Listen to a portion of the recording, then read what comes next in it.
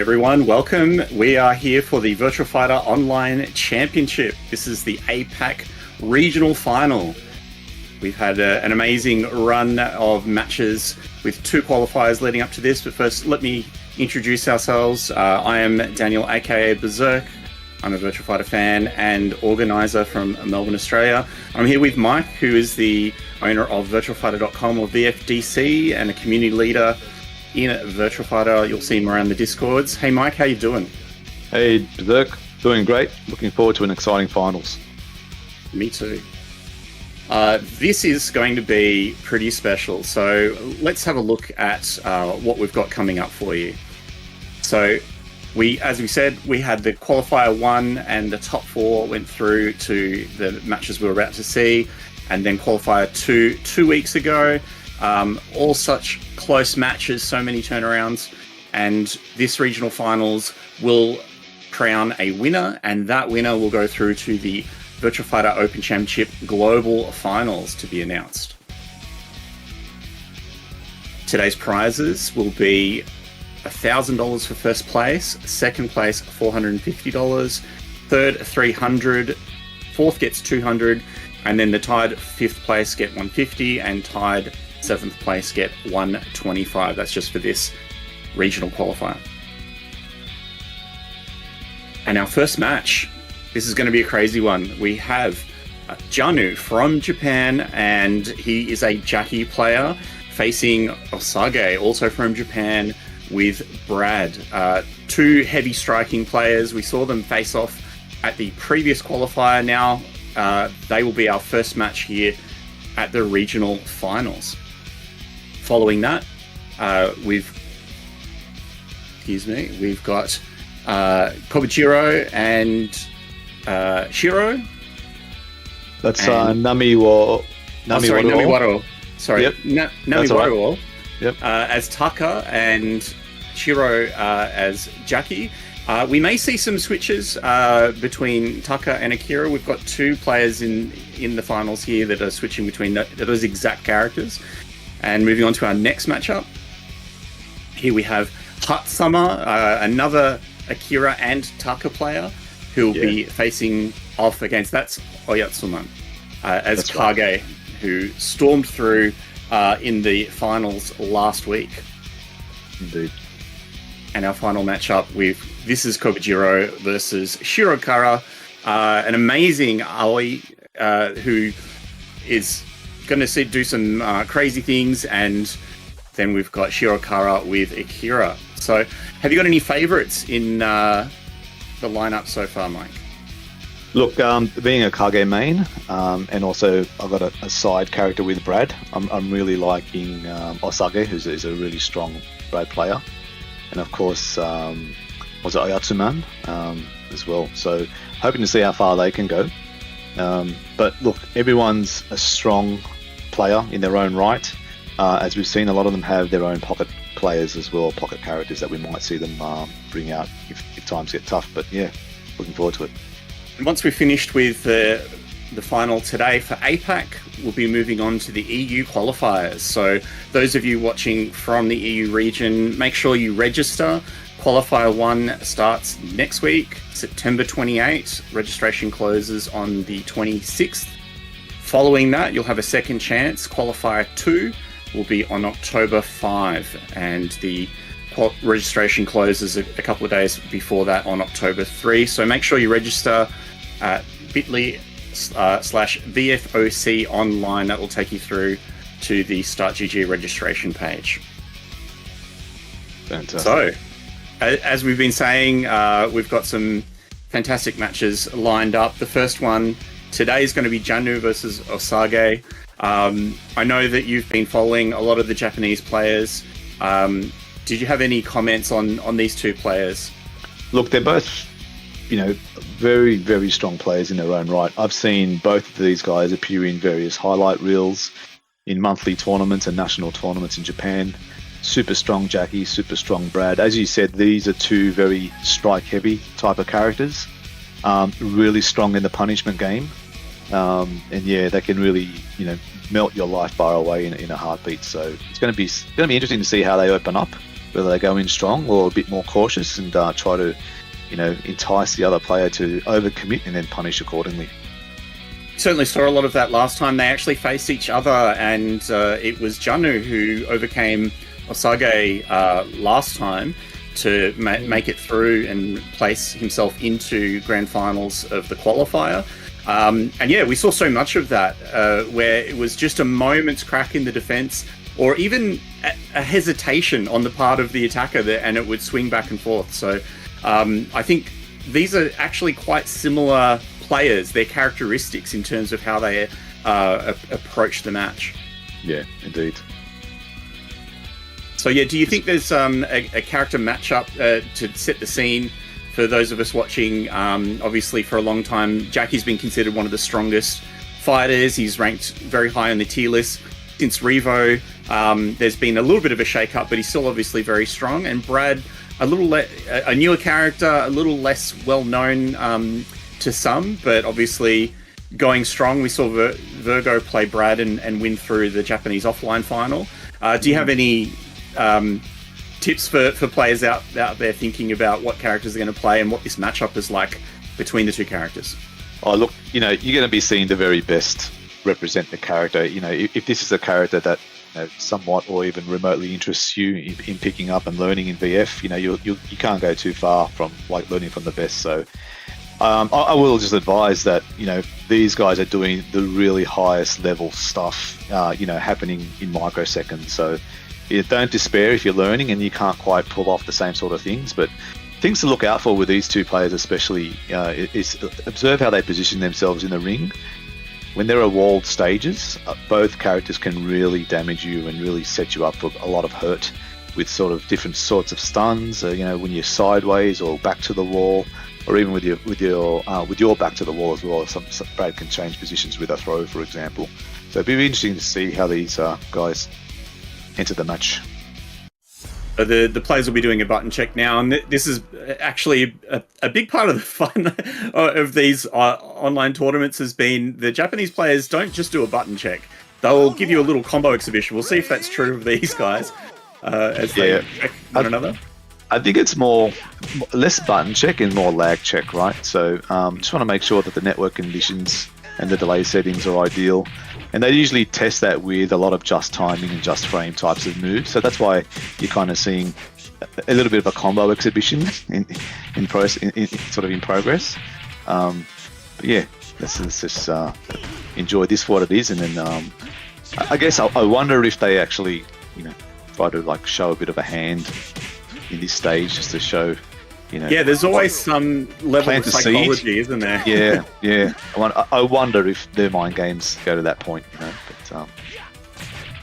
But you've got to think there's something there, and no matter what they're doing, even just in this button check, they're showing the opponent something. Yeah, and it's going to have an effect because particularly in Virtua Fighter, when you're showing your opponent something and the life is so low, it's only 220 health and a standard combo can take 70, so you've got about 3 touches in an optimized, even normal hit combo. Here we go, hopping out of the ring. So I think they're happy now. Yeah, try and end the match quickly as possible and get proceedings underway.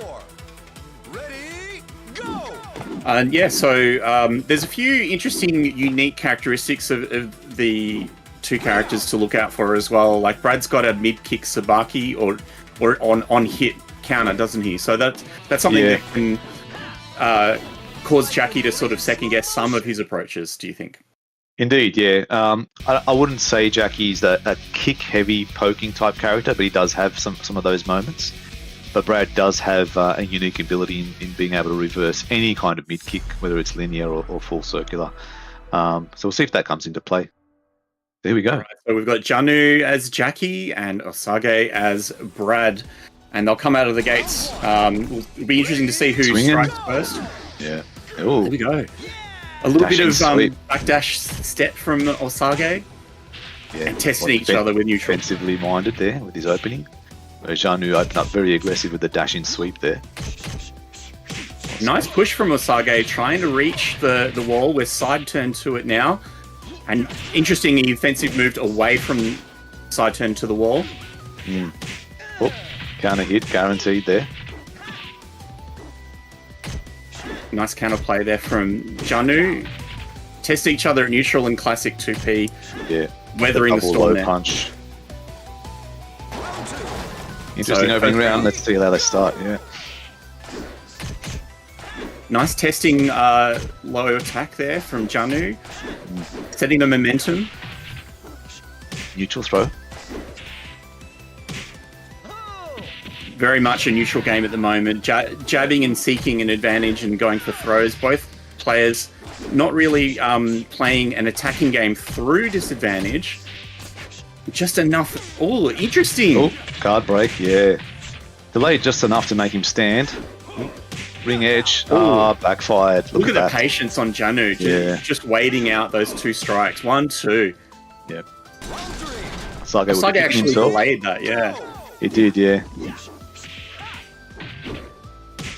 Jackknife attempts. Look, that it's to be able to jab with a knockdown strike like that is such a huge thing for Jackie. Oh, counter hit. Oh, input miss. And that's a similar thing for Brad. That was a special high, wasn't it? That kick before, yeah. Yeah. Which can crush lows. Nice. It shows the confidence of knowing that he's got a fast strike. Allowed Janu to come in with a low sweep to start things off. Nice block. Yeah. Look at that movement from Osage. It's interesting when he chooses those OMs. Yeah. He's very aggressive, isn't he? Yeah. All been going sort of one way, directionally. Yeah, and he's just keeping his position. He's back to the wall, back to the ring again. Doesn't want to repeat of that second round where he mistakenly got rung out. Yeah, and you've got to be careful. Like, even if you're watching for it, and there's a good first match win there from Osage, this is going to be a 3 out of 5 match all the way through these top 8 finals. So yeah, that was interesting. He just wanted to play neutral, and he moved back into the center of the ring, because even if he's worried about something like a back throw and he knows he can just hold back escape, why risk it? He moved everyone back into the middle of the ring and said, all right, let's reset things. I'm going to win neutral again. Yeah, and it's not just the fear of the throw. Just one timely evade can get you, on that corner's edge and rung out like we saw in the second round. So you got to be careful when you're overexerting yourself in BF. Just one timely evade or just one wrong move can really end the round for you. That's true, and Janu's really sharp on that. We've seen him do a lot of damage to players who think that they've got a little bit of space, but they're actually side to the wall, and he'll take advantage of that. Like, Jackie's got his mid-circular, he's got beat knuckle, he's got a few ways to cause pressure on the opponent, and with an open ring, that's the end of the round. Yeah. All right, so age change in second match. Low walls here. And another back step at the start of the round from Osage. He's really measured against Janu instead of going all out. Yeah. It's interesting. That gives Janu a little bit more time. He's playing a couple of slow moves and just watching. And now they're picking up the pace. Yeah. Another neutral throw, forward throw, from Osage. Yeah, Osage's Brad's getting a lot of good use of the ducking. Oh, nice counter hit elbow there. It's a fast, high 12 frame elbow that we just saw. Yeah, got that. Good read. It was an awesome duck under the kick too, and so he really knew the situation, what he wanted to follow up with. Throw punish. That's a hard one to read, that low sweeps from standing. Yeah. Oh, Janu just throwing out the kick from middle range, wanting Osage to come into him at that point. Now he's rushing in. Couple of forward throws there. Yeah. I think Janu naturally wants to be a bit more aggressive. Now he's maybe trying to hold back. Yeah. I think that's part of the mind game between those two players. Like we said, that Osage lost to Janu last time, and he's being really measured, and so Janu's actually got to adjust to that. Very cautious. Like you said, these are two very strike-heavy characters, so I think Janu's just respecting Brad and his stance is a little bit too much, maybe. But that's no disrespect to Osage. He's playing a very tightly calculated game. Yeah, and a bit more cautious there with Janu. A lot of poking with the mid punch, 6p elbow. You can see he can kind of creep up on you there, like a couple of the mid attacks just delay, and then all of a sudden he's made up the life deficit and he's 2 rounds up. Yeah. So we didn't see. Oh, here we go. Nice combo here. The beat knuckle. I was going to say we didn't. As well. Yeah, we just saw like a whittling away of his health, in that previous round. Nothing big. Not a lot of combo opportunity, but when he does, he makes sure to capitalize. Nice combo there, the double knee, back throw escape. Oh, he's got in the clinch. He goes backwards, guaranteed. More attack. One more hit. There's just enough time for... Oh, there we go. Yeah. That was the last chance for Janu. Yeah. So he went for that mid punch again and tried to delay, but obviously didn't have the advantage. And we can see Jackie hopping twice. He can stance change without a particular attack there at the start of the round. That's right. Unique ability there. It's interesting to watch how each of the players choose to wake up as well after a knockdown. Osag in trouble now. Janu very close there. Takes the second game. All right. A bit more calculated this time. Each. Yeah, we noticed positionally this game, I think, stayed more centered in the ring. Yeah. In the previous game, we saw Janu get backed up to the ring very quickly with Brad's aggression. So I think he's just figuring out how to tame Brad and his offense, especially with the use of the stances.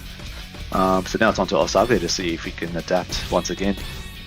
So he's moved to City back to a wide stage with walls on each side. So I think this is a reasonably equal advantage, but Osage is... We see players go back to City quite often when they've got the choice to, after losing a round, to come back to a stage where they're comfortable. Yeah, it's a nice stage aesthetically, but yeah, deadly with the walls. And Jackie and Brad are equally, deadly with the wall stage. So it's interesting. Nice duck. Choice there. Yeah. 2 escapes in a row. They're reading each other well on the throws. Yeah. Ooh, caught him in the evade. Yeah. Oh, nice guard there. Yeah, that's a really good instinct watching for the low. Yeah, and good reaction too. Osage really putting on a show there, and Janu just holding tight.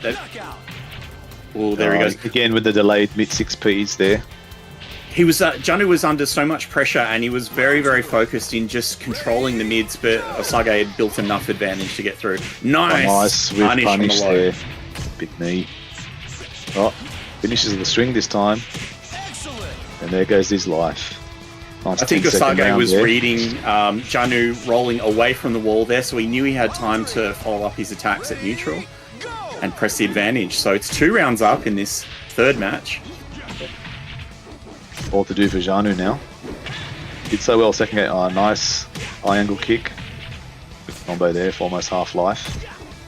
Side turned. Danger. It's a wall hit. Look at that. I can combo too. Was that an attempted step? Yeah, it was. Yeah, it was. The purple flash indicating a side counter hit. So that's one of those danger situations we flagged earlier. So Janu still hanging tight in there.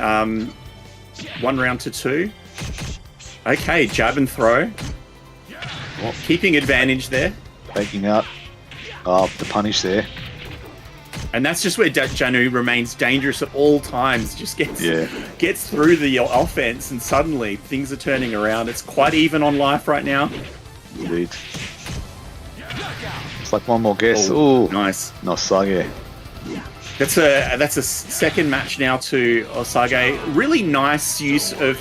He started the jab pressure again, and then just, instead of going for a throw, he stopped and went for the low sweep.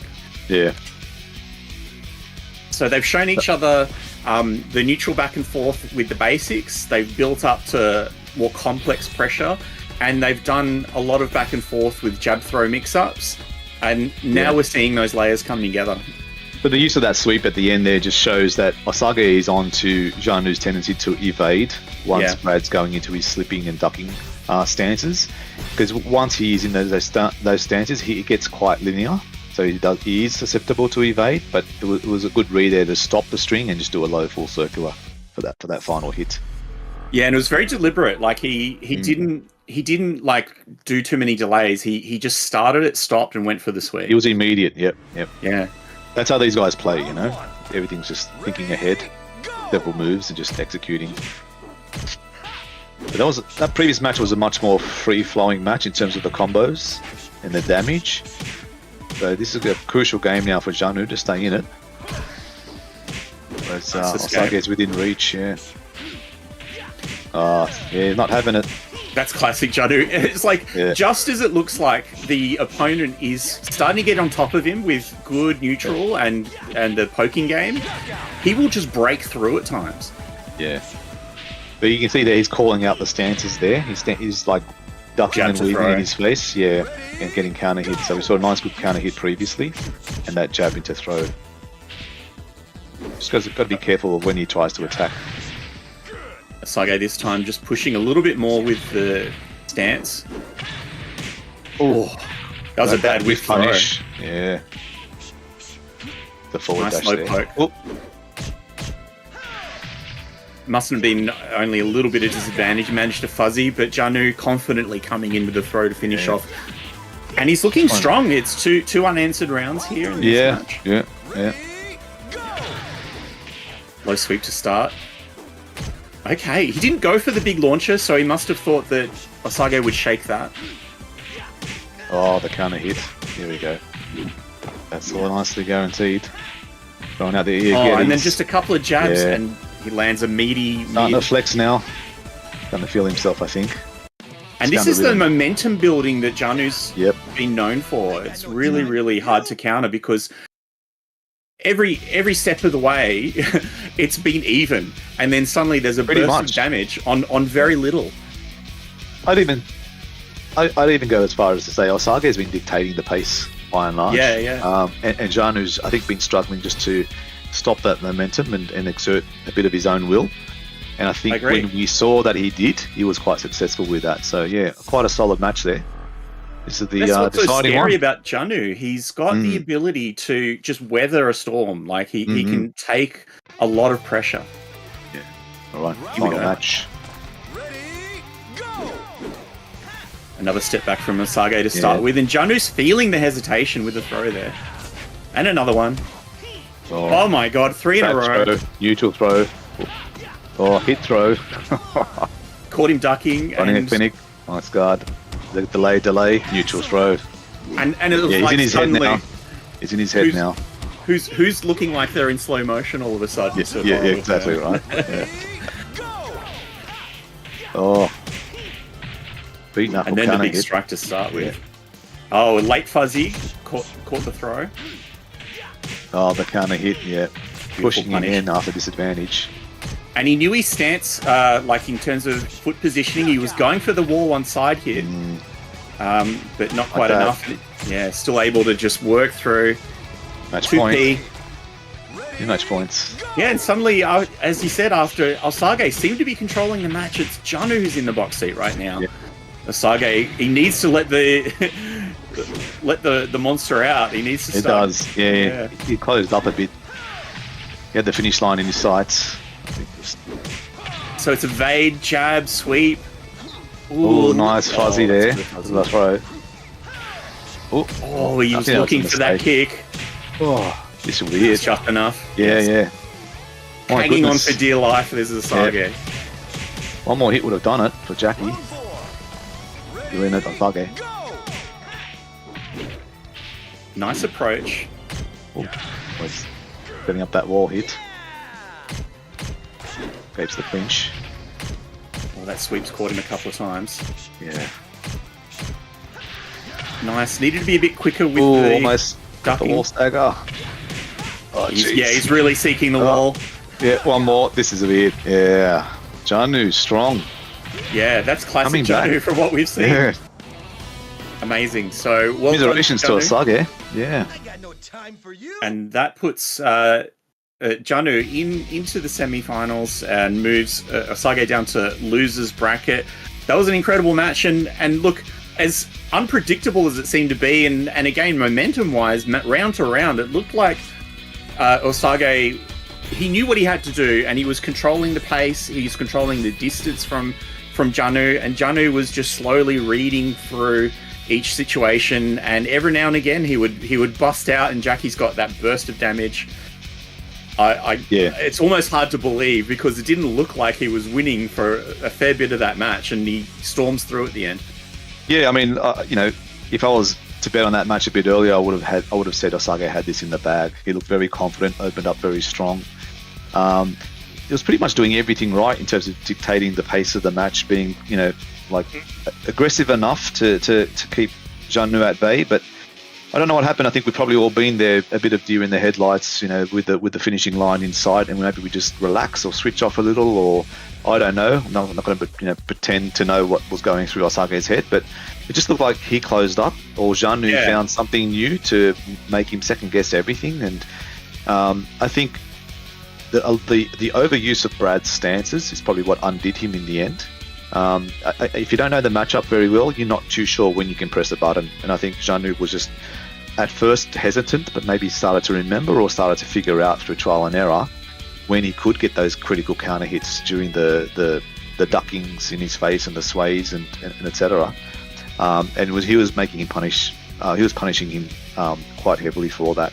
It's funny how Janu has the adaptation there. Yeah, his adaptation is not so obvious. Because he seems to be doing similar things, but there's a subtle adjustment of timing that happens. And some of it's just about imposing a switch in who's playing more confidently. Like, he was just running up and throwing. There was a round where he did 3 throws in a row successfully. Yeah. So Great that kind of changed the dynamic, but you don't quite recognize it immediately. No. So next match, we've got people filling the bracket Nami here. Wador. Nami Wador as Taka, as we were talking about, and Shirou with another Jackie. So this will be a button check. We'll see if we get some B&B combos for those of you looking for what you need to do. Button combo lag check. Yes, he's checking his just frame jackknife. So it'll be interesting to see. Do you feel there's a standard Jackie, and it'll be interesting to see the difference of these two players? It will be. I think what's going to be unique about this is knowing the Taka matchup. So if you played VF, you know what I'm talking about. Taka is a unique character in the cast in that the typical combos and knockdowns do not work against him. You need to find other ways to take damage, and in most characters' cases, they have guaranteed stuff against him that's not typically guaranteed against everybody else. So, and really stuff that just doesn't work due to the weight, right? Exactly, yeah. So you really need to know this matchup to stand a chance. Otherwise, he can literally just steamroll you. So we'll see. I think Shirou, I think all the strong Jackie players in Japan are quite familiar with the matchup. We're going to see all the dirty stuff Jackie has against Taka, no doubt. All the guaranteed strings when they otherwise aren't. But Nami Wador, his Taka is solid as well. He's going to know the Jackie matchup too. So it's going to be interesting to see how these guys try to take each other apart. And we did see Nami Wador last time lay down a lot of really great adjustment match to match. His experience, his understanding of the weight classes and changing his combo approach and pathing per opponent is spot on. We are in the taco stage. Yep, so narrow walls on each side and a long way to a ring out at either end. Yeah. Nice, looking for the wall, why not? Oh, there it is. It looks so slow, but it's so strong. And the tracking there, that big stomp from Taka. Yeah, it just makes you feel bad getting hit by that, but it's a big leg coming down. Yeah. And Shirou, again, just able to weather that a little bit, poke his way through. Taka also doing the same. Neutral jab, elbow, and 2P doing their work. Oh, get him with that back throw. It's going to be enough to ring out? Yeah. And he just took enough advantage of the big block stun on the big swing. I think set him up there. We push for the wall. Double evade. Shirou just watching carefully, actively looking for the chance to strike through that wall of palms. Well, he got him again with that back throw against the wall. Interesting. He's finishing that combo looking for the get up. One more attempt. Guaranteed. Shirou fighting for his life just on a sliver. Yep. Still do it. Oh, no. Oh, good block. Ah, guaranteed. Man, just when I thought there was going to be a throw punish in the end there. Yeah. For Nami Wador. You did well there to pull that round back. That back throw is so deadly. Nice. Okay. Just a bit of stoppage at neutral. Punish. Back roll. Oh, against the roll. Oh, and he's using the armored reversal there. I really hate seeing that move when I'm playing Tucker. Oh. Yeah. It's gonna now. So now he's shown that he's going to be causing a little bit of hesitation on jabs. Indeed. Well, most single limb attacks actually. Yeah. Oh, went to neutral. I've got to feel like that's deliberate. Delayed just enough. Yep. Off the wall. And you see that double step just to make sure that he's moving away from the ring out, just in case these wake up attacks send him away. And Shirou takes the first match. Did well there. It looked like Tucker was going to have his way with that one, and especially in the taco stage. But going to be interesting to see if we see a stage change or not. So that's 3 times fast. Taco. All right, so we're going for a change of stage now. Interesting. Do you think that it was... maybe it's just a comfort thing, but I don't know if the Taka was too disadvantaged on that stage. Hey, I don't think he was at all. But I think it does favour Jackie more. Right. So yeah, if he has the choice, I'm not surprised to see him go into a more open space. Going to Akira's stage here.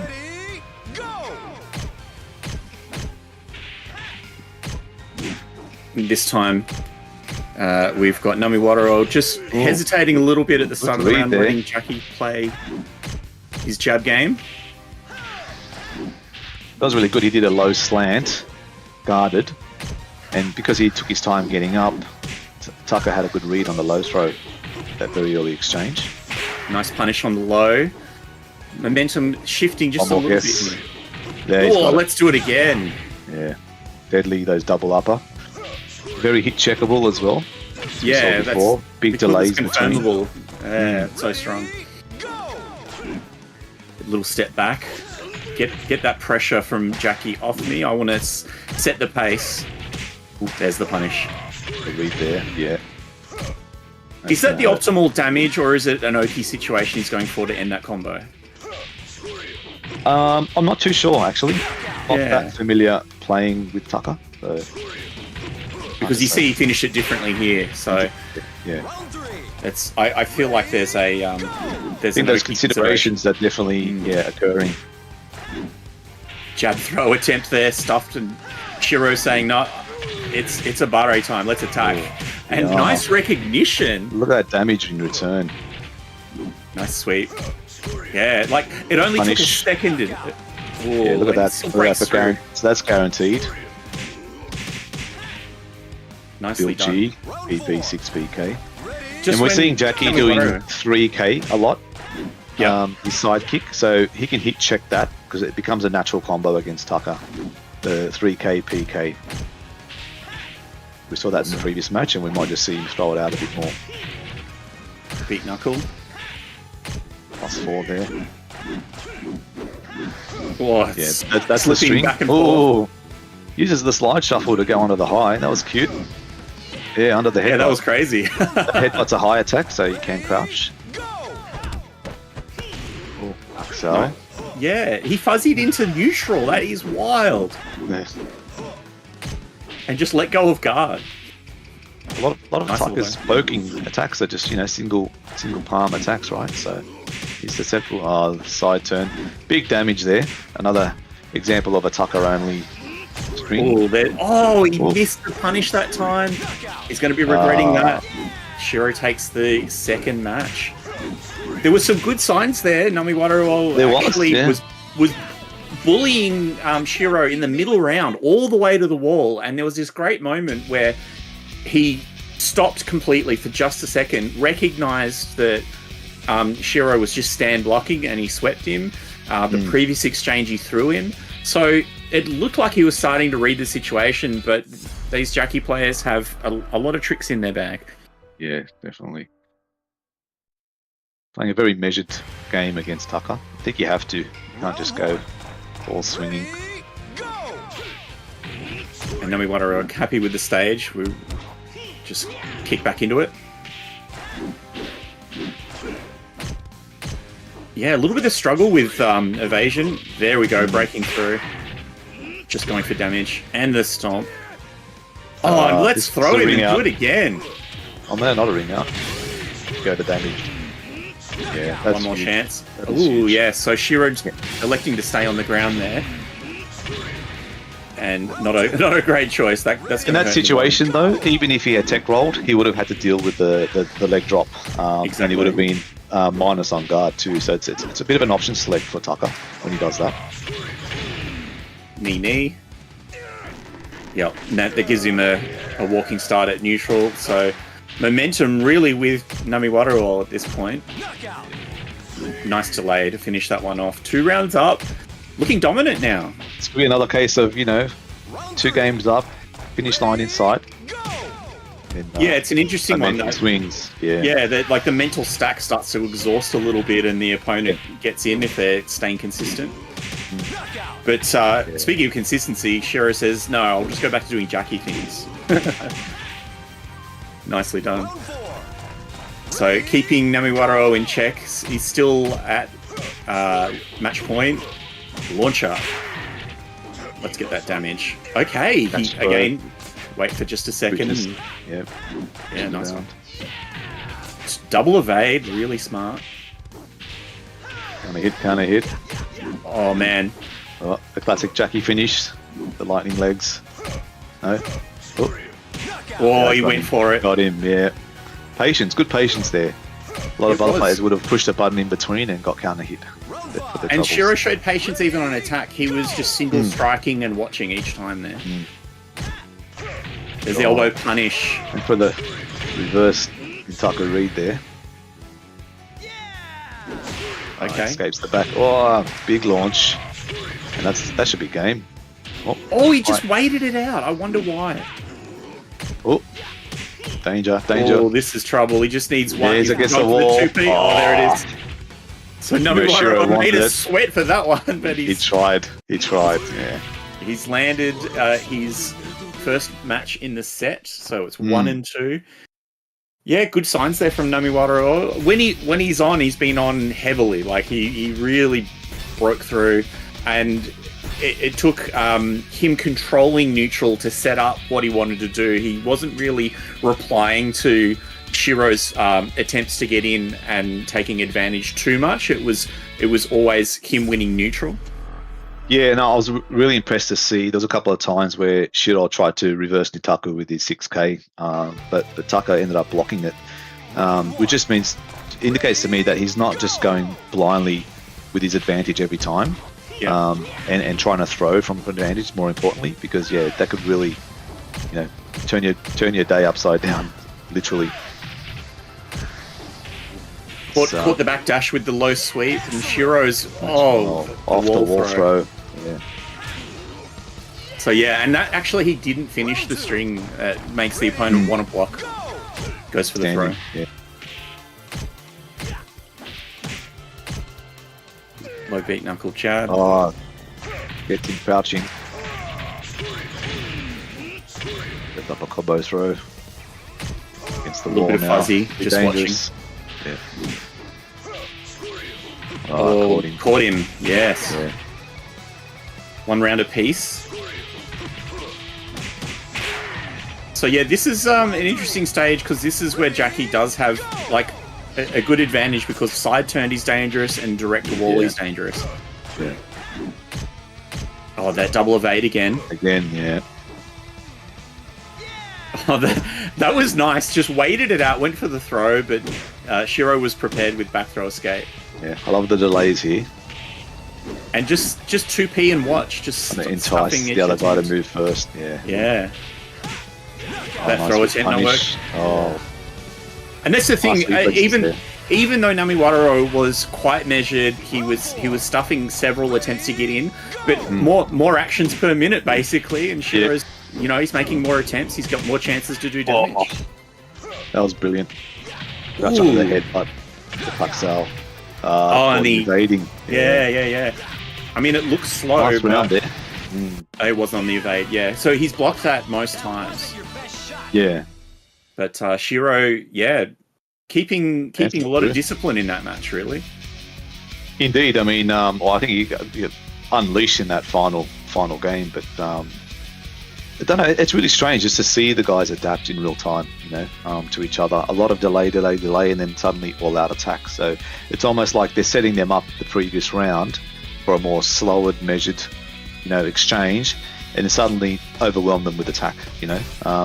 I think the threat of the wall was very real as well, as we saw. Heavily favouring Jackie, especially in the side turn situation. That's not to say Taka can't get a lot of good return from walls as well, but I think it edges out towards Jackie's favour. But I think next match... the next match will be who we got? Hatau. Yeah, Hatau versus Ayatsuman.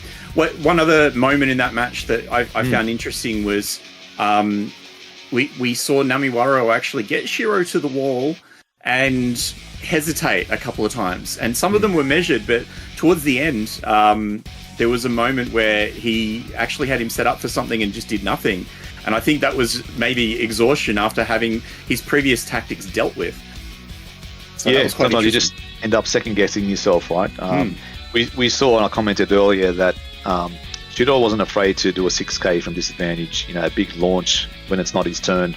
And so that plants a seed, right, into Taka's head, in that, like, if I throw at the wrong time, I might be eating a big launch and punish. So when you do those kind of moves in the game, it can pay off later on when your opponent starts to second guess their reads or doesn't follow up on their advantage in a typical way.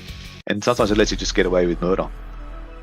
Yeah, it's just changing the rhythm of the match just enough. And here we go, another Taka, and this time it's Hatau-sama, who did a fantastic run through losers bracket last time, and we've got Ayatsuman as Kage. It looks like a button check. Yeah, we've seen Hatau-sama be, very proficient with his Kage, but he also has a really strong Akira that we might see him pull out if things aren't working to plan. And have you seen much of Ayatsuman as Kage, Mike? I know you're a Kage player. I am, and I'm familiar with his name. I've seen him at various national and monthly tournaments in Japan online. Obviously a very, very solid player. Each Kage player is kind of unique in their style. And I was really impressed with Ayatsuman's performance last qualifier. As a Kage player myself, I'm always looking to see the kind of decisions these guys make in certain situations, see what I can learn from them. Yeah, it's interesting. Do you think that Kage is one of those characters that, from player to player, in terms of player expression and style, you see some more variation between them than some other characters? I think so. Especially Kage has a couple of unique stances as well. And one stance is very defensive-minded, one's a bit offensive-minded. And different players just find the way to utilize the strengths of each one of those stances in their own unique way, and it just results in a different expressive style of play with the player. So yeah, and you've definitely got a lot to watch out for with Kage, with quite quick lows, and even some of that happens at a distance. So what you're looking for at mid screen versus close up is going to mean that the opponent has really got to spend a little bit of time getting used to this particular player and finding out what kind of Kage am I facing here. Exactly, yeah.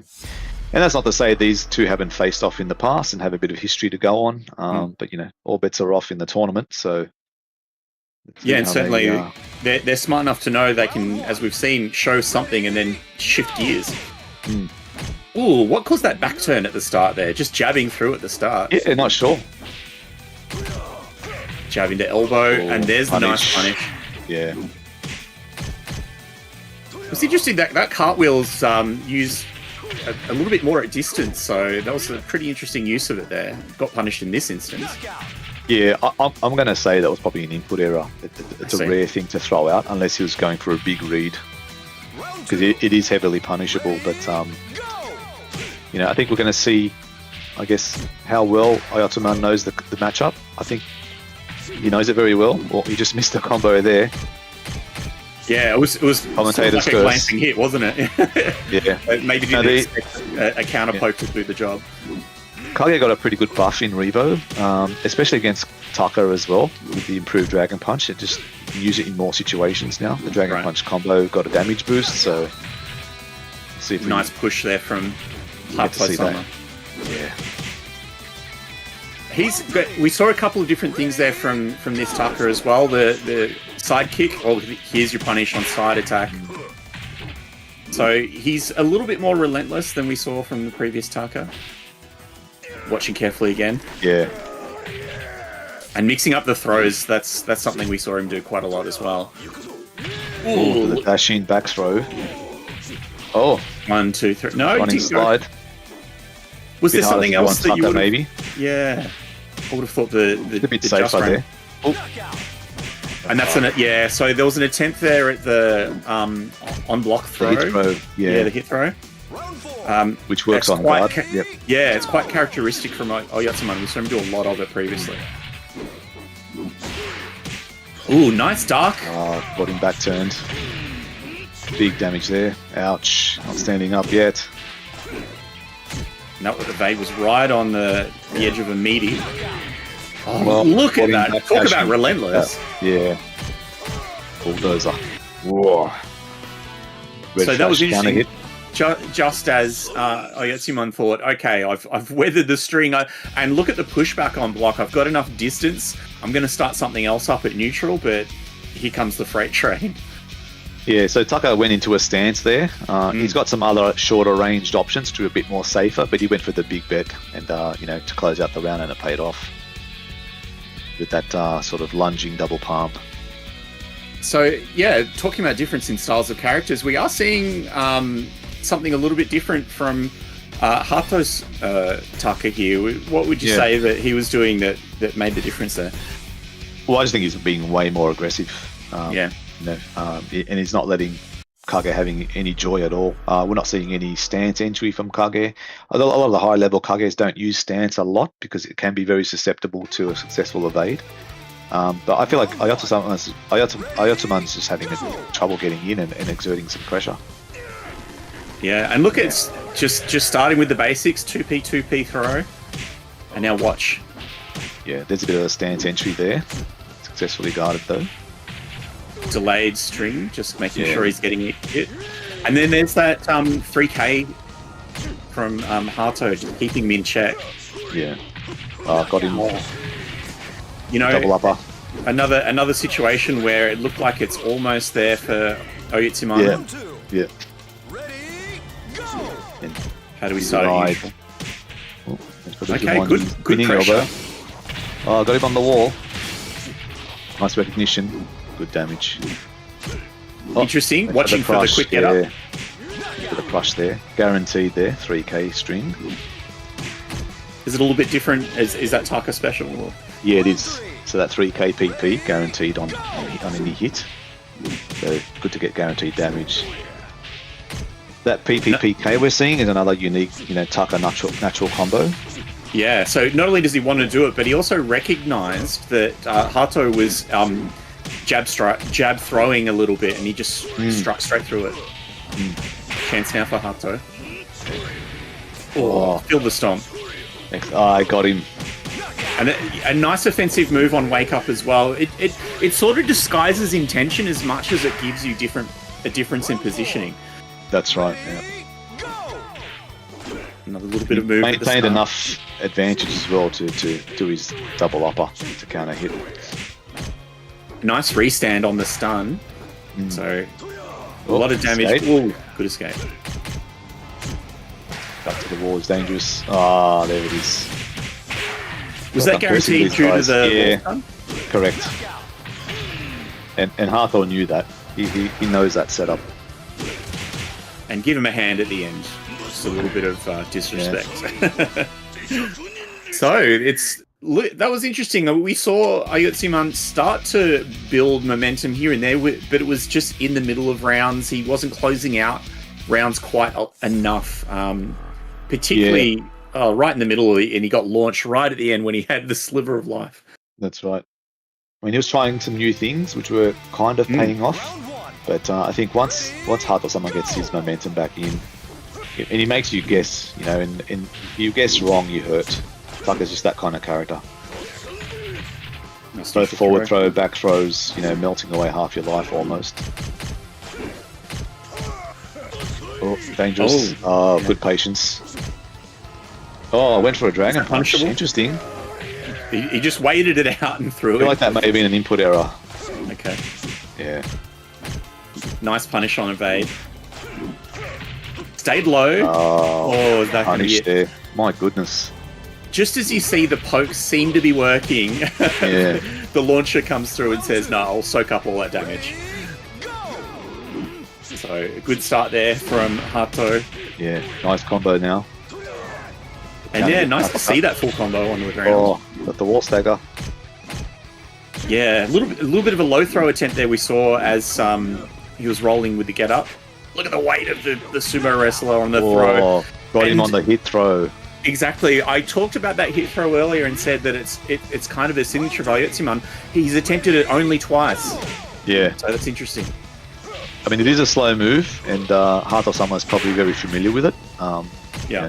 If you got your wits about you, you can duck it on sight, but it is extremely hard. Missed an opportunity there. I think he's smartly keeping it in reserve for when Hatau starts to block more. But no chance of that as he takes big finish there. My God. Round 4. Big slaps through the combo. 2 rounds up, and it's match point. And he's starting it off well with the headbutt combo from the throw. Defensive moves in to say, I want my ring position to be advantageous. Ayatsuman's chance. He gave him space away from the wall. Interesting choice there. Backing away. Yeah, I mean, he just wants to win neutral, but it's Hatau that's been doing that is it. That is it. And then he's going to be our first to the chiropractor after that one. Indeed.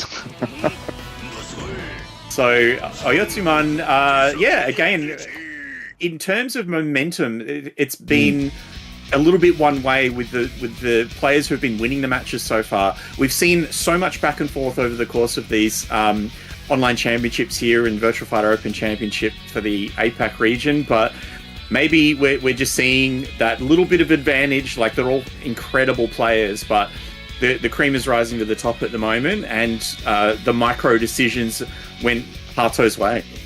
Yeah, indeed. I think a very impressive display there of aggression. I don't think he missed a beat from the opening match to the final one.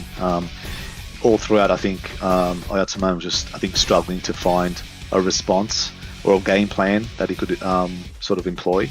And when he did, it was minor, unfortunately. Like, it wasn't enough. There was a moment where he read the tick throw attempts, like at the start of one of those middle rounds where the momentum starts to shift. There was an elbow into throw attempt that he just jabbed his way through, but we didn't see too much of that. No, indeed. So, who we got coming up next? Kajjiro versus Shirokara.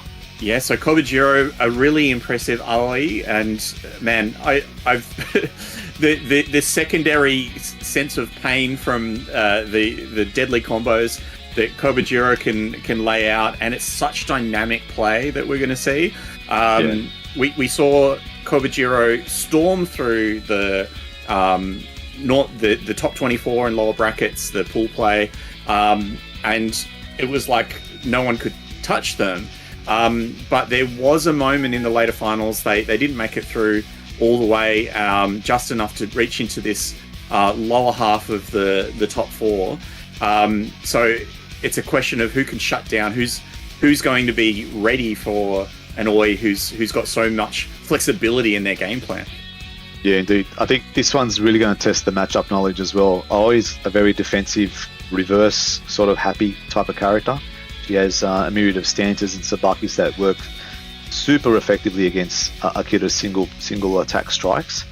But, you know, we've also got a new Akira in Revo now. He's got new tools, new ways to break guards, new ways to make you hurt if you're just standing there and guarding. So I'm really looking forward to seeing this match play out. I mean, I'm saying this for all the matches. Of course. But yeah, this is a classic matchup, you know, with Aoi versus Akira. So yeah, can't wait to see it. Yeah, and it's an interesting one. There's a bit of lore in this match as well, isn't it? Aoi and Akira are like childhood friends or something like this in the story. Oh yeah, you could probably if you're into the storyline, and I know many people are. There is that element to it as well. I don't know about these characters or these players, how much they read into it, but no, it's fun to see. Fun to see indeed. Yeah, it's just it's fun. It's fun to have just that little bit of detail, and we know that Virtua Fighter keeps that information in supplementary material. So it's the kind of thing you have to hunt out once you're a fan of the game. So that'll be one of those things that'll be fun to see how Sega change things, because we know that RGG Studio are a very story-driven studio. So that's something we've got to look forward to. Yeah, indeed, and I think a lot of fans are sort of craving for that aspect of Virtua Fighter, the Virtua Fighter world or universe to open up and just to explore, and you know, something that they can relate to and sort of connect with, you know, more so than just playing the game, you know, in all its glory. So it's fun to have both players now. It's fun to have a bit of mystery, and the storyline is a bit impressionistic, but what isn't is the no hold barred match we're about to see. So yeah, any predictions at this point? Look, I mean, Kajjiro's Aoi, to me, he's not a standard Aoi player, and yeah, it's hard for me to describe that. But I might see it play out, because I'm making that comment based on how I saw him perform in the previous Apac qualifier. But I could never discount a strong Akira player, man. I mean, you know, the guy hits hard, hits like a truck. He's got some great tools in Revo, and I saw Shirou sort of employ those in his previous qualifier as well. So again, going to be seeing speed in his play. Indeed, yeah. Going to see who can impose their will on the other.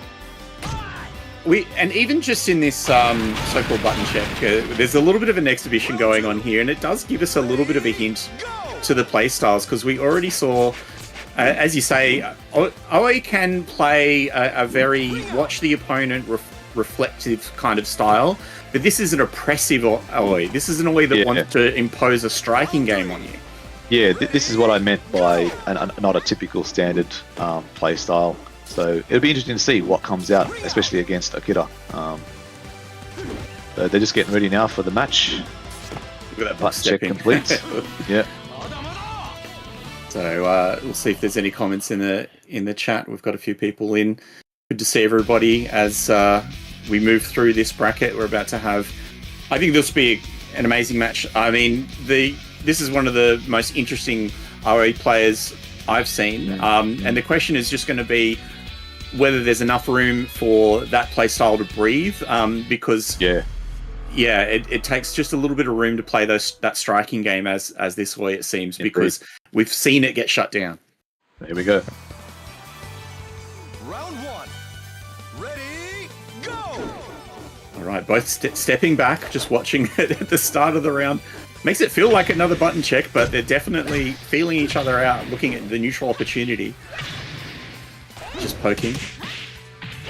Okay, and there's the first evade, and a good push from Kajjiro. Oh, the delay there into the guard break of Doom. Two palms. Oh, and the push to the wall is on. Oh, the double shoulder. So always got her tension in your stance, which, you know, deflects all single limb attacks, but obviously does not work against shoulder. So I feel like he may have been reading the stance coming out there, because she can turn the tide there, especially against the wall with some big damage. Oh, that stagger, just a 2p, not much advantage. Multiple evades. Once got the wall stagger. There it is. I was talking about. Shiokara was ready for the attack into mid kick. Oh, the wall flat. Big damage. Back throw. So this is the danger for Kajjiro. There's a lot of poke attempts looking for counter hits. Yeah. And just getting rolled through at the moment. Ready, go! Jab and then stop. Let's see what the opponent's doing. Delaying enough for the fuzzies to run out. There we go. A bit of a read on the low wake up. Nice duck on the guard break. There's the stance, deflection. And you see the variety of move use here. Yeah. It's all very deliberate, very calculated. fast. Oh, nice. Yeah, exactly. One more. There we have it. So a round there from Kajjiro. Nice to see. Very flowing style. One just needs a little bit of space to get it going. Oh, let's not read finish the that cancel string. there. Yeah. Well, I think he's just reading on the cancel there. Yeah. Had she not cancelled, he would have got counter hit. Max damage combo there. Back throw. A bit of a breakthrough now for Kajjiro. Ground throw. Shiokara, Oh, I went for another one. Cheeky. Not the counter hit they were looking for. Oh, nice throw Beautifully escape. escaped and Nice evaded throw. on the low attack. That was one direction to go. Oh, that was brave. Had she Man. held the stance. Yeah, she let go. I see. Yeah. Well, we say she, of course, for Aoi the character, but Yeah, I feel like she went into stance and maybe did a back evade immediately, and that got that hit. yeah. Look, I think that was okay as a start for Kajjiro. I think that there's a lot of concern to be had there. Obviously, losing the first match, and Shiokara playing a really solid, high-speed, adaptive game, like basically stopping at neutral a few times to measure things up, but still dictating the pace overall. Yeah, I feel like both players got a lot of info from that first match. So Yeah. let's see how they use that in the second match. Back to City. Okay, again, just Very watching measured. each other. Yeah, yep. Throw. Kajjiro that's starting to build the attacking momentum. They saw there he did a PPP 2K. Didn't cancel the string that time. Right. Oh, look, just Last time. Yeah. Oh. He's trying to interesting. get that wall. Yeah. Was that a true punish? Yeah, down to the low, or is it a No, it's failed not to block punishable. low? Yeah. Ready, go! So that's interesting. Knowing that they went low. Oh, Good escape. breaks the throw chain. The shoulder shoulder. crushing Back under. throw. Oh, just caught the wall for a bit more damage. And yeah, using Lots of the the side two-handed. attack. Yeah. Yeah. Lots of use of the double-handed and the shoulder strikes, which nullifies her congenial stance. And I think Noticing there was she's not escaping back a lot. right. The back throw, probably a key throw you want to escape against a killer. The double Does it palm is- anyways. Yeah. That's got to make you feel bad. Like I managed to Yeah. block one, but it becomes another one. Good poking game right now, but it's going Shiokara's way at the stoppages. It is. Just poking under the high. Yeah, the attack. double hand. Good stuff there. Yeah, and you see, I think there's a Janu hits. very deliberate use of it, knowing the foot position because it pushed towards the wall. Indeed. It's half circular, spinning knockdown, set up a wall splat situation. And, because it's two-handed, it works well against her reversals and stance. So, ticks a lot of boxes. Nice escape. Great move. So Kajjiro controlling the shoulder in the situation back. near the wall. Now just has to deal with Shiokara's there. reply. Oh, yeah. Good delayed shoulder there. Oh, nicely done. Just jabbing into the throw. Oh, there's Just the chain enough. throw. Yeah. So yeah, there's been a few moments where Kajjiro set up a string-based attack, and this time it was just jab throw, just at the right time. Shouldering for disadvantage. Recognises the no tech roll. Goes for the ground throw. Ooh, caught him out. Got a mini launcher there. The evading the throw attempt. Look at that. Just staying on attack. Yeah. This is what I mean. Kajjiro's turned it around. This was a classic example of what I was trying to describe before.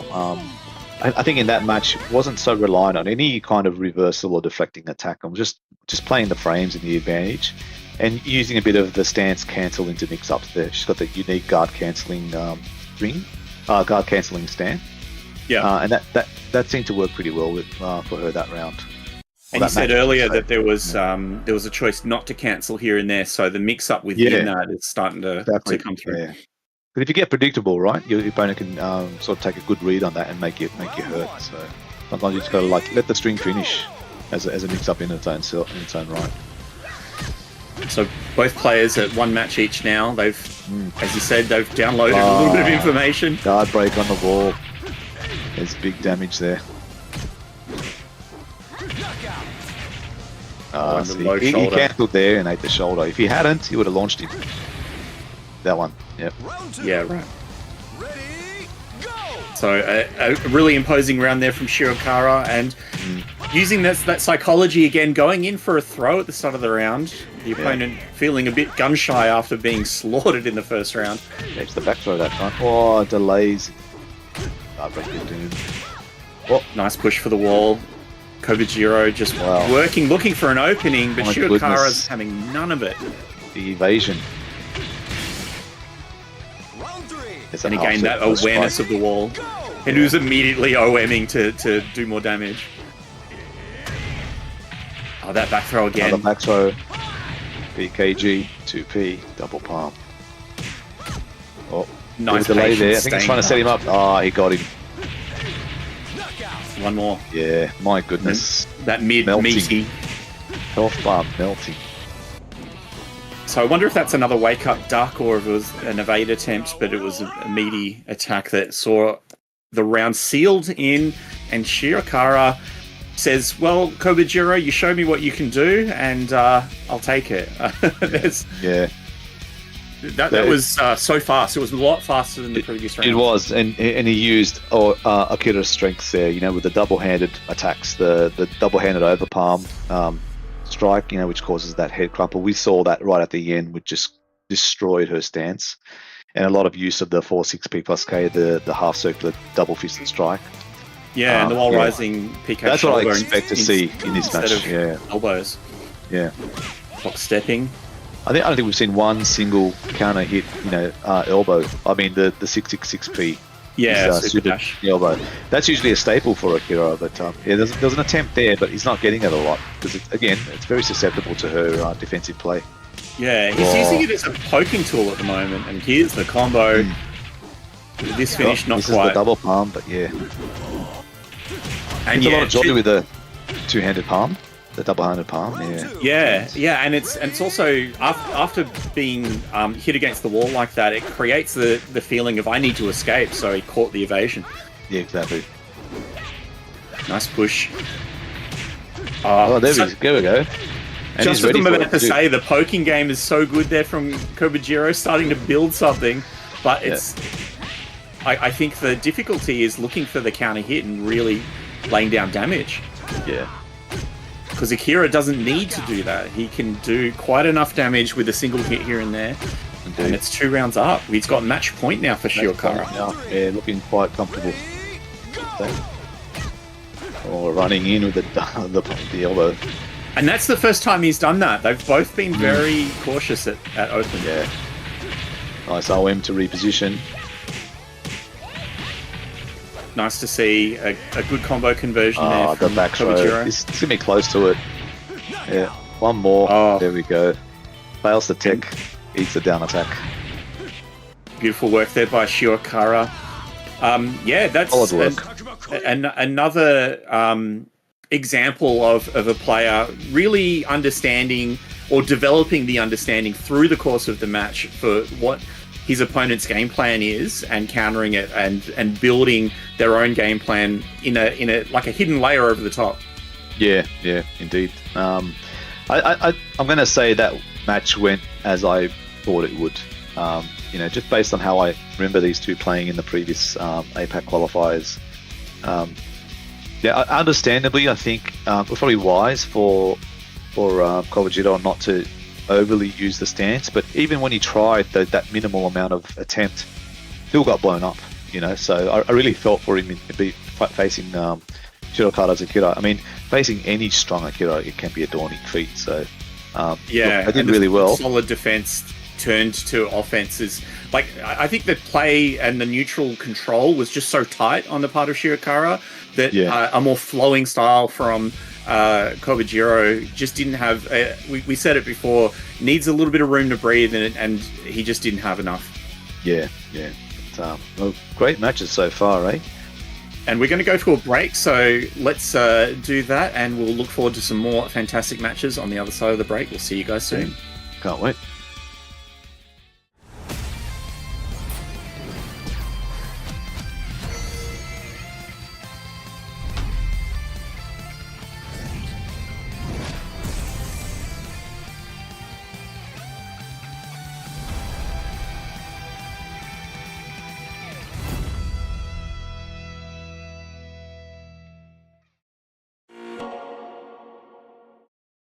Peggy 12.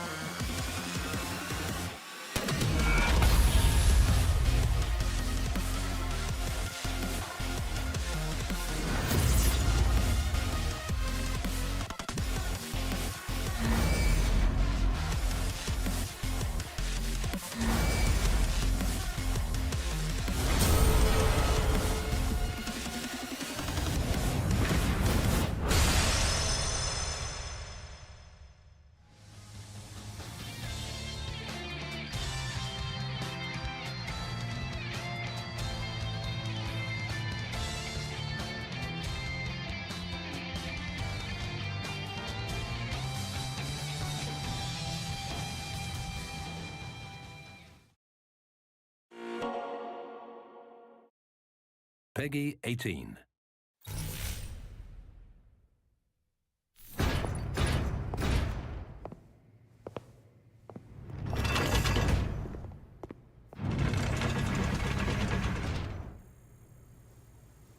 Ready, go!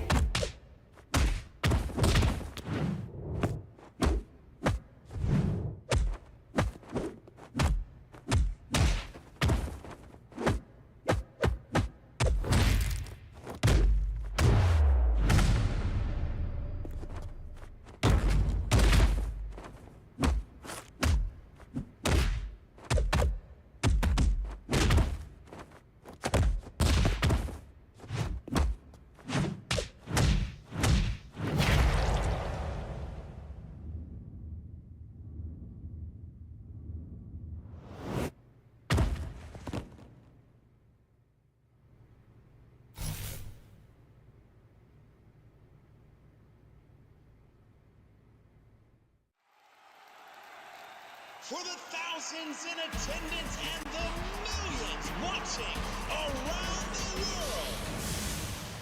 The Pack. Returning to the ring, a legend in his own right, a man who once dominated wrestling, who redefined what it means to be a fighter,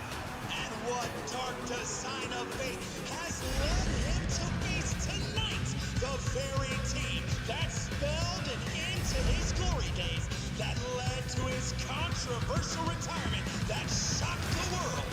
Free from his pack tonight, he's hunting solo. The force of pain you can contain.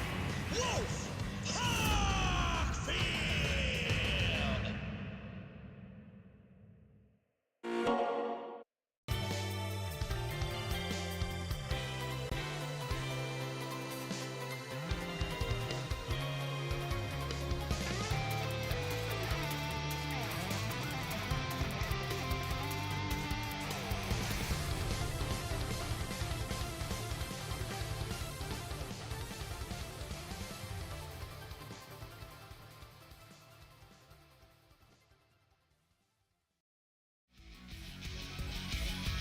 All right, everybody, welcome back. We're here for the next section of the VIRTUA FIGHTER Open Championship Apac Regional Final. I'm here with Mike. How you going, Mike? How you like these matches so far? Loving it, Berserk. We're seeing the best of the best here. I mean, it is online, but it's a great environment to see highly skilled players duke it out and put on their best for everyone to watch. Loving it. So we've seen a few great matches here. We saw Janu versus Osag. Janu, who won the qualifier last time. Nami Wador versus Shirou. Then we had Hatau versus Ayatsuman. And we just saw Kajjiro versus Shirou Kara. So let's see what our next match is. It looks like Janu versus Shirou will be a Jackie mirror match. Yeah, so that'll be crazy. And then Hatau versus Shirokara. Interesting. So we know Hatau can play either Akira or Taka have been the most common characters. And we just saw Shirokara put on a clinic as Akira. I wonder if we'll see a mirror match or if it'll be Taka to just mix things up for that one.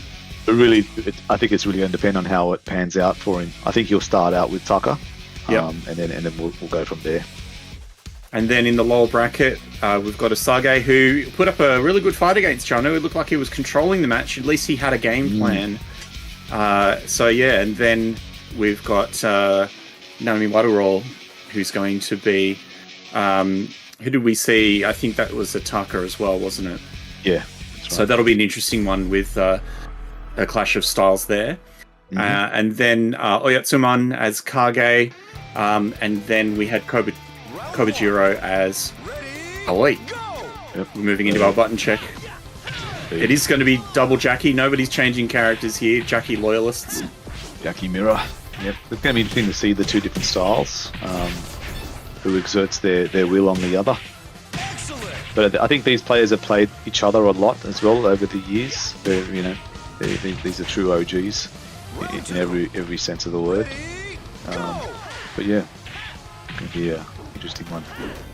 I might have to vote for Shirou on this one just because of the Dreamcast on the back.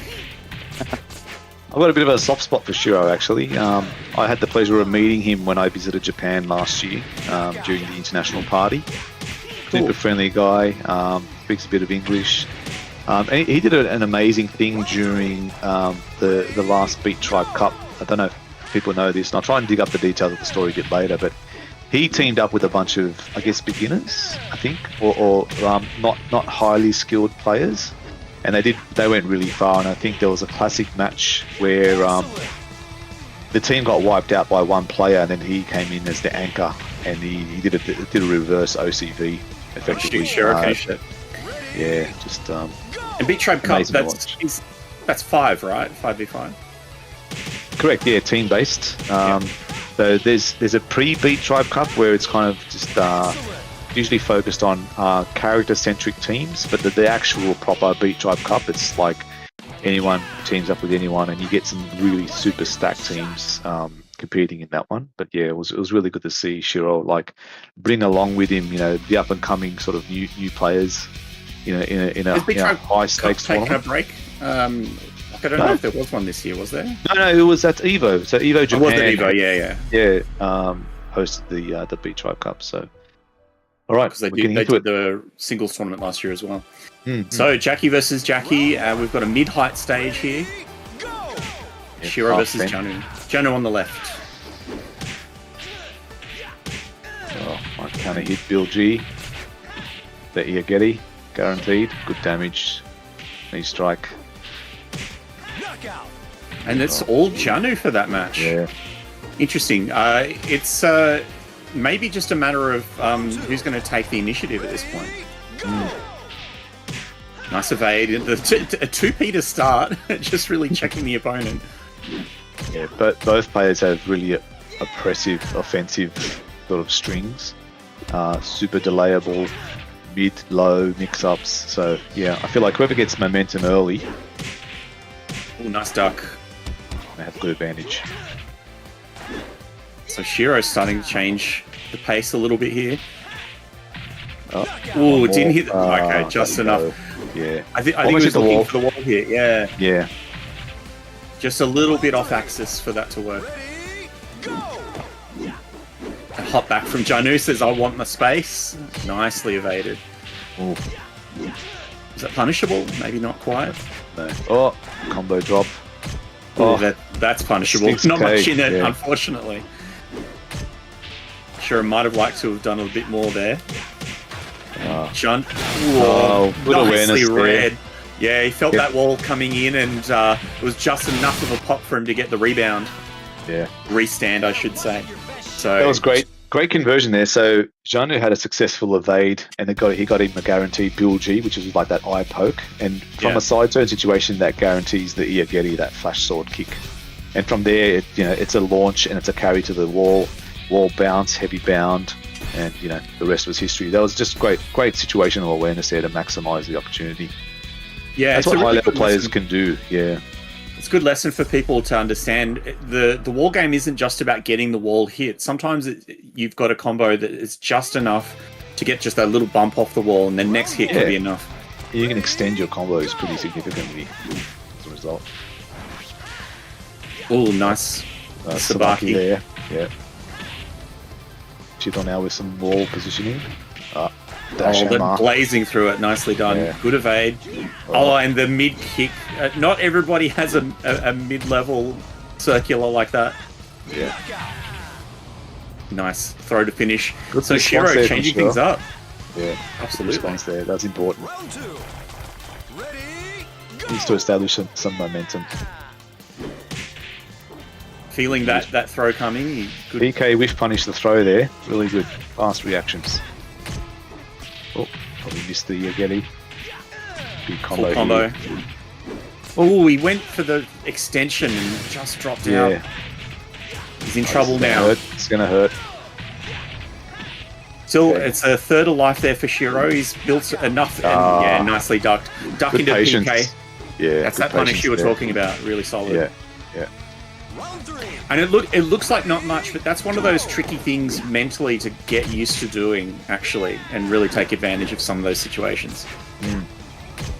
Oh, no real punish. Side turn, so reduces the frame advantage.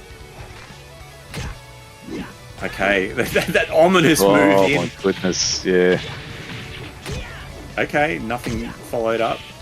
Take the damage, watch for neutral again. That PK is so solid. Oh, there it is. Yeah, nice solid finish there for Shirou.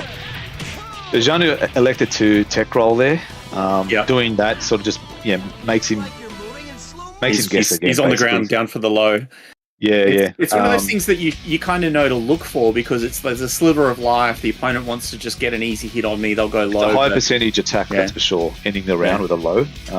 But in the previous round, it was almost a similar situation where Janu got a big combo on Shirou, but Shirou refused to tech roll. He stayed down, and he just let him sort of the wind out of his sails. Were kind of exhausted, and he had nothing left to sort of pressure him with the Okizeme.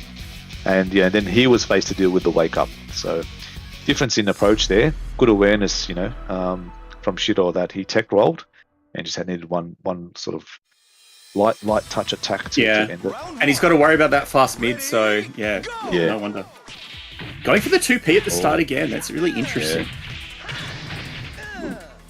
Nice. 2P is usually a good round opener against some slower or high advancing moves at the round start. So it's a bit of a classic RPS at round go. sure is. Oh, that was amazing. Awesome Crouch punish. dash under the high, quick knuckle with punish. Trying to go for a ring out here. Here it is. Ooh, it was a little too Yeah. early, and then he gets ringed out. Shirou snatching victory from Great the jaws of reaction there. defeat. Yeah. Round 2. That was really smart. Ready, go. Let's hop Good. around just a little. Yeah. Okay, interesting. So Janu's established he's really going to stuff a string attempt at the start of the round. This time straight in with the throw. Yeah. Wow. Poking away. Knockout.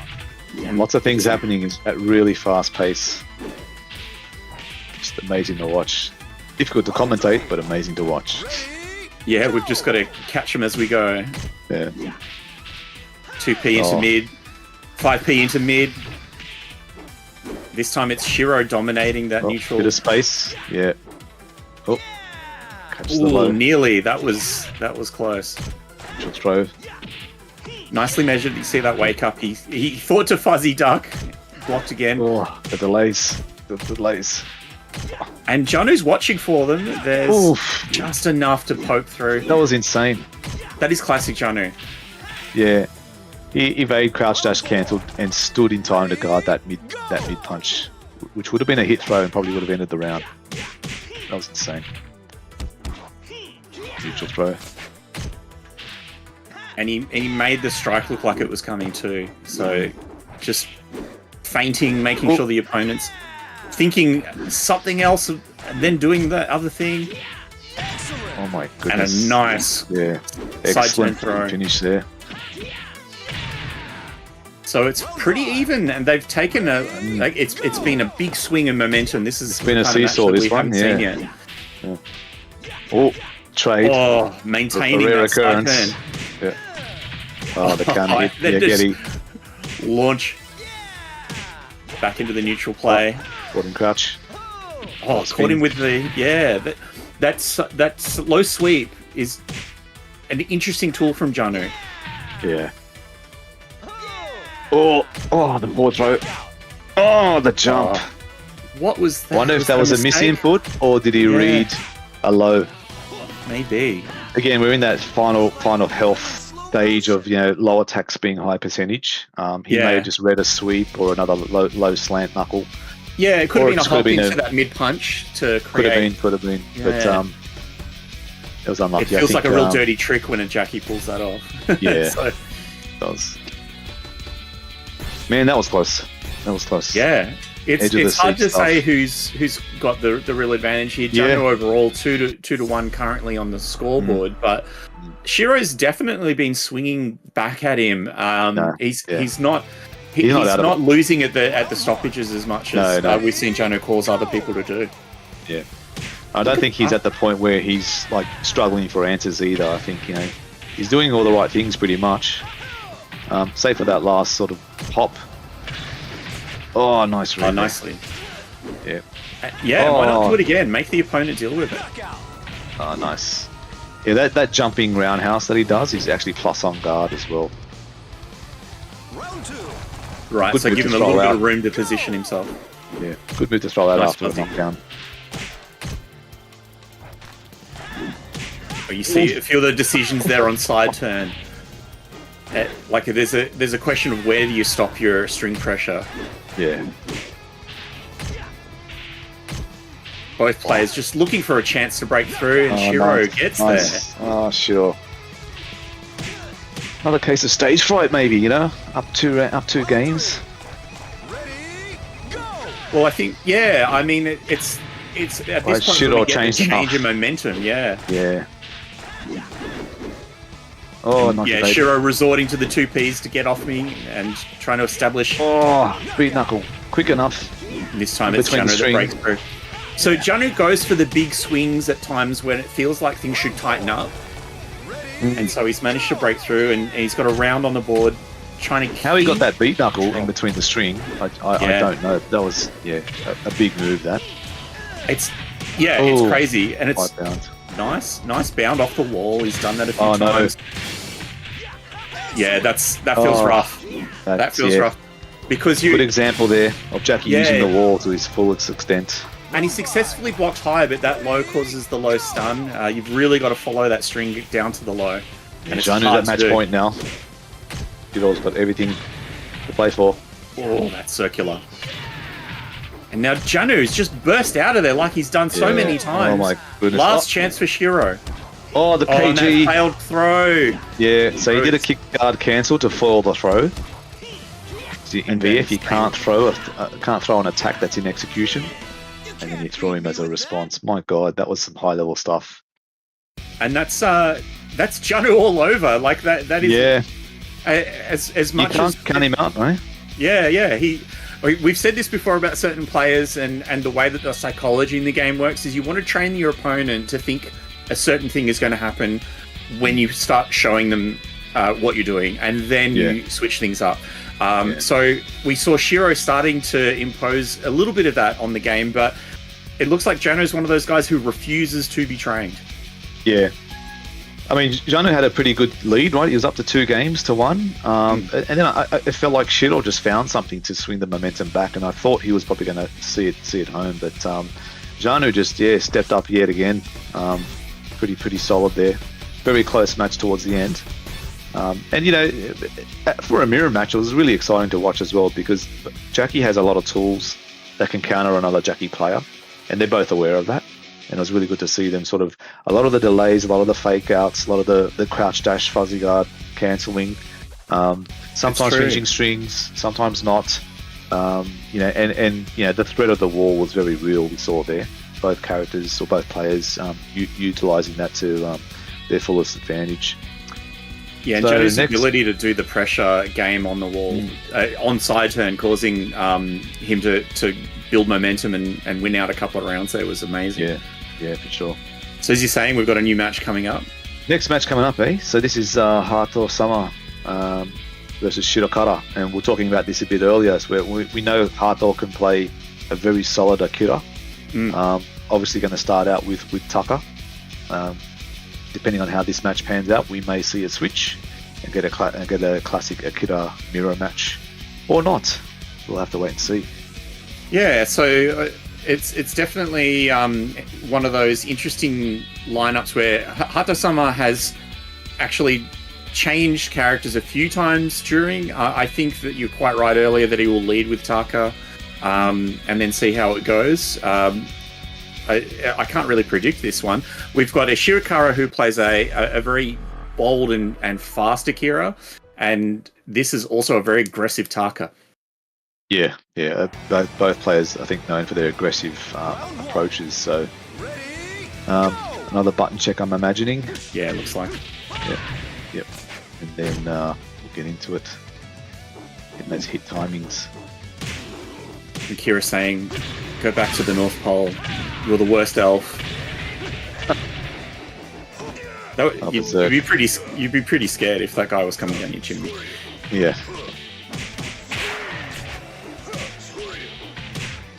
He's happy to do your B&B combos just to make sure everything's working. So Yeah. looking good. I think both players are probably satisfied now. Round two. And they'll look to end things quickly and get started. Yeah, just jabbing our way through. Nobody likes to go to the menu and just restart. Let's I maximum don't think you can in versus mode. But You can't? no, but only in offline. Because they're online, you can't. You don't have access to the start button. Oh, that's right. Round three. Ready? So we'll see a little bit of an exhibition here, and Of PP. PP exhibition PK. PP. Okay. Just for variety, and we're back to menu. So I think these are both players from as you say, the Beat Tribe Cup and the local arcade scene, like Mikado Arcade and others. Shirokara, certainly. Hatau-sama is more known for his online presence. I think he was one of those players to reach the highest rank first, and with almost, I think, every character in the cast. I think he set out had a bit of a personal mission to do that. So he's really known for his online prowess. He has featured in some offline events as well, but I wouldn't say he's made his name for himself in the offline circuit just yet. But Round one. with the Open Championship here, that might change. Interesting. Okay. Yeah, we saw the comment from Shidosha, more like Hermit-sama. He's staying home all the time. He's going to have to get out there if he makes his way to the finals. Good call. Good stomp, and it's pressure time from Taka. Nearly a full round already. Goes for that psychological low, and he's getting punished, but just holds through. So in Revo, Akira gets a few more new things guaranteed against Taka, making this matchup a slightly little easier for him. So we're seeing some of those in play already, but I'm pretty sure Shirokara has all of that on lock. And of course, there's heaps of character knowledge here because Hatau-sama also plays Akira. Of course, yep.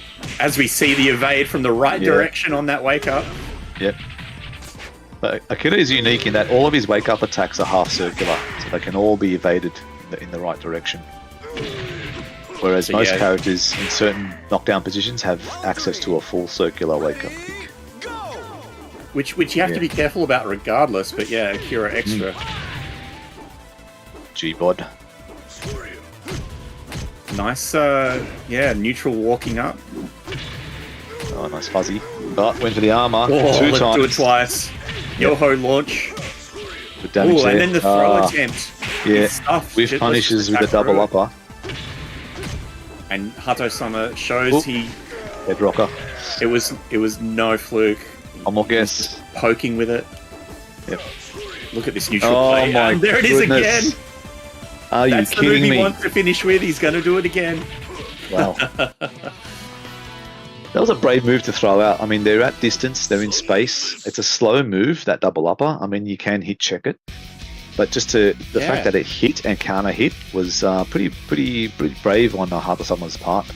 Not sure what Shirokara was actually trying to do there. Might have to watch that replay later on. But yeah, it's one of those jousting situations where they're at opposite ends and they kind of run in and and somebody's got to start it. Yeah, it's true. And it's also fascinating to see sometimes at higher level some of the things that work when you think, oh man, that's just not going to work. When you play a character like, oh, I've got a slower move. I'm going to withhold using that because I'm too worried about being beaten by the opponent's faster speed. But he's using it as a poke. Crazy, because they're at this level where they know each other's moves and speed so well that the opponent's scared of his faster jabs. Exactly. It's a funny thing that sometimes you can see what you quote-unquote a lower-level player sometimes blow up a higher-level player just by doing kind of normal stuff, because the high-level player is expecting that level of mind game. You have to adjust your thinking. Yeah. Yeah, it's really interesting to see when players on the skill level scale at opposite ends play. They're kind of having different conversations at the same time. Back to City as a change of stage. And we're one match up for Hato. Oh, nice super dashing elbow. Let's get in there from distance. Nice combo there. We've seen him do that before on a successful combo. He'll go to back throw from neutral and finishing off. That's a not demanding, a commanding round. He's demanding respect from Hato. Yeah. Demanding that he heals. Oh, he went for it.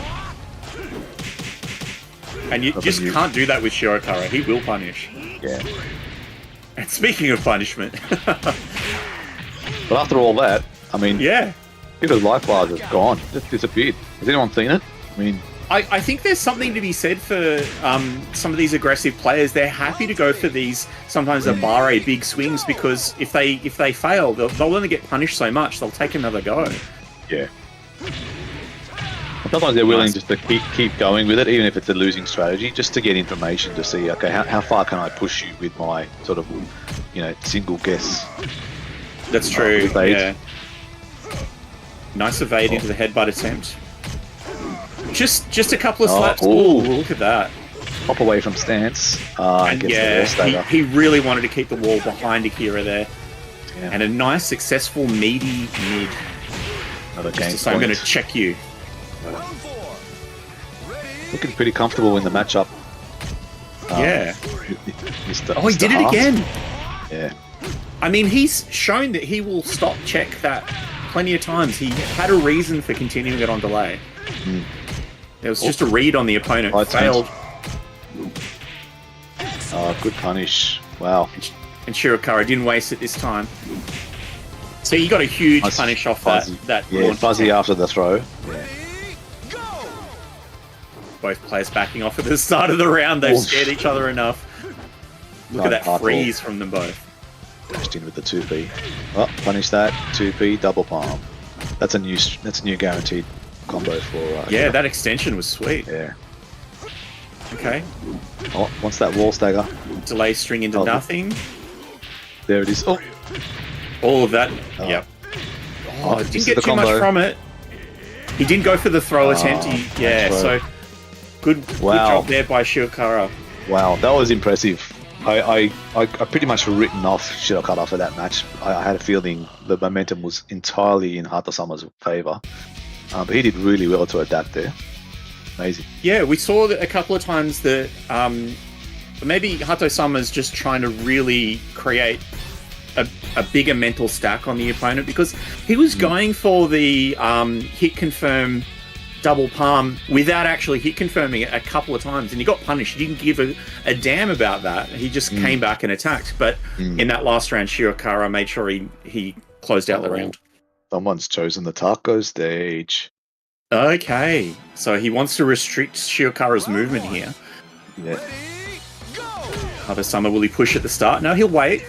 Could bite him and could, bite him as well. So Yeah. it's a bit of a dual-edged sword. Oh, ducks under the upper. Nice push into the low, those two chops. Interesting, gets yeah. the side wall stun. Big damage. One more. Yeah. And then instead of the low, he went for the mid. Yep. And it was on delay too for the evade. Yeah, he stuffed the evade. So a huge rounder answer there from Hato. God, break of doom. Yeah. A little bit of poking and guard exchange. It's Hato that chooses to throw finally. That back throw so deadly from Shiokara. Nice work. Just pushing that string for the wall hit. And it's one more exchange from either player. Next guess. Oh, good evade. Oh my god. So close. Back and forth. The A little bit of delayed delay. strings. Yeah, just enough. 1, 2. Just that little bit of rhythm change. And it's two rounds up. Heart. Yeah. Nice shoulder. We saw him use that so well before. Oh, nice. Yeah, just enough of a wall stun there. Okay, back to the wall for Shiokara. Oh, he almost got the side wall stun there.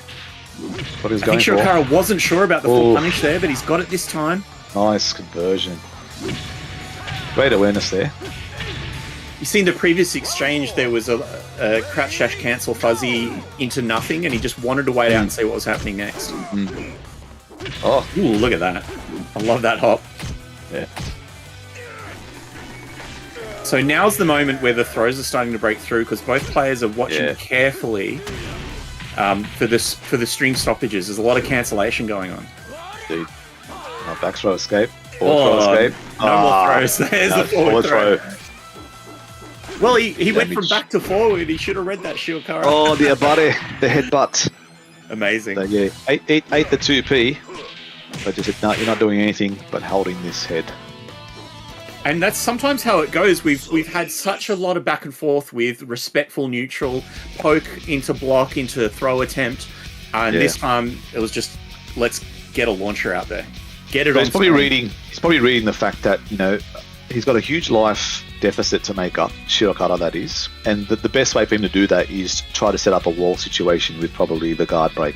So, he probably didn't want to have any of that and thought, you know what, I don't care what you do, I'm just going to try and attack you. Yeah, and there's also the read on throw as well. Like he Exactly. just lost through it. Yeah. Throw or the slower guard break, I'm not giving you any kind of reward with my back to the wall. You're just gonna hold my reverse Nitaku and see how you go with that. So it's one of those things when you have a huge life deficit to make up, you're trying to look for the best way, the biggest bang for buck to do that. And that can be a downfall because your opponent can expect that and sort of undo you quite easily. Sometimes it's just better to be patient and try to whittle it away, or maybe break it up into stages. Round one. Ready? So Alright. yeah, we've got an interesting Fourth clash of match. styles. Yeah. Oh, looking back, Back in the city. just walking and testing each other again.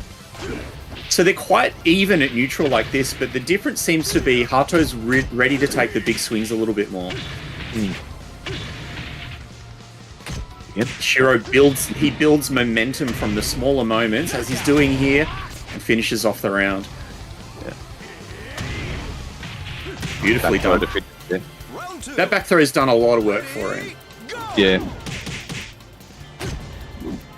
Nice jab, jab, jab, and then see what he's going to do. Was there an evade on that side turn? Oh, the fuzzies. The fuzzies. Oh, 2P, stay honest. Ooh, caught him in the evade attempt. yeah. And the back throw again. Oh, fades. okay. Version. Oh, Ooh, nice. Presence That of wasn't mind quite to the right evade. timing. yeah. And grow. Break it doom. Oh, could have punished there with a double palm. Oh, yes, just on landing. Knockout. That 6P. Oh, the that was PPs. smart. That was That's a smart. rarely used. High mid there. Would have caught him fuzzying. Ready? So much going on in that round. Yeah. Oh, this is the follow-up. No punish. Oh. Everybody step. Drops the G-bod. Get out there with the launch again. Oh, Low throw attempt. That's interesting. Because he keeps showing him that high Ooh. starter. Delayed Yoho. Love it. Knockout. Oh, Oh, that's so good. presence of was, mind. was that a throw attempt? No, oh, I doubt it. Oh, maybe. But I mean, he had Yeah. no business throwing there. He had his wake-up attack guarded, so he's disadvantaged. But yeah, good presence of mind to use a double-handed strike because, maybe an attempt. Or the chop was present. Yeah. Yeah.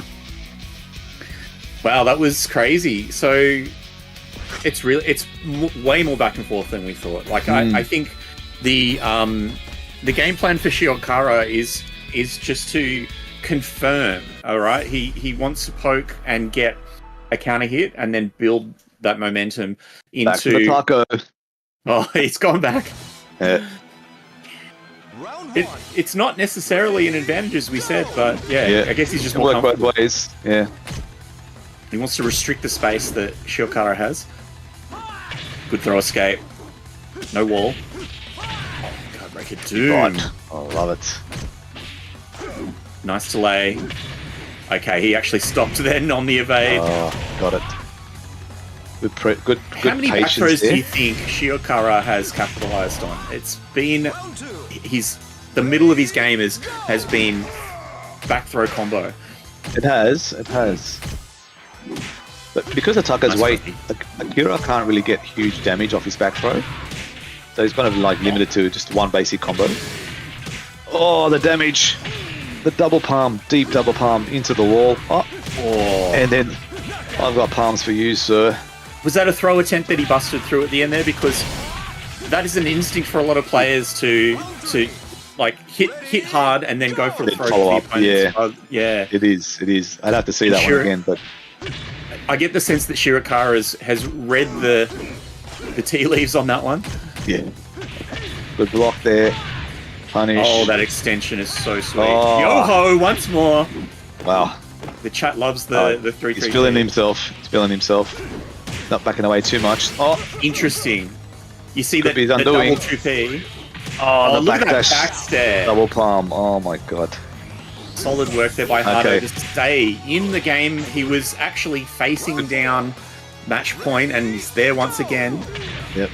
Look at that back set from Shiokara. Learning to control the space Oh. against Hato. Combo clinic now. Guard breaker doom. No, not needed. He's done it to him again. The Back back throw throw. into Wow. the finish. Shiokara, Wow. solid finish. My goodness. That was impressive. I mean,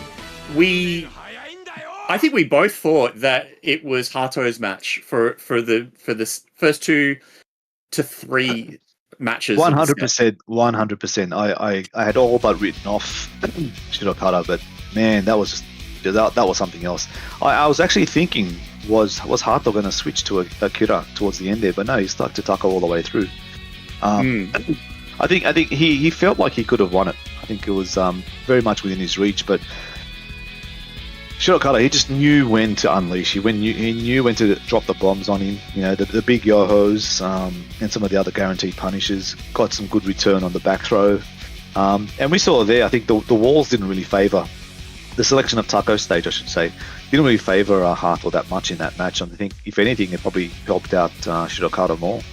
I think there was a psychological element to it as well. And it's in response to Hato's choice of changing the stage.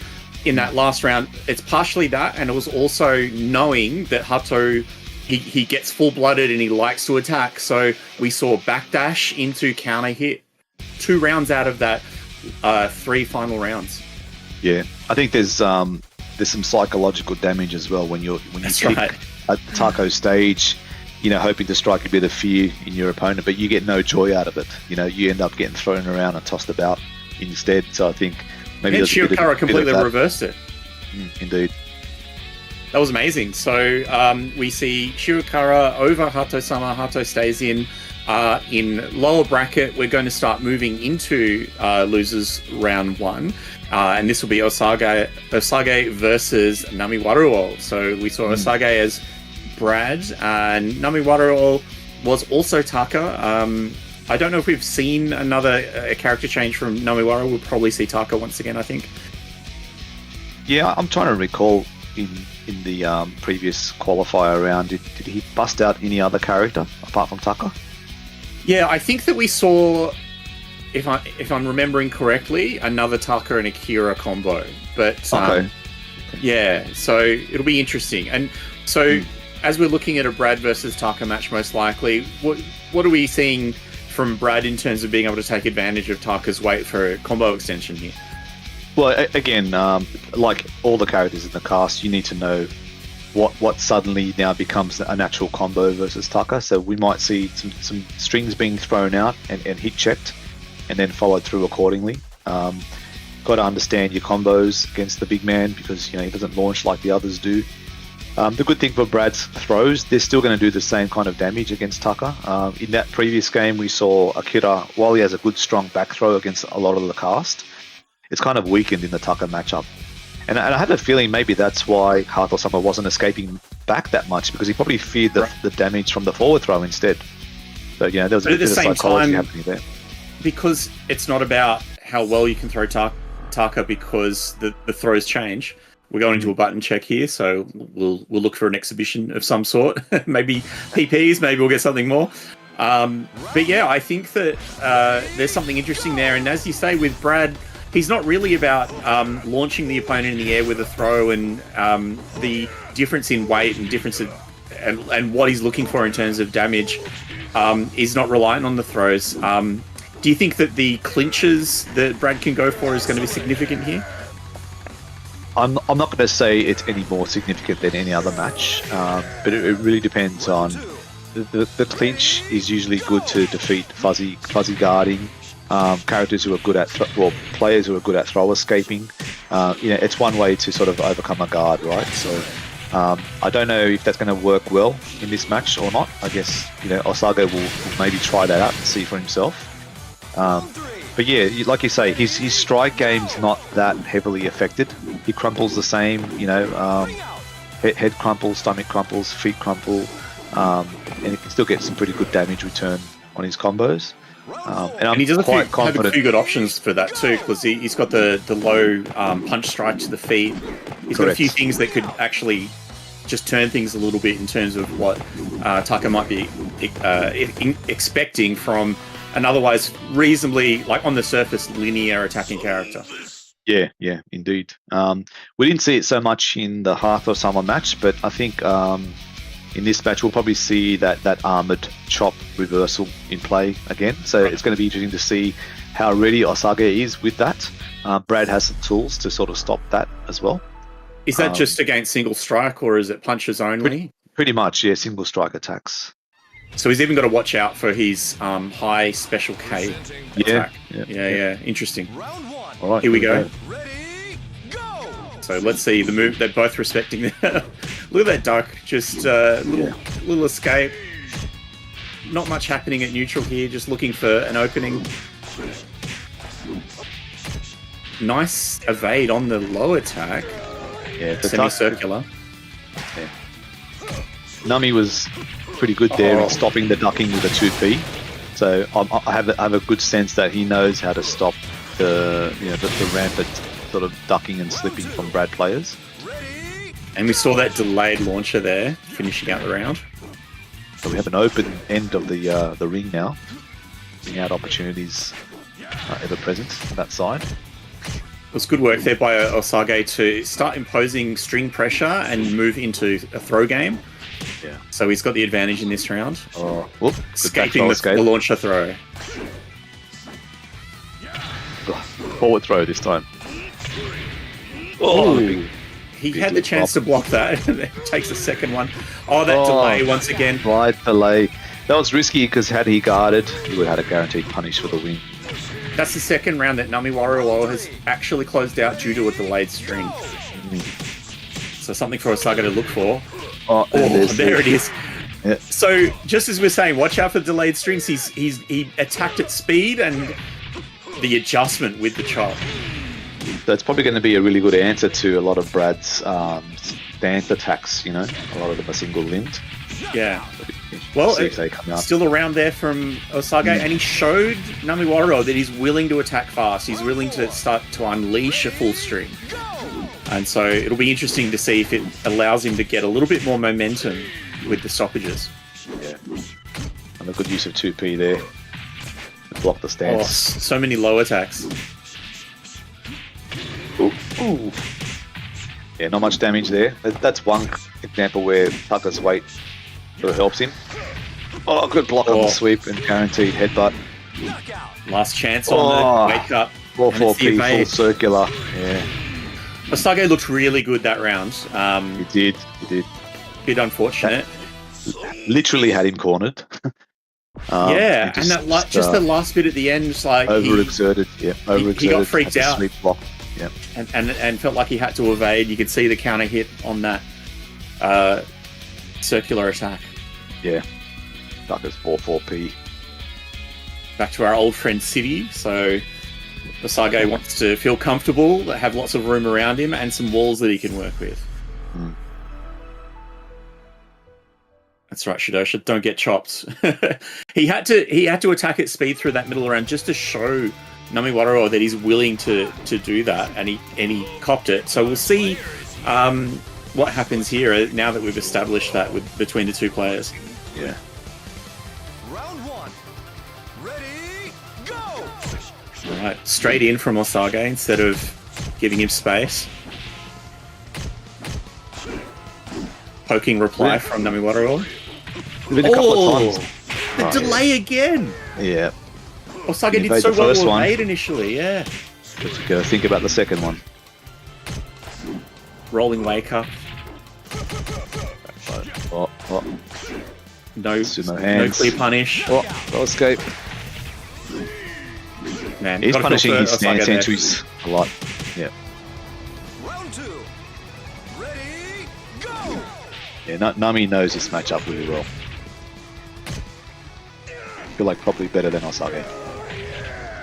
Interesting choice to throw on that instead of trying to strike punish on the low. Here's a chance for Osag. Oh, that read just breaking through the throw attempt. Yeah. Can't attack. It's tense. Oh, let's elbow twice. Yeah. You got to respect it.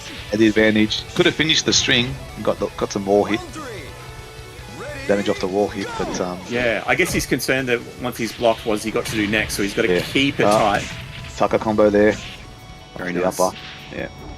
And he's I was going to say, I was just going to say, I've yet to see any unique sort of Tucker natural strings yet. I feel like there was an opportunity a couple of times where Brad has a 4K, like a long poking mid attack, where on Tucker it guarantees the full PPP string. Nice use of circulars there from Osag to finish out. Round four. And for whatever reason, I haven't seen Osag follow up with that. I think Osag's been struggling just to impose neutral dominance so far, but he's having a red hot go now. Nice use of the wall there. That was brilliant. And again, And he approaches really well with that mid kick, and that's actually been a fast match, going 1-1 in the set.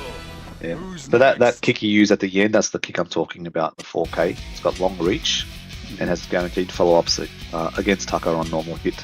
But yeah, as we saw there, very deadly against the wall with the wall stagger into the wall combo.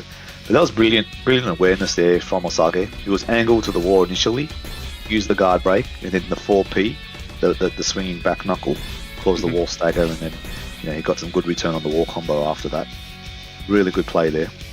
Yeah, and there's been a few moments like he didn't deviate from his game plan that time. Like there's been moments when players throughout the tournament, but particularly with Nami Wador, we saw it earlier. He ate a combo, and then we saw Osag decide, well, he's going to want to block, and he went for the throw, and he actually got launched straight through it. This time, he stuck with striking first, like double elbow at the end of that round. Yeah, and less use of the stance, right? Because he was getting counter hit out of a lot of his stance entries, and he just said, "No, not going to go into stance. I'm just going to attack you again and again and again," and kept getting the counter hits. We've got low wall here, so this will be dangerous territory. I think particularly for Osag, I think here. Quite potentially with the ring up, yeah. Tucker has some really good carry on his combos. Yeah, he does. You got to watch those that back throw when you're close to the edge. Or Osag playing a little bit loose on wake up here and getting punished for it. Yeah. Nami Wador just too tight, playing a really solid neutral game. So he's got to change his game plan once again. Look at it slow down, these guys looking for an opening. Crouch dash. Punch elbow throw. Yeah. That was better there by Osag. He went for the low sweep on wake up and then just blocked. There's that special high. Good combo there, yeah. And then we've seen it so many times from Tucker players. That's such a heartbreaker, that move. I'll tell you. After being hit, after feeling like the round is at his fingertips, launcher. You're going to hold these hands. Nice good combo now. Yeah. Oh, I'd love to see that. Nice hit confirm on delay. And just getting away from the ring. Whiff punishing. Good whiff punish. Speculating with the headbutt there on range. Yeah, that was a little bit ballsy, you could say. Yeah. Nice evade on the elbow into throw. Oh, going crouching. Well read there by Nami Wador. He didn't get a counter hit, so he went for the throw. Yeah. I mean, to Osag, it still feels like he's on the back foot there. Oh, that string ends into semicircular, does it? That's rough. Punish. Nice evade. Yeah. Good awareness. Guaranteed there. Oh, goes into ducking knee. That crushes going those. into the. That is a near end of round wake up situation we've seen a few times with the 4K, wasn't it? It was, yes. 4K to ducking, K plus G. Putting crouching. Ooh, nicely done. P into throw attempt, evading the launcher attempt. Good mix up. Nami Wador says, "I'll just sweep you." Don't mind me. Special high. Yeah, good combo there. Okay, which way are we going to go? Oh, it goes back. Guaranteed. Interesting. Yeah, delays. We've seen him go for the low sweep after that, which is a good option for Brad. It's a hard one to see, and instead went for the mid. So he's shown Nami Wador he's ready to sweep after a neutral wake up, and this time let's go slow delayable mid. Yeah. And it's two matches up to Osag, who looked like he was struggling earlier. Once again. How brilliant have these matches been, eh? I think a lot of the times, me particularly, I've almost ruled out one of the players, and they've just come back to prove me wrong. But their skill to adapt during the match is just really impressive to see. Yeah, and Osag's shown that capability before and just fallen short at at the finish line, running through losers bracket before, but he's in a really good position now. 2 matches to 1. Yeah. Really disciplined play. Yeah. It's go time. All right, we're staying with the stage. Actually, no change from Nami Wador. It's go time, baby. Round 1. Ready, go! 2 key attempts. Oh, caught the duck. Yeah. Oh, There's that slap. Yeah. Good damage return. Oh, gets the forward throw. And just like that, Ducker's taking the lead. Oh, that was rough. The reach on that for the whiff punish is impressive. Good awareness too. You know, after the knockdown. I feel like it was a bit of a mistake there by Osag. Maybe he was feeling the pressure at that moment. Yeah, not so much a mistake. I think he was just a bit panicked. Wanted to attack. Got baited basically. Oh, and there's half the life. Oh, and he succeeded with the back throw, headbutt. 1, 2, 3, all the way out. Yeah. That's why he wanted to stay on that stage. Yeah.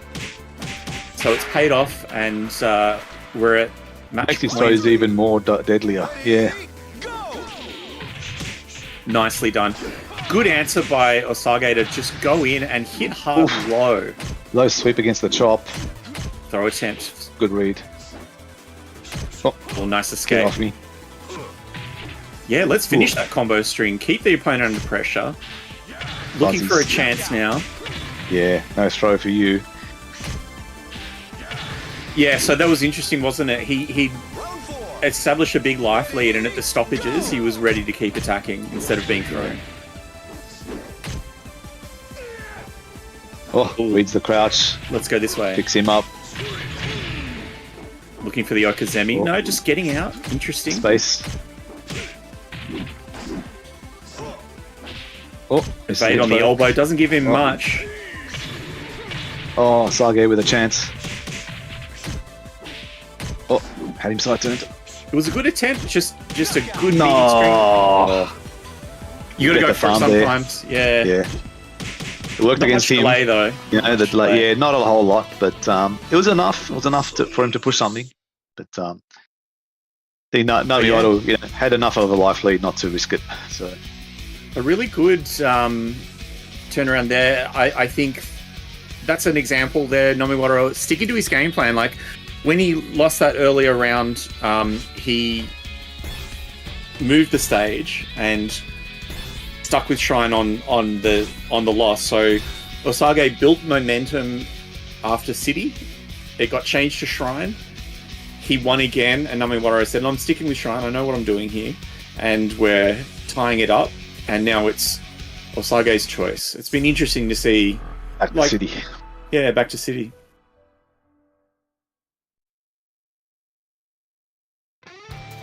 So This is it. no low games juggle each. ring outs here. No, some heavy hitting wall action. So yeah, I think Osage's done quite well to manage his string momentum, and where he's won through has been on some of those big swings. Yeah. Attempting it now. Oh, Nice duck. Yeah. Oh, just drops the combo. Oh wow. Great And awareness there. That's a great example of being in the middle of a string and seeing that the opponent's waking up quickly, and he kept swinging at it. Yeah. Ready, go! Didn't give up his advantage. Nice Punish. block. Yeah. Combo there. A lot of Tucker only combos we're seeing. Oh, that is a beautiful evade launch. Ooh, look at that stop there. It's like, oh, what are you doing? You just going to block? Oh, oh, oh. Hey. Oh. Oh, well my done. goodness. Caught him on the backdash, I think. Yeah. Keeping It's it like, safe. I've had enough of this. I've got to get away. Yeah. Quite a great space with nowhere to go. Match point now. Match for point. Osage. Just like that. Really quick, 2 quick rounds. And he's Hey. pushing fast. Yep. Nice answer there. Good poke. Throwing hands. Nami Wador just watching carefully. Change of pace. Oh, got him There crouching. you go. Yeah, that should be it. Yeah. So it's a good answer. Nami Wador not out yet. A few really good reads, just like the raw low throw, amazing. Yeah. Look at that movement. He's Probably sensing Osage just slowing down a bit. yeah. Sensing the finish is near. Both players wanting to really preserve their chances. Like we're close to the end of the match. Yeah. Just a little elbow punish there. Loser goes home. Ooh. So it's Little even drop. life at the moment. Oh, good evade there against the half circular. Oh, there it is. Ooh, Oh, that no, stun was not enough. the stagger Did he make the wrong recovery choice? was lightning fast. Not really. No, that the was just stagger recovery. amazing recovery speed from Nami there. Otherwise, that would have been lights out. Good night. And it's match point for both players now. There's the live. Wow. Oh, he started to duck for the low block. Leads on the crouch again. And it's looking rough for Osage now. Yeah, I think Osage's been rocked. He had it within his grasp. He got up too that fast could've been there it. again. Good evade. Oh. Can he back throw we him? see a clinch. Evaded. Oh. Yeah, I feel like that clinch was a back throw to the wall waiting to happen. There's the string, finally. He's going in. He's gonna stay on advantage, and that last hit, Oh, the delay. the delay. discipline from Nami Wador to just break through. I mean, the string pressure was solid. Osage had everything going for him in that match. He was on match point God. first. He went from, I think it was 0-1 to 2-1 to match point at 2-2, and it's all slipped away, unfortunately. The guy who can slip stance has slipped up. Yeah, unfortunately, I mean, GG's to Osage. Amazing display there, but I mean, hats off to Namiwaru. I mean, the defensive skill and just having the awareness to be ready for that stagger recovery was just absolutely insane. He was all but out, you know, and that just gave him the lift and the momentum and the confidence to then just run over Osage in that final round. I think Osage was mentally rocked. I think he could literally taste victory. It was just there. It was just dial the combo away and I'm done, you know. But I think you're right. That's so hard to come back from, like, because he landed the wall stun. It looked like it was his, and it was just dial the combo in at that point. But that shake, that's really got to mess you up and think, what went wrong? That was the shake heard across the world. Yeah. Yeah, I wonder what kind of stick Namiwaro is using. If you could hear the waggle from all the way over here. If you're looking for a sponsorship deal, he should be plugging away the stick that he uses, right? Or yeah, that was fast. Man, I need a breather. That was amazing. But next losers match. Next losers match is Ayatsuman versus this is going to Kajjiro. be so interesting. Like these are the most flamboyant, flowing style of players that we've seen during the match so far. Not that they aren't tight wound at neutral like all of these top level players, but we've seen so much from Kajjiro that once the momentum's there and the ability to throw out a few of those more unorthodox moves to do strike combos with Aoi, it's a beautiful thing to behold. And then Ayatsuman is Kage, who's a flashy character. So both ways, we're up for something visually exciting here. Yeah, and this is going to be another one of those how well do they know the matchup kind of deals as well. Because Aoi, she's got some great tools that nullify single-limbed attacks. Kage is really reliant on those. But as we saw in the previous match against Akira, Shiokata was ready for that, and he knew to bust out the shoulders and the double fisted attacks instead. So what does Kage has those? Yeah, he's got a really good, strong two-handed attack now. It's kind of slightly been buffed up in Revo too, so you can get more return off a hit or a counter hit, especially against the wall. And he's got some other tools that can nullify her stances too, but they're quite slow, so it's a bit of a risk or a bit of a hard read on his part to stop that. But we saw Kajjiro not a heavy user of the stance anyways. Doesn't use Tenchi Inyo a whole lot. More of a traditional moral-based sort of using the frames and prefers to mix you up with his stance cancels more than anything else. But if we start seeing him stealing his turns, that's when Ayatsuman has to like start second guessing. Yeah, I think you're right. That's the. It's an interesting, rather than base the game around letting the opponent attempt to attack, doing a reversal and building momentum from there. Kajjiro does just try and get in there and strike and set up their own, attacks. Indeed. Another That's button. a spectacular play that we can see from Aoi that we don't see that often. I feel like that's the hit throw is Ayatsuman's favorite. So we'll see if there's some fuzzy guards waiting for him in this match from Kajjiro. What I wanted to say before as well is that an interesting thing Kage has is some really good low pokes. So that could be a factor, just getting under the standing stance. Yeah, But he does. there is the quite slow. adaptation. Yeah. They're quite slow, and it takes a bit of a commitment on his part. So if she does not go into stance, he can be heavily punished. What he does have, actually, which is really good in this matchup, is his revised 6K plus G, that forward spinning cartwheel kick. That's a double-footed attack. That blows up how's her that stance. changed in Revo? So that actually is a proper combo launcher. Its previous version actually allowed you to just frame a tech roll on the second hit. So you could never really use it as a combo starter. But now it's a proper combo that you can't just frame or tech roll at all out of the two hits. Yeah, we're seeing those new Kage players loving that move. Mid-screen, let's just launch you. It's good stuff. Yeah, pretty much. So The we're button just checks out of the way. started And there. we're going to get into the match. I don't think we can see him right now. He's our guy, Kage. So are we doing a Kage prediction for this match? Well, let's hope the spirits are with the Hagakure Ryu Jiu-Jitsu clan in this one. So we've got Ayatsuman's actually on the left for this match. It's a bit bright for those night vision goggles. Round one. Ready, go! All the better to see that sword. Oh, straight in for a throw attempt. Yeah. Punished on the side turn. Oh, And it's Kajjiro that's working at this round. look at that. Relentless with the Beautifully attacks. Yeah. Started defensively and then just Round two. went on the pure offense after that. Go!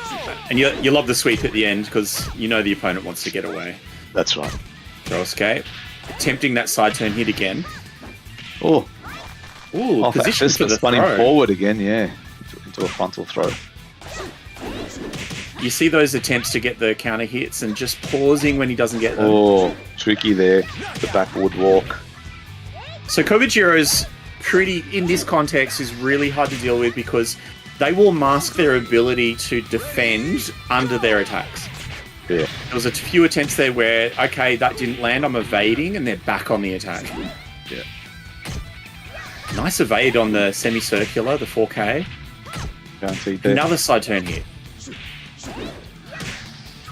Oh, Yatsumi starting to get control of the neutral. 2P again. And that's Guess is wrong on the half circular there. it's like the Good counter ultimate hit. answer. You want to mess with me? Four. That roundhouse so But good. no use of stance there. That's Yeah, it. maybe watching first. Most likely. Yeah, maybe conscious of how fast Kajjiro plays, feeling the need to put them on The defense. backdash stagger. That's huge. Big damage here with the wall. I thought there might also ground be a bound off the wall there, but not taken. A bit too far. Too far away. Wow. That was nice. That was a PPP cancel into a. Do you think that was a delayed finish string or just a raw? There was a roundhouse? slight delay there. Again, Yeah. a high percentage move when your opponent's against the ring edge is they're going to evade, right? So Yeah. a good chance for your circulars to hit, and he let it rip there, and it sort of. And I think you could put the ball almost nicely. see Ayatsuman just stopping for a second. There was a little fuzzy duck, like that hesitation. I don't know whether I should be Yeah. ducking right now. Yeah. Look, as a fellow Kage player, my heart's sinking because I'm just watching this match. I can feel his pain that he's going through. I talked about, Kage has some tools to deal with this and that, but we're not seeing Kajjiro represent any of the stance and the deflection and the sabakis at all. It's just pure offense with some mix-ups with the guard cancelling. And his biggest defensive moves have been an evade. and capitalizing very well on that. Kage is very susceptible to successful evades, especially on his bigger half-circular moves. They often guarantee a follow-up, and I haven't seen Kajjiro miss one just yet. Round one. Well, I've got to say, having suffered from your Kage so much, it's nice to see occasionally. Must be heavy wet, is it? Look, it's just a great match. So, I mean, we so rarely see this level of OE, and we saw Kajjiro suffer from being contained earlier. Nice This time. Yeah, good awareness Finish it there. So that P plus K got him some good result against the wall there. P plus K being that two-handed swipe move. Yep. And I mean, that's the secret that Kajjiro's got, is that Nice. once contained, then we've seen it's possible to dominate them, but Yeah. it's just a question of whether they're allowed to have free reign in the neutral. Look at that. Nice hit. The good thing Full combo. Ayatsuman's doing now is on successful evade, he's getting the PP 4P string guaranteed on the side, and it allows him to continue the pressure. What? Whiffed low sweep attempt there. Oh. Yeah, so Almost Ayatsuman closed it out. was starting to just poke through the gaps Round three. in that second He round, was. as they did in the first. I think he held back towards the end there. Interesting use of expecting the- a kind of finish. See the wake up attempt with the back turned Yeah, cartwheel. that flip. Yeah. Oh, nice. It forced the whiff punish there. Oh, another ground throw. Down attack. No. Oh, another Yeah. poke, evade. Caught in that strike. evasion loop. Yeah, that was Be amazing. wary of the full circular. That's it. Ready. And Kajjiro's use of that has been really stunning the opponent. It has good reads on it. That's a very risky move on guard. I mean, he can make it safer with the stance. Oh, look at that whiff punish, hasn't needed to yet. Yeah. crouching under the second hit. Yeah. Not waiting, right? It's a slow low that's coming next, and he had enough time to blow it up. So yeah, Kajjiro, really flashy, impressive AOE, and we saw this is the level of play that we're seeing once they get the opportunity to land their counter hits and they have the recognition of that. You see quite a lot of damage output, and and Kajjiro doesn't have to go back to that defensive style play. It's only when forced to. Mm. So Ayatsuman's got a bit of a mountain to climb now. 0-2 in the match. Ready. Go. Nice step back. Yeah. This punishes the sweep. Was that a back throw attempt? Oh. Oh, here's the forward throw. 10-foot toss. Nice. Looking for the wake up. Oh. Wake up into the hit throw. Again, poke into evade. Oh, good Oh, conversion. really converted that nicely. Yeah. Oh, Oh, that's amazing. the up and over. Yeah, instead of defending it and ducking, just hop out of the way. Jumped into it, yeah. I mean, I don't think they were reading that flip. It was just, I want to hop over a low and cause a wall stop. No, I think they were, to be honest. Really? Oh man, Yeah. that was I've crazy. seen a lot of players have some really crazy reactions to the wall attack, and usually in anticipation. Didn't go for the wall combo, went for another setup. Oh, it's Damage Sumi's there. chance. Step away. Oh, the run up and the side kick was quite good. Oh. Because Kajjiro was Please ducking stand. the Oh, throw my goodness. attempt. That should be 1, 2, it. 3. Yeah. Good comeback.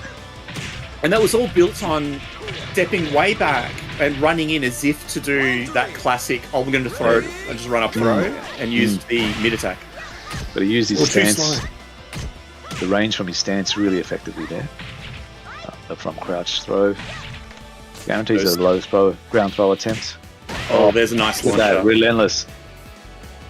Really using his advantage well there. Just crazy to watch it. You're not used to seeing OE being so aggressive like this. Yeah. I think that's what throws off a lot of players. They're used to a more defensive-minded. But Kajjiro has really developed And this a is the unique Kajjiro style. that we saw earlier in the tournament last week. Ooh, here's a good chance here Yeah, for good chance. I'm back. front. Out of range. Oh, Knockout. Yeah, the back turn mix up. He walked too far away, I think, but he was evaded anyhow. does it? Dash in, evade, attempt, buffer, evade. Ready, go. Good defensive play there. Oh, straight into the launch. Yeah. Just a micro step in first. Oh, Look at that evade. So good. Crunch. Has his stomach. neck rolls. Oh, Okay, this is didn't go match for the point, by low. the way. Oh, Yeah, didn't realise. And My goodness. that's the blazing speed that Kobajiro likes to play at. Like that's the Kobajiro we saw a couple of weeks back. Really making Oi look overpowered, man. I'm telling you. Like a powerhouse, aggressive, typical pixie type. This is how I expect Pai to play, to overwhelm you with attacks and mix-ups. Well, but it's a characterization of Aoi we rarely see. That's what was so exciting to see Kobajiro play the other week. And yeah, but we've already seen from Shirokara, you can box them in. And so it'll be interesting to see. Unfortunately for Ayatsuman, knocked out there. Really, really great play to get to this position, but it was maybe a bad matchup. Maybe not a bad matchup by character, but by player. The play style. Yeah, playing style. I think so too. Yeah. So interesting. So Ayatsuman goes home. Kobajiro advances forward. I think he faces Shirou in the next round of losers quarters. But we might be up for a break soon, Berserk. Yep, we are indeed. We'll see you guys on the other side of the break for more matches. See you then.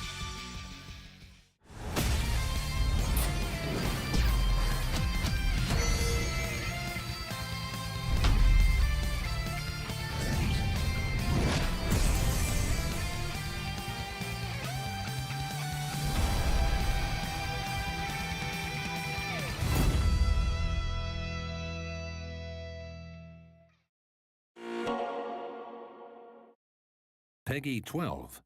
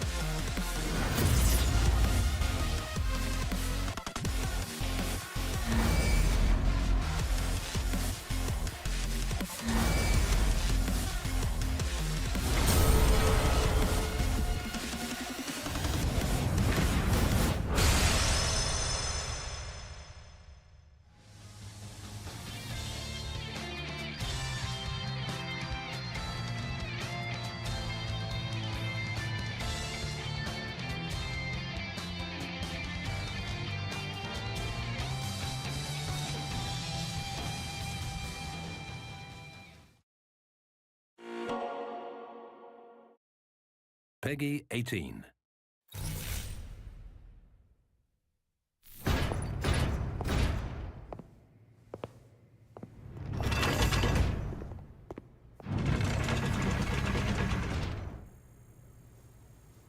Ready, go!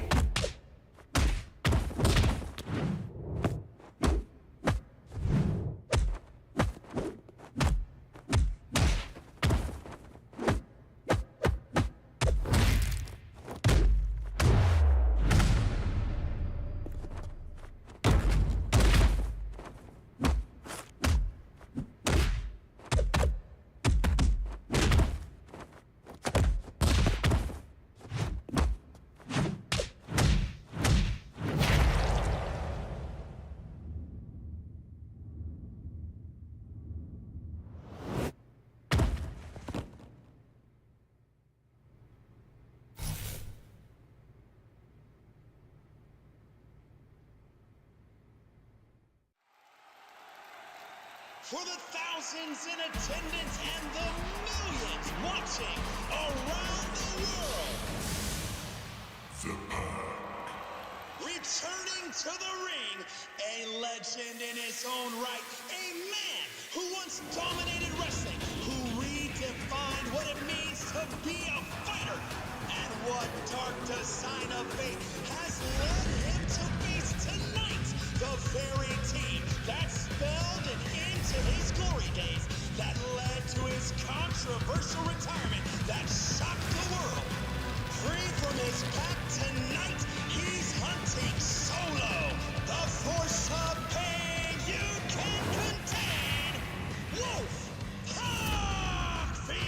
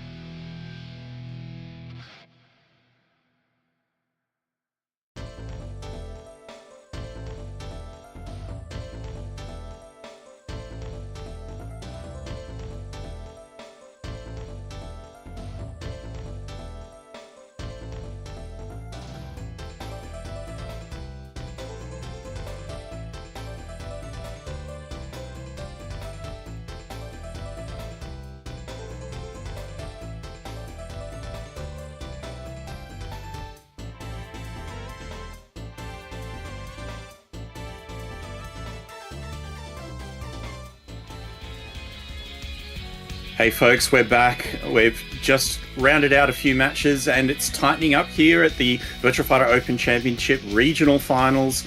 I'm here with Mike and it's been a slobber knocker so far, hasn't it, Mike?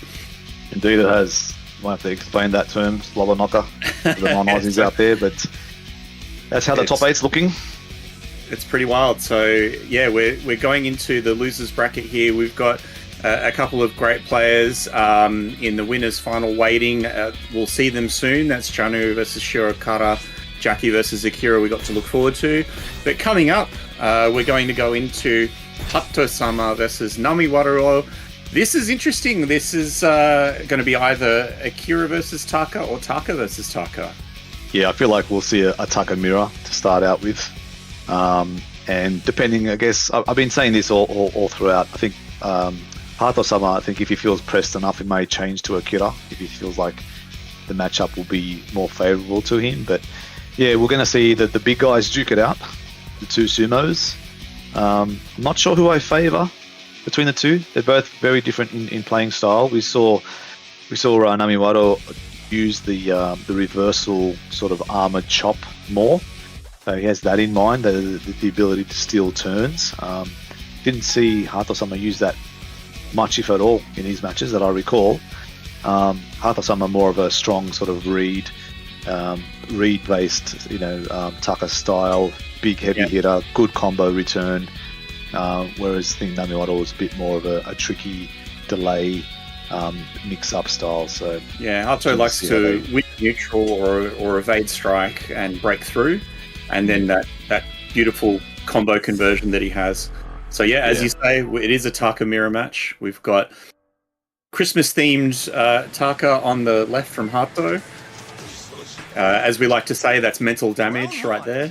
Yeah. And regular Taka on the right. Button check to start with. No button check. We're going straight into it. We're going straight into it. And as you say, it's Nami Wador who likes the chop, but it was Hatau that got the wake-up charge attack. And now they're just dueling at neutral right now. So we're in the octagon here, so the wall represents some really good potential for either player. Yeah, there's a few corners around the match, so you get some odd angles. And it's call the out aggression against the jump. Wow. And it was the slap. It was Hatau taking it back. Run up in 2P. Let's do it. launch attempts stuff by the evade. We're going to see the unique Tucker versus Tucker stuff as well. Things that are guaranteed. Oh, Jab punish throw that. attempt with stuff. Dun, dun, dun. Yeah, guaranteed. Big foot drop. Yeah. Bit of space. Poking just a little bit. Oh, he went for the waited on the charge. ground nicely. And so it's Nami Wador with patience. Sees the way through to this round. Good decision to stay down and not immediately tech roll and have to deal with that charge. Nice duck under the high. Yeah, so the poking game really going to be the story of this match, I think. Indeed. Oh, look at that, just stand up, evade into nothing, watching one another. Yeah. Oh, neutral throw escape. Side throw. Yeah, you wouldn't expect that Not too escape. much. Yeah. And then into the low, so it's Hatau taking the round, and we're at match point for him. Yep, game point. Getting good mileage out of that low sweep of his. Half circular. Nice Heavily punish. punishable. He's guarded though. Oh, good watching evade the- there. Yeah, Wow. watching the direction. At the half circular as well, so Another good evade punish. yeah. I feel like Hathor knows this matchup really well.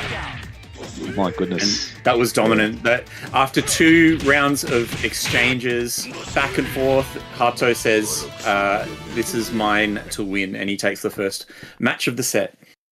He does. The thing with Hathor Summer, a lot of his costumes, and this is going back in the final showdown days, he's always picking characters with green hair for some reason. There might be a backstory to that. Yeah, I know you jokingly refer to it as a Christmas theme, but he's got a very similar sort of customization for all the characters that he plays, usually with green hair and something else. So maybe I have the opportunity, I might try and ask him about that. Maybe he's a Batman fan. He likes the Joker. Joker, yeah, who knows? Okay, we're getting to that stage pain here. Okay, so Nami Wador likes the shrine. He selected shrine against Osag early. Yeah, So- so the limited ring out opportunity Yeah. rather than the pressure of the wall, seems. But I was really impressed with Hathor's evading the half circular strings and getting the guaranteed punish. We saw that a couple of times in that match. Really knows this matchup so well. Round 1. Yeah, it makes the player look like a genius when you see that often. Neutral poking. Yep. Throw attempt stuffed, good fuzzies. And there's finally a breakthrough. Yeah, bar air headbutt. Nice escape. I So mean, the what attempt to been turn known him for around. that. Oh, Another attempt, not Punish. punished. Oh. Oh, and it's Nami God. Wador that says, I know how to measure this charge. And he takes the first round. Very effective after that tech roll. Round 2. It was Hato that was trying that most earlier. He was, yes. There it is again. Well, enough And that's time fine. to get the heel drop. Yeah. Oh. Oh, look at that. Watching for him to fuzzy and took the throw. Oh, here we go. Big combo. Yeah, so he adjusted that into the stance so he gets the lower profile for the finisher. Round 3. Interesting. Momentum. And it's 2 rounds one. up. Yeah, big swing this one. Oh, they Okay. follow. He fuzzied a bit early, stood up into that throw. Hate when that happens. Oh, went for the chop. He'll get a combo regardless. Oh, Another chop. yeah. Saying It's earlier, like I didn't see Hathor use it much, but I'm seeing a Yeah, lot of well, they're use now. taking each other's techniques. Almost, eh? Yeah. So Hato has turned it around, keeping Round 4. things competitive with 1 round on the board. Go. Yeah, a lot of 2P. movement just watching the opponent. Okay, not very punishable, unfortunately. No. It is a high attack though, that headbutt, so you manage to Interesting. crouch under, you can whip punish. Oh, the wake up headbutt. Ooh, okay. Oh, good throw escape. Just Wow. in case the opponent flinches, he's gone for the full Well. string. You Nami can never Wador. rule anyone out, eh? That what a stark contrast this second match was. to the opening one. Amazing stuff. And we want a piece. We'll see if Hato wants to change the stage or character change. Yeah. Has he run out of tricks? Has he shown too much of his hand? Looks like he's going to stick with Tucker. He stuck through earlier and he didn't win through, but obviously there's enough confidence there in his playstyle just to overcome. So here we go. Did we see a change of stage? I think we did. No, we didn't. We haven't seen anything No, he's yet. going to take... Yeah. That's why we're still in the menu. I think Is that he might be taking happening. full advantage of the time between? I don't know. Yeah, this might be thinking time. Some players like Here to we just go. take a moment. Changing Here we go. stage. Oh, it's going to change character, I think. Oh, they chose random. Interesting. Yeah, some tournament rules is just all random. This tournament is the loser can choose a new stage. Yeah. Octagon. But he just chose a random, so... I guess he's not fast. Just wants a change of scenery. Oh, punish that. Dodge. Oh, and Ooh. so Again. Hato's just keen to get up and keep attacking, and Wador's managed to exploit that a couple of times. Oh, oh. Just a stoppage at neutral there. Evade an attempt. Oh, nicely done. Yeah, giving up their turns a lot just to try entice the other, just to bait the other. Yeah. Yeah, it's crazy stuff. One round there As from Hato. a new player, it's hard to watch this and replicate it because you really need both players operating at this level for that to be effective. Yeah, it's like there's a unspoken agreement between the players, and you're just not going to get that at different Good levels. punish there. Huge combo. One more. Dropping bombs. And after a tight first round, this second round was a one-sided affair. Hato match point. Oh, another read on the low throw. Yeah. Good 2P just to keep him off. Evade into nothing, just watching and waiting. Yeah, Interesting. tracking. Oh, punish Good that. low block. Yeah. Big damage. Crunch. Delay. Oh, cut Well advantage. blocked. He's got to try and win neutral one more time, and he Watch it does so. turn. So Hato Another has big been... turnaround. like, for all we're talking about his aggression, he actually showed so much patience at neutral there. Like, he was saying, He did. I want you to open yourself up, and so I can do my thing. There was a really key moment where he had him pinned against the wall, but he wasn't pushing. He wasn't being too overly aggressive. A lot of players will do that. They're like, okay, I've got you against the wall. I'm going to take advantage of that fact and force something on you. He wasn't doing that. He was just literally just standing there and fuzzying in his face. And he's kind of like putting it back on him. What are you going to do? What are you going to do to get out? You know? So I think he had a really good change of game plan there. I wonder if he used the time between that first and second match really well to think about a different strategy. I think that cooling off period probably worked in his favour in terms of, Nami Wado's momentum probably got slowed down a little bit. But I think it Nami was Wador has good. shown that he's able to turn the momentum against the opponent, and he was actually reading him in the course of the match. Hato needed to... He likes to take the initiative and set the game plan, so he needed to stop and think about how he's going to do that. Yeah. A very different approach that second match. But, So that's his second tier. Like, he goes for the wake up. this is the follow-up. Ooh, nice Into combo. long in the delay. Oh, well read. Blows through the headbutt. Oh, Yeah, it's another example where the opponent takes the combo and just gets up attacking. It's not always expected. But Hato, he had enough advantage in terms of life lead to weather that Round two. and just poke his way through first round. Interesting. He stepped back and then just went into punch string. Yeah. Like any whiff is good. Oh, look at that. There's your big punish. yeah. Oh, and now it's my turn for a low throw read. And Hato's actually broken things open on Nami Wador there. Round 3. So he's on match point. Yeah. Go. We've seen that so often when players, they are so attack-oriented, and then when they shift gears... Oh, the whiff punish. Yep. Perfectly set up there. That'll be it. Oh, and there it is. This is going to be Yeah, that is it. dominating final Wow, round. indeed. Hato-sama moves through. Had a game plan, executed flawlessly. Good stuff to see. Good change of pace as well. Good change of strategy. You know, something wasn't working for him in the middle of that set. He changed it up, slowed it down, a bit more calculated, and then unleashed just to close it out in solid style. Yeah, so Nami Wador was succeeding in reaction to a lot of what Hato-sama was doing, and he decided to change the way he initiated. And so each exchange was very, very deliberate. He wasn't playing loose. There were no scrambles. It was either I won the initiative, I'm going to do my damage, and then I'm going to stop, and I'm going to take the initiative again. And if I don't take it, I'm going to wait. Yeah.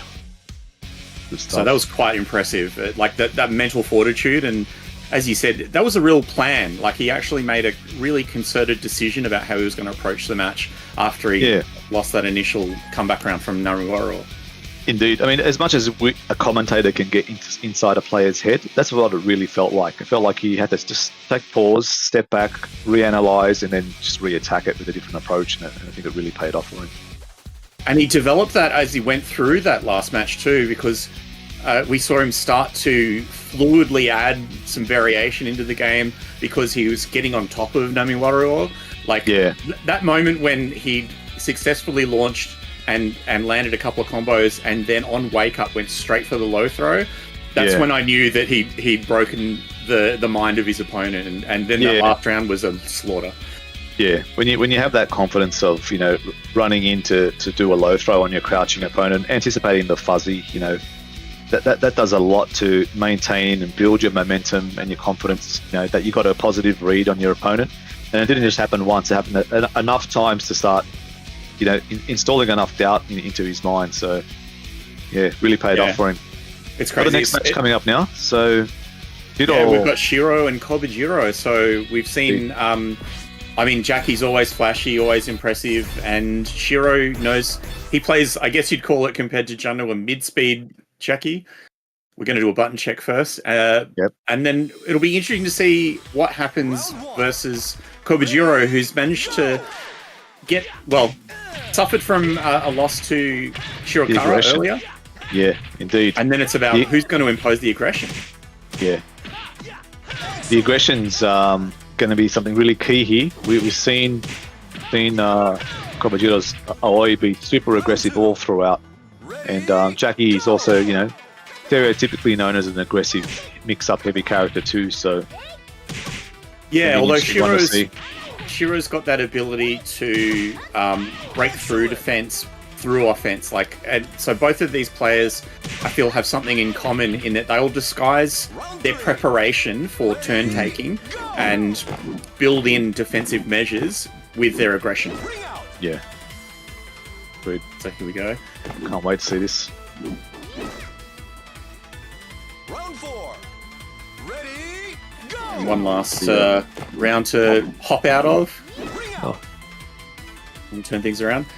So yeah, looking back at Janu versus Shirou, we saw a few moments like I wonder what the situation is going to be in terms of who wants to take the initiative in this match.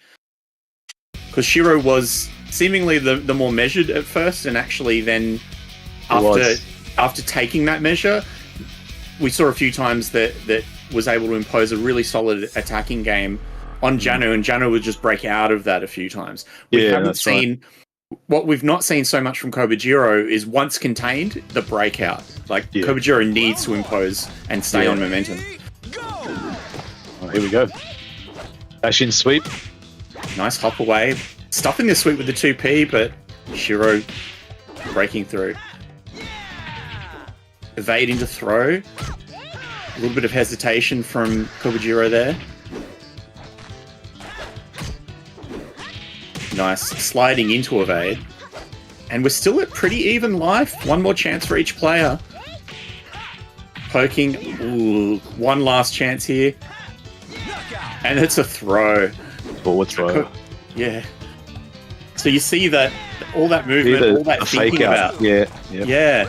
If they laid enough for him to stand up. Yeah. And that's just deadly. Man, after delay. He's caused the opponent to think about the strike breaking through and being thrown. And most of the damage is coming from throws. There's another one. Yeah, a lot of forward throws. A lot of joy out of those. Shirou did a really good thing there, and he baited the half circular spinning elbow from Oi, which is tough to deal with. It's quite fast. And then punished her accordingly. Yeah, you've got to watch carefully. Is that an evade to the back or the front? You've got to look at that. That's right. You know, she has an ability to constantly change her stance with guard cancelling and stuff as well. So always got to have your wits about you. Well, close to the wall now. Danger. Just gritting his teeth now there. Shirou blocks through. Back to the wall. Yeah. And it's that strike got him. Yeah. Will this do the job? Not quite. Interesting. Just waiting it out on the ground. Let's get up and launch. Kajjiro pulls a round back right from the brink. Least expected, yeah. I mean, he's probably reading a lower pack, right? A high percentage round finisher. Yeah, true. That would have worked against that, so... Not sure what Shirou was trying, but yeah, that was impressive nonetheless. Nice movement in the approach. So Kajjiro not getting the counter hit they wanted and just having to struggle through on the attack to maintain pressure. Yeah. Yeah. Well hit. Oh, didn't succeed. Almost. Nice evade on the low beat knuckle. Look at this combo. Hurt. Went for the low, but it's okay. That was a low reversal Sabaki, yeah. Oh, it was. Mid-mid at the end. Man. So we're seeing some really good exchanges.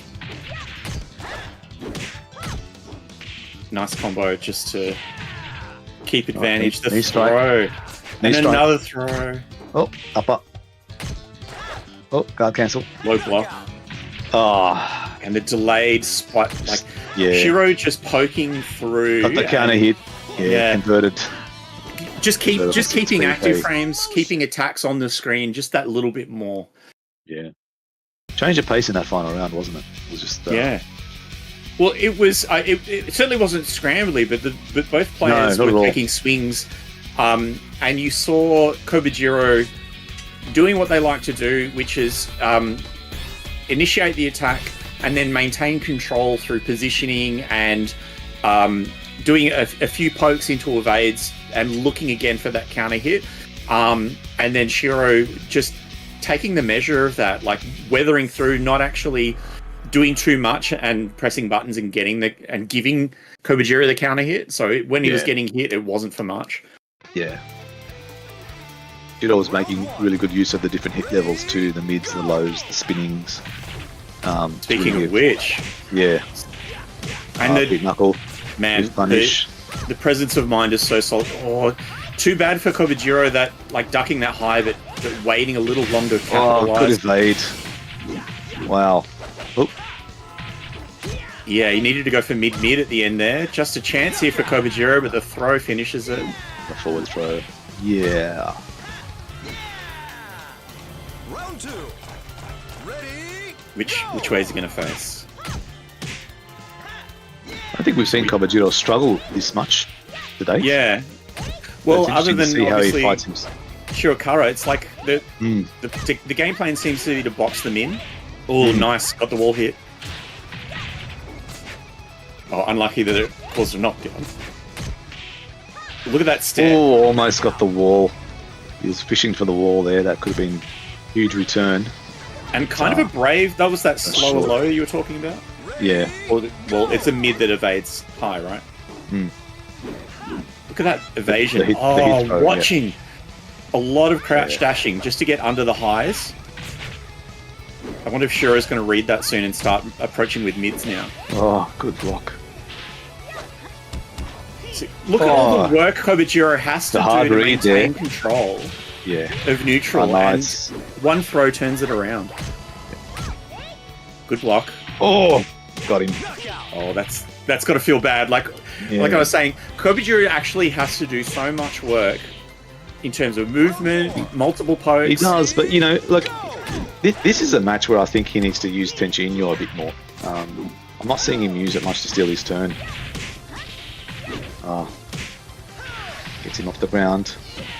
I mean, yeah, he's getting counter poked, and then at the stoppages, he's especially with the lows. Yeah, nice evade. Looking, he's evading to the back.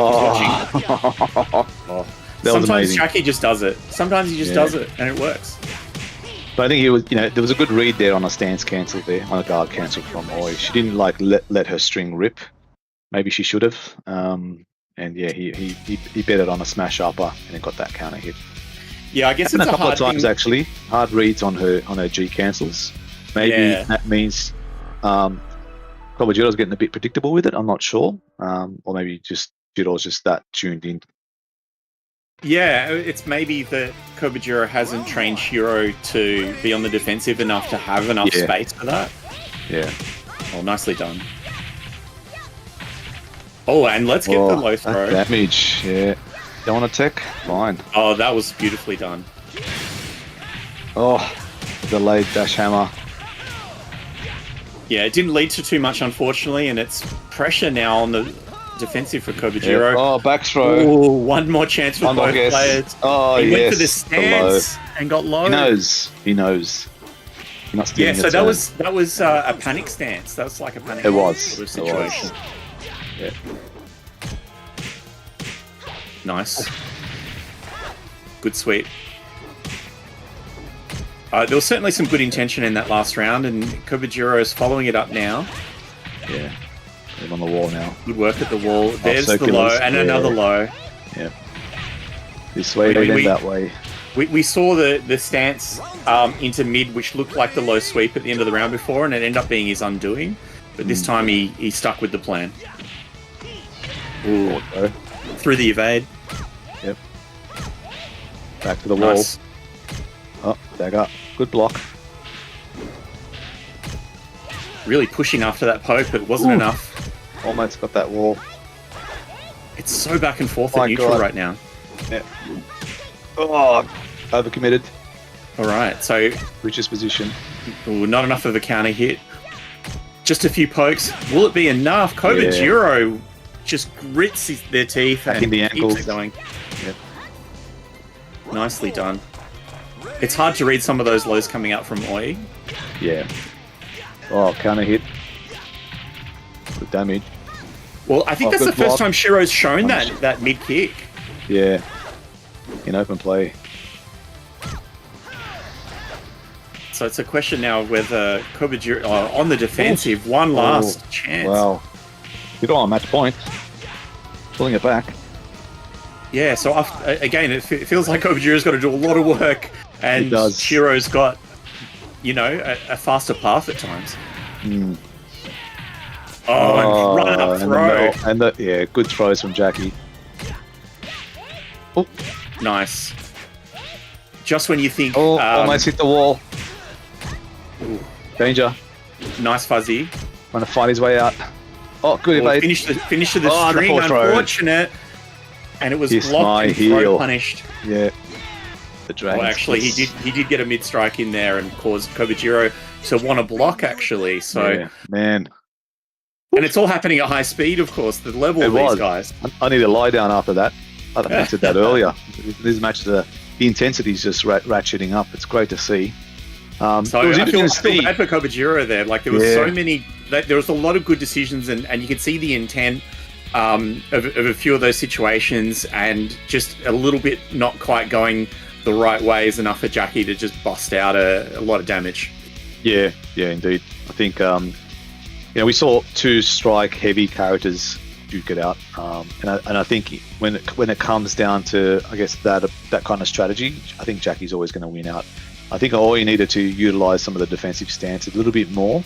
But having said that, I saw Jackie throw a lot of stuff that would have blown up the stance anyway. So we saw a couple of times he did try to hold that tension in your stance and just got obliterated for it. So I don't know, man. I'm at a loss to see how he may have turned it around. But look, he's got a very unique style with Oi, unlike typical Oi players that I've seen and experienced.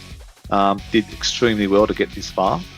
Congratulations to him. But yeah, Shirou moves on. He'll face Hatau-sama in losers semi. Yeah, that'll be crazy. Both very aggressive players. Although Shirou, again, we've said, not as aggressive as Jackie as Janu, who we're going to be seeing coming up soon, against Shirokara, who also is like a very smart but aggressive Akira. So this is a clash of styles that I've got to think back to whether we've seen them face one another earlier in the qualifiers. I think maybe not so far. Yeah, I would say they are aware of the matchup, of course. Of course they will be. You don't get this far in a tournament in Japan without sort of knowing these matchups. But yeah, this is going to be an interesting one to see. Classic matchup, Jackie Akira. Well, Akira being traditionally the more linear character, of course, Shirokara knows how to mitigate that with the semicircular double palm and other moves. But that's how Janu likes to play. We've seen so many evade strike pieces of his strategy. I think that's going to be one of the key things to look for here. What else are you looking at in this matchup? I mean, I think the whiff punishment is going to be key. Both characters, especially Jackie, are really strong in this area. And we saw, I remember seeing in the Taka matchup at least, Shirokara's whiff punishment game was really on point. So it really depends on how much Janu shows him in terms of whiffed attacks, whether he gets a bit too over string happy and extends a bit too much, and gets crouched under a high attack, for example, and how ready Shirokara might be to punish that. So we've certainly seen Shirokara play at that kind of speed. I think we're looking at, is it button check at first? I think so. Yeah, it is. Okay, cool. Ready, go! So we'll see what they want to show each other. Bit of movement. There's your Jackie combo display. Yeah, Getty. There we go. So for those watching and aren't familiar, that really fast kick of Jackie's where he snaps his leg back, that takes some just frame timing.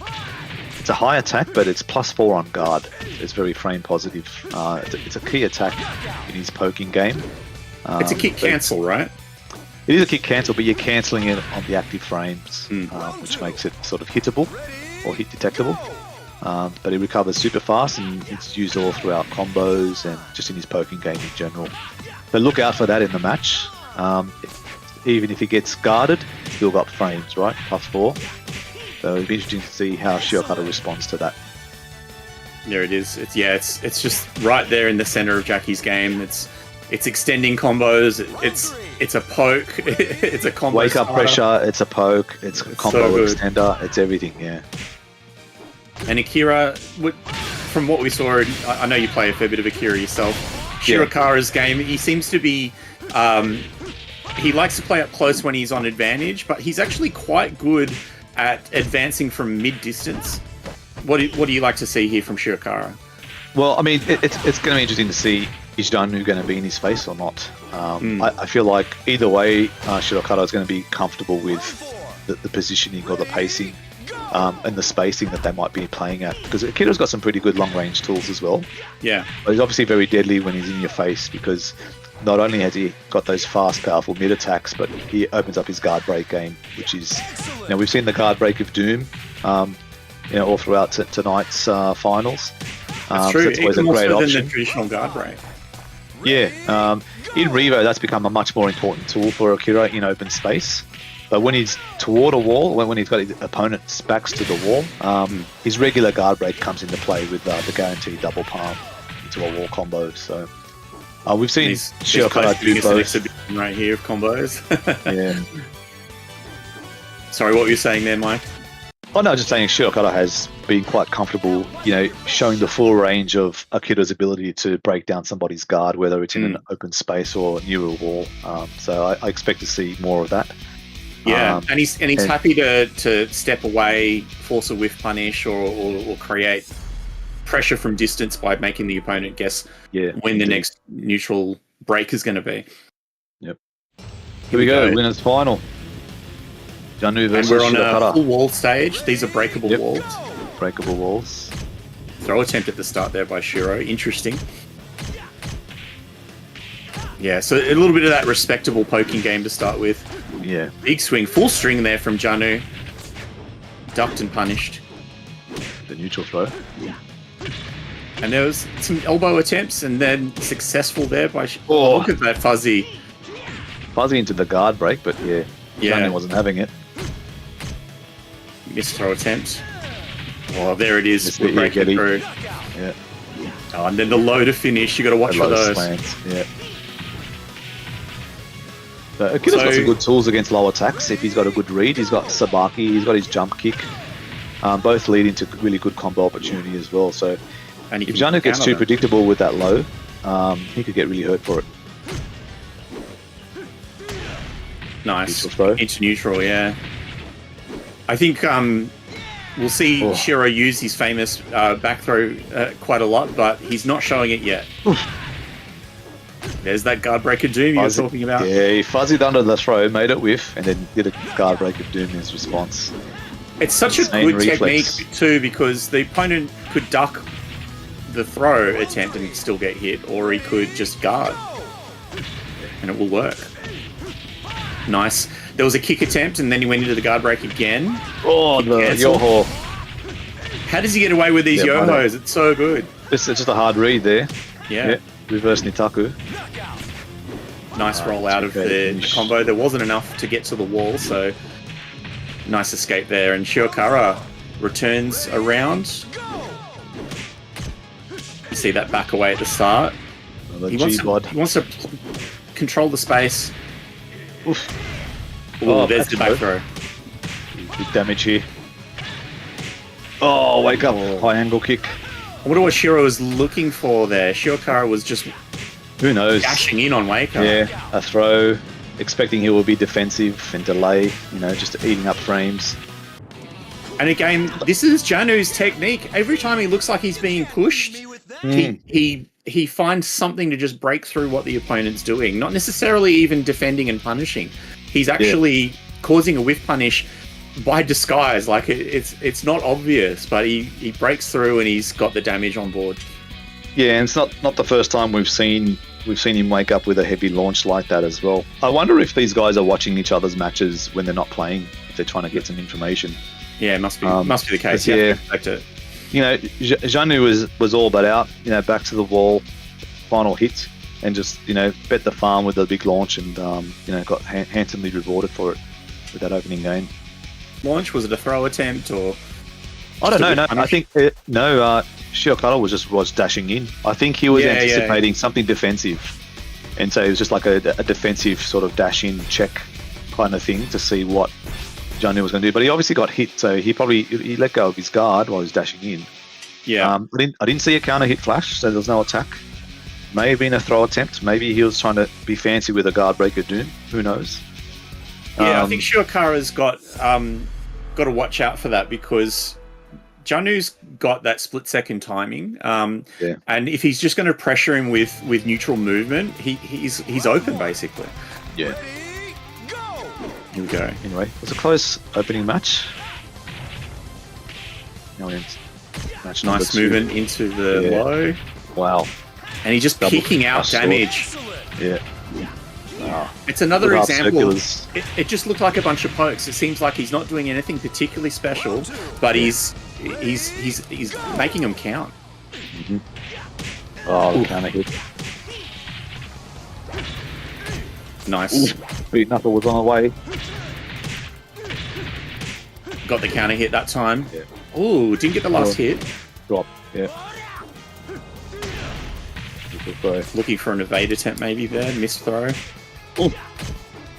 Janu's just ready to attack. Look at those evades. Oh, sorry, the delays. The delays, yeah. Oh, okay. Next hit does it. Oh, maybe not. And even though he was on all through that round, that last exchange or set of exchanges, Janu was actually lower on life, but it felt he was the menacing one. Yeah, I know. I thought it's the player with the least life, more dangerous, right? Oh, look at that pop! Yeah. I think that was the against the wall. circular. Yeah, it was. It is a slow move. To wake up Nice with it work. is ambitious. Yeah.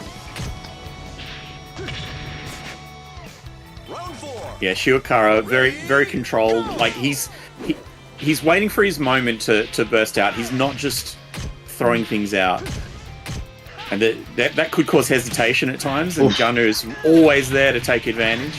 Big damage from that combo. Knockout. 1-2, those delaying, consistently delaying his strings. Yeah. Round 5. Guaranteed follow up though, because he got the counter hit on the 6-3. Yeah. 2 rounds each now. Shiokara needs this Nice one, I think. elbow. Just for the momentum. Double 2P, just making sure. Back throw. This should be it. Yeah. Nice. Nicely That was closed out. so smart by Shiokara. He knew that Janu wanted to strike back. Like, this is where Janu's Yeah. getting a lot of his damage. Even under attack, he's actually barring through, and he said, no, not this time. Yeah. So 1-1. This is similar to what we saw earlier when Shiokara seemed to be under the pump. We saw in his previous matches that it looked like he was actually suffering by the oppressive play of the opponent, and he would just weather it. He would find a spot to poke and get a counter hit, and all of a sudden Akira can do that kind of explosive damage. He gets the opening. So impressive stuff. Another stage change. What are we going for? Half fence. So it was Shiokara that knocked Hato down. We were thinking Hato was going to beat him. That was a similar situation. Yeah. So it'll be interesting to see if that match returns. All right, 1-1.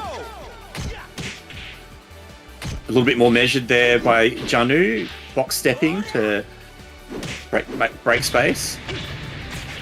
Yeah, opening up with the Ageti. Getting the frames. Oh, Nice the evade. punish. Yeah. Look at that Couple of stepping. OMs there. Keeping guessing on where he's going to be. Knockout. 2K. Well done by Shiokara. I talked before about the risk of neutral movement to, like, because it can be used to position and confuse the opponent, but he kept his timing tight there. Yep. Maintained meaty timing. Nice duck under the high second part of that string. Good damage. Ooh. For those watching, you Nice can dash see in into the middle of that combo the punch kick cancel. Creates enough delay near the combo. Look at this fuzzy hopping. Ooh. Shiokara being patient. You see that He again. was. It's where he could get opened up sometimes, but he's very judicious with his movement. He wants. Yeah, to we've see seen the it opponent. happen. We've seen it happen. Yeah. But they just get a bit too defensive minded, and they just let Like the that. other guy back in. Yeah. But he reached a point where enough was enough, and he unleashed his elbow. Oof. Double. Oh, nice blowback. It is Oh, kind of the like spot. that against Jackie. The string pressure, the cancels, and delayed strings, You don't know when And it's your then turn. Yeah. and then Oh. Shiro just says, "No, it's my turn." But no, one of those times. Again, that's the speed of Janu's ability to say, "All right, you're going to stop and block now. I'm throwing you." Yeah. He spent so much time attacking back that time it was okay to throw. Yeah, I felt like Shiokara was putting on a bit of a clinic then, running through all Akira's specials, and just ran out of steam. Yeah, and that's Hopefully again he doesn't Janu. come back You and can't haunt him. Janu loves to attack out of the middle of disadvantage, and He does. here we go. Ooh, Ooh, forward throw nice escape. escape. Wow, that's rare. Didn't do a single forward throw yet. Another throw. What's it going to be? Oh, no, he raised stood the- on the ground too long. Yeah, That is that was a good read. emblematic. Good of read. the- He knew he was not in a hurry to get up and re-engage. That's Took full right. advantage with the heavy down attack. My God, I think Shiokara's probably woken up now. Maybe. Yeah. Well, he knows he can play fast, but he likes to Yeah. wait and react to the opponent. And that time, Janu punished him for it. He's got him, 1-2. and that's it. Yeah. Well, there you go.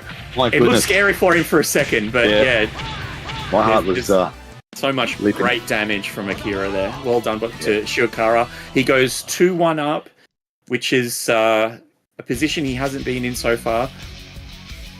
He's actually fought back most of his matches. Yeah. I was really surprised at that forward throw escape earlier that Janu managed to do.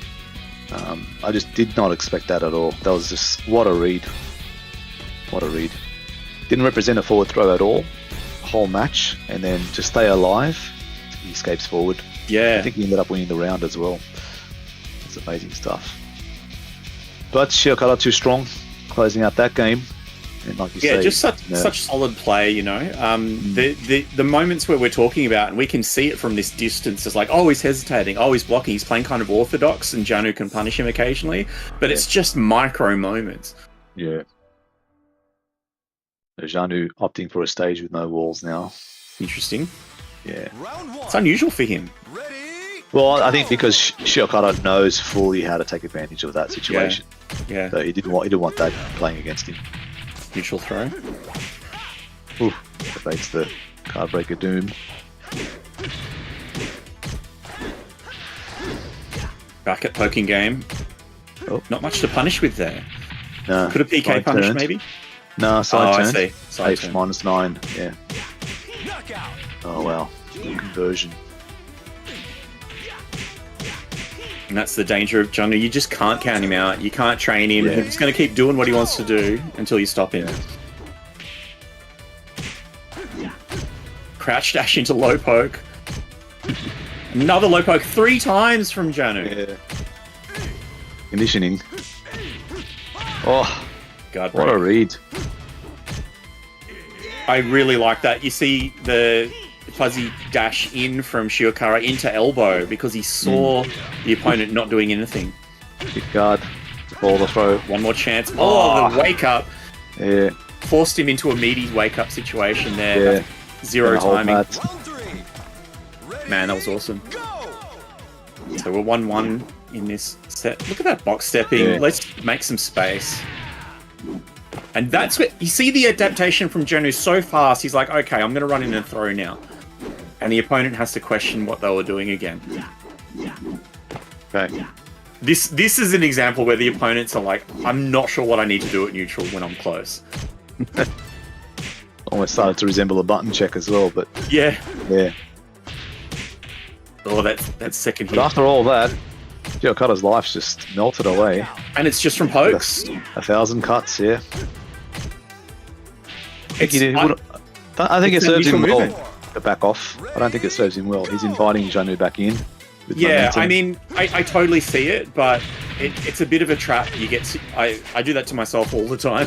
So I see Shiokara doing it, and I'm like, nah, get back in there. Unless it's deliberate, right? Unless he like deliberately did that just to give him a false sense of you can come at me, but you're going to get blown up now. Yeah, but the thing is, Janu didn't fall for it. He's going to move a little bit and poke. Yeah. Oh, so close now. Delay. God. Nicely. Oh, the launch was coming. Lucky He he didn't try fuzzied to throw. slow. You see how he stood into that throw, but he was conscious enough to still escape. Ready? Go. Man, crazy Match stuff point. going on here. Shiokara. Oh, the counter hit, elbow. Big damage. Yeah, that movement at neutral mid-distance that worked for him that time. Oh, no guarantee there. Because Jackie's pokes are getting through at these empty taking jump. times. Yeah, guaranteed. He had to wait for that axe kick to drop. Side turned. Something big Okay. here. This will be it. This will be it.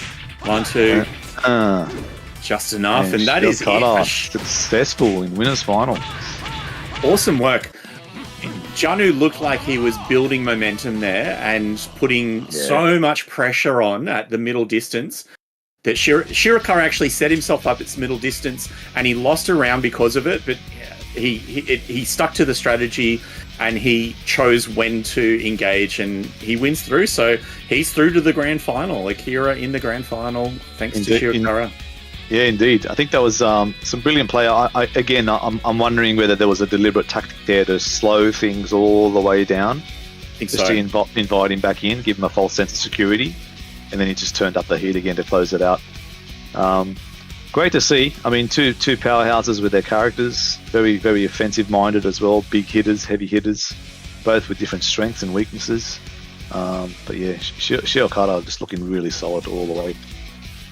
And that sends Janu down to the losers bracket, so he's in losers final. He'll be facing off against Taka through Hatau. But first, we're going to take a little break. Thanks for being with us.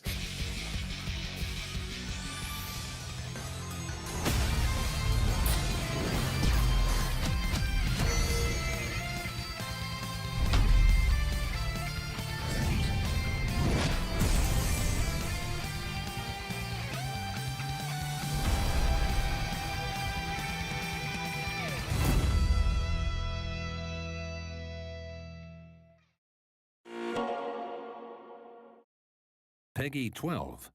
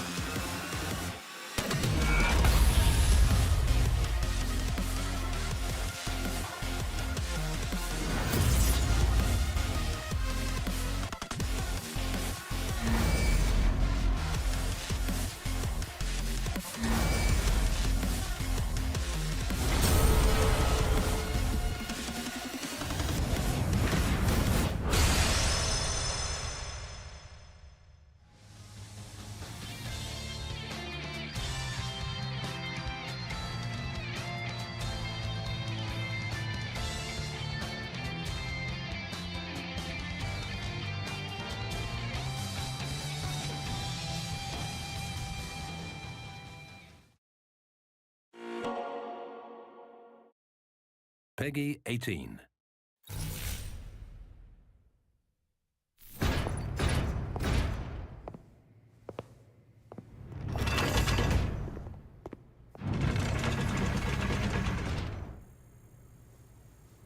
Ready, go!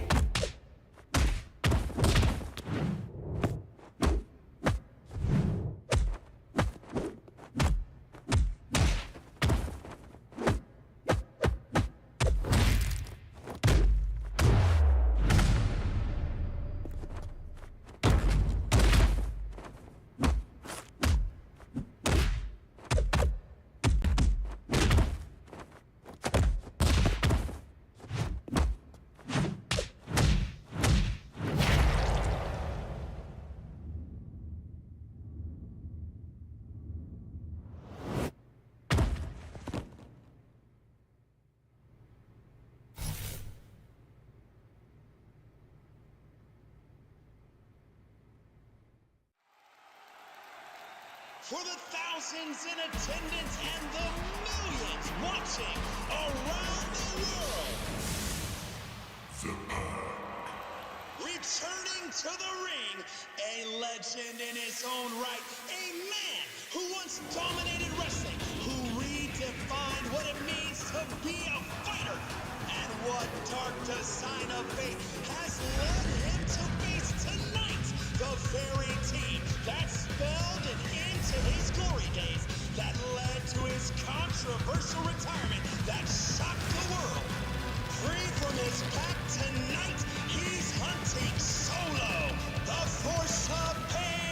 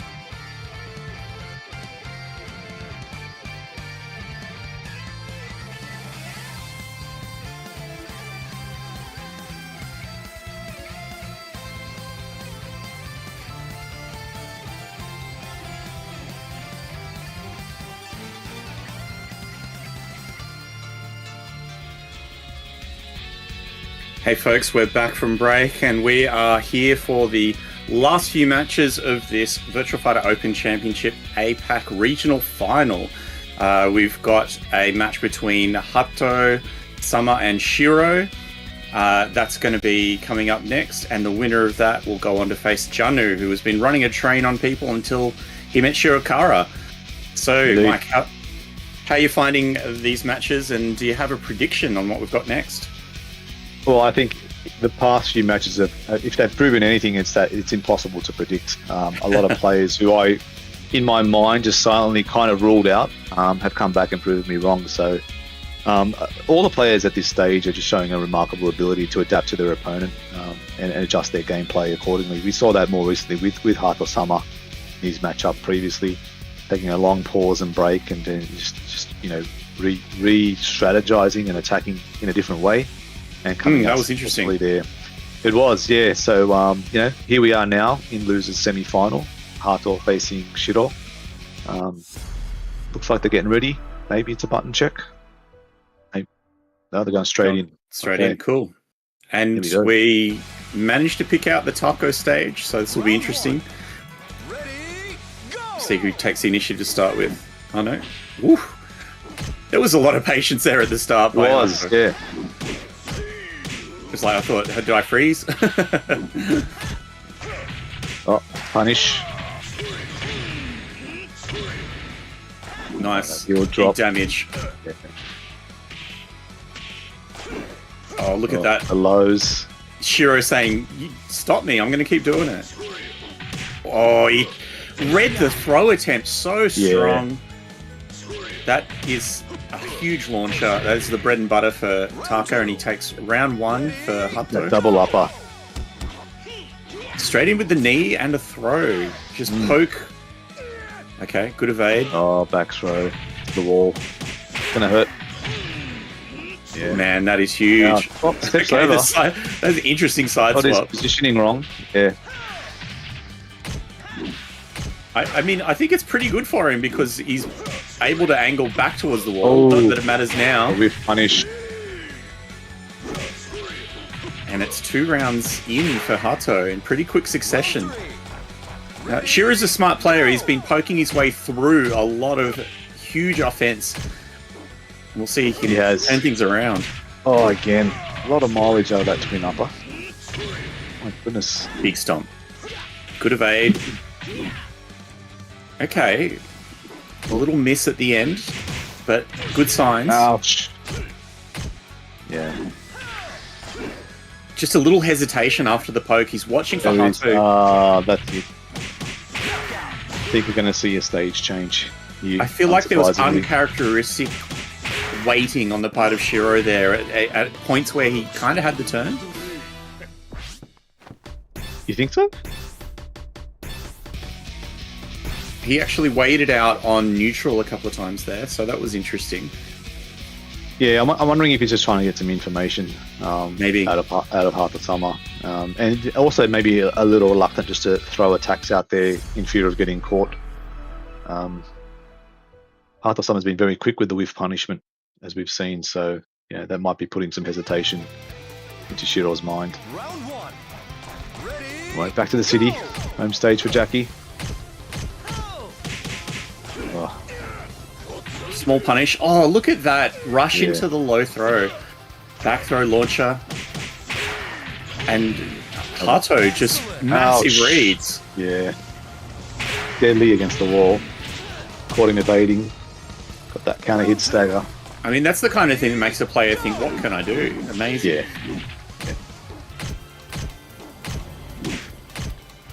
Going for the low throw attempt again. Oh, and I got him again. fuzzy. Caught the fuzzy. Yeah. Yeah, he's actively fighting the fuzzy attempts. Oh, Shirou's evading successfully, but he's just walking into Yeah. more hits. That's right.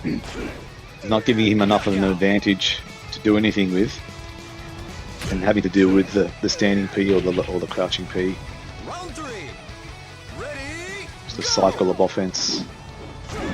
Little box step there. Oh, Oh, look at headbutt that. attempt to launch. Ready I'll slap you with a instead. chop. Yeah.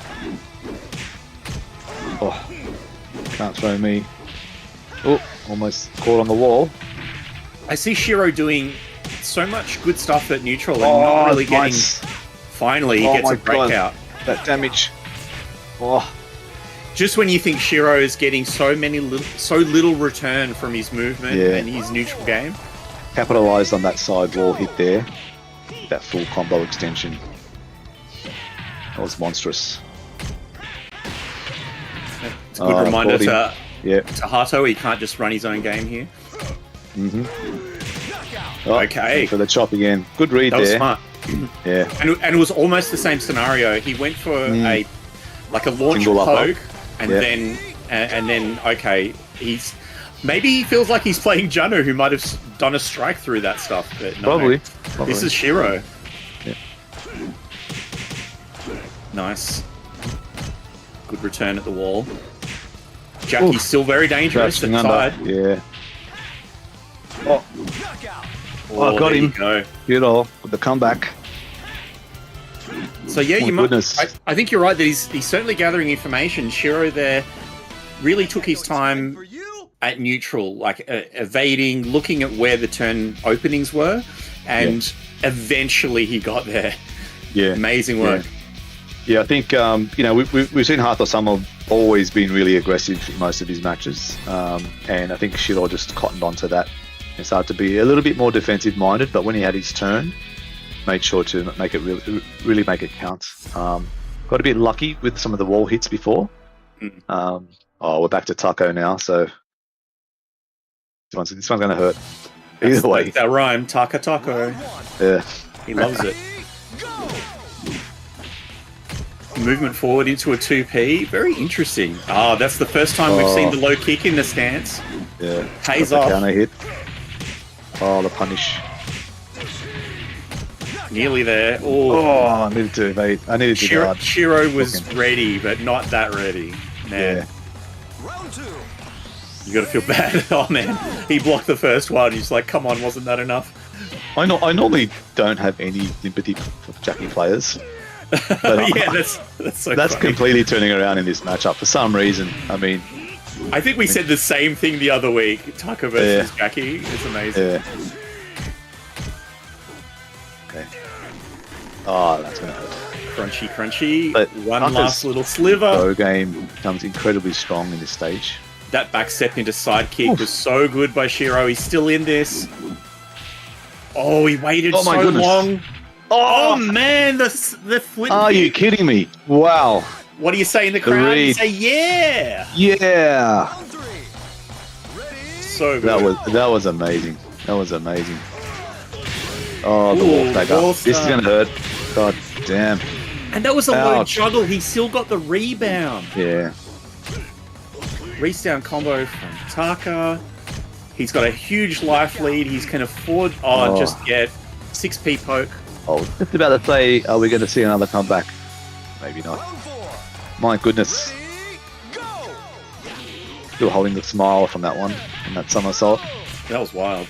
Yeah. Good check. Beautiful. Well Oh, measured. drops Why the did he combo. do that? Interesting. He dropped the combo. He just dropped it. Yeah. Yeah.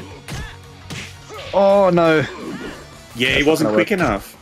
No, that combo doesn't work anymore. I see. Revo. Yeah, I think it was a misinput. He tried to do the flash sword kick. Oh shit off. Bit of pressure showing on both players right here. Yeah. Both players dropping. And I don't know if it's the Hatau-sama, nerves or the connection. he had the damage advantage, and so Mm. if you're going to have a few flubs, it's going to advantage the person who took advantage early. So Yeah. Hatau's aggressiveness is holding true for him at the moment. He's 2-1 up. Shirou's an interesting player here with his Jackie. Like he likes to watch and read the opponent, even though he's got this, the tool set for Jackie is so explosive. Hatau-sama up 2-1. Round Back to 1. the city. Ready. Go. We don't need this to stay alive. He could evade, Oh. but the string continued. Good sweep against the chop. Oh, he went for it again. 2p exchange. Delay. Oh, the poking game. Oh, the block. He needed to keep poking. He's in trouble. Damage, look at that damage. Dang. One more. Oh, you got to tech roll, dude. Otherwise, you're going to hit that. Oh, right. So he needed a tech roll on the hit rather than roll up. Yeah. Ouch. Oh, that is so rough. It's good to see Shirou do it for his sake. Oh, nice awareness. Yeah. I wonder if he could have got something more, but... That jumping circular is so good just because it causes that extra bit of pressure, even if you don't get the hit.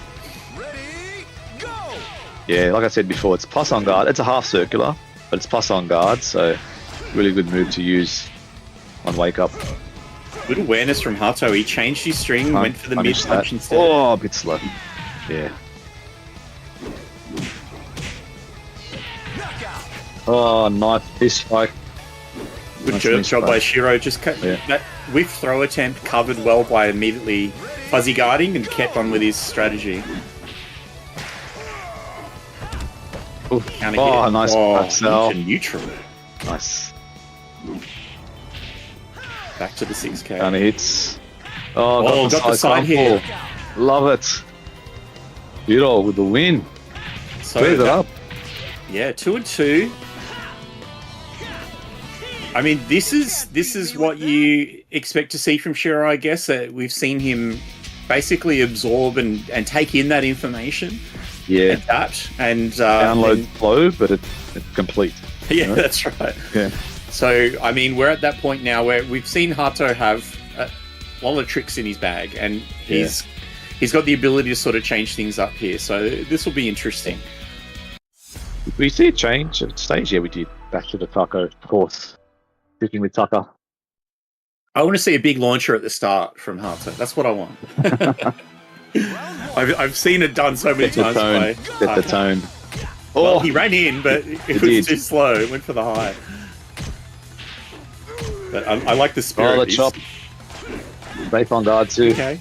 Shirou's just keeping him boxed in with pose. Yeah. And well done. He's contained the beast so far. No, good safe work there. Good safe work there. Yeah, nothing. Sounding a bit biased. Probably shouldn't. Well, I said it earlier. I got a soft spot for Shirou. I'm not usually a Jackie fan, but Shirou's a top bloke. Oh, almost got that wall stun. There it is. Player. Look how he's controlling this match right now.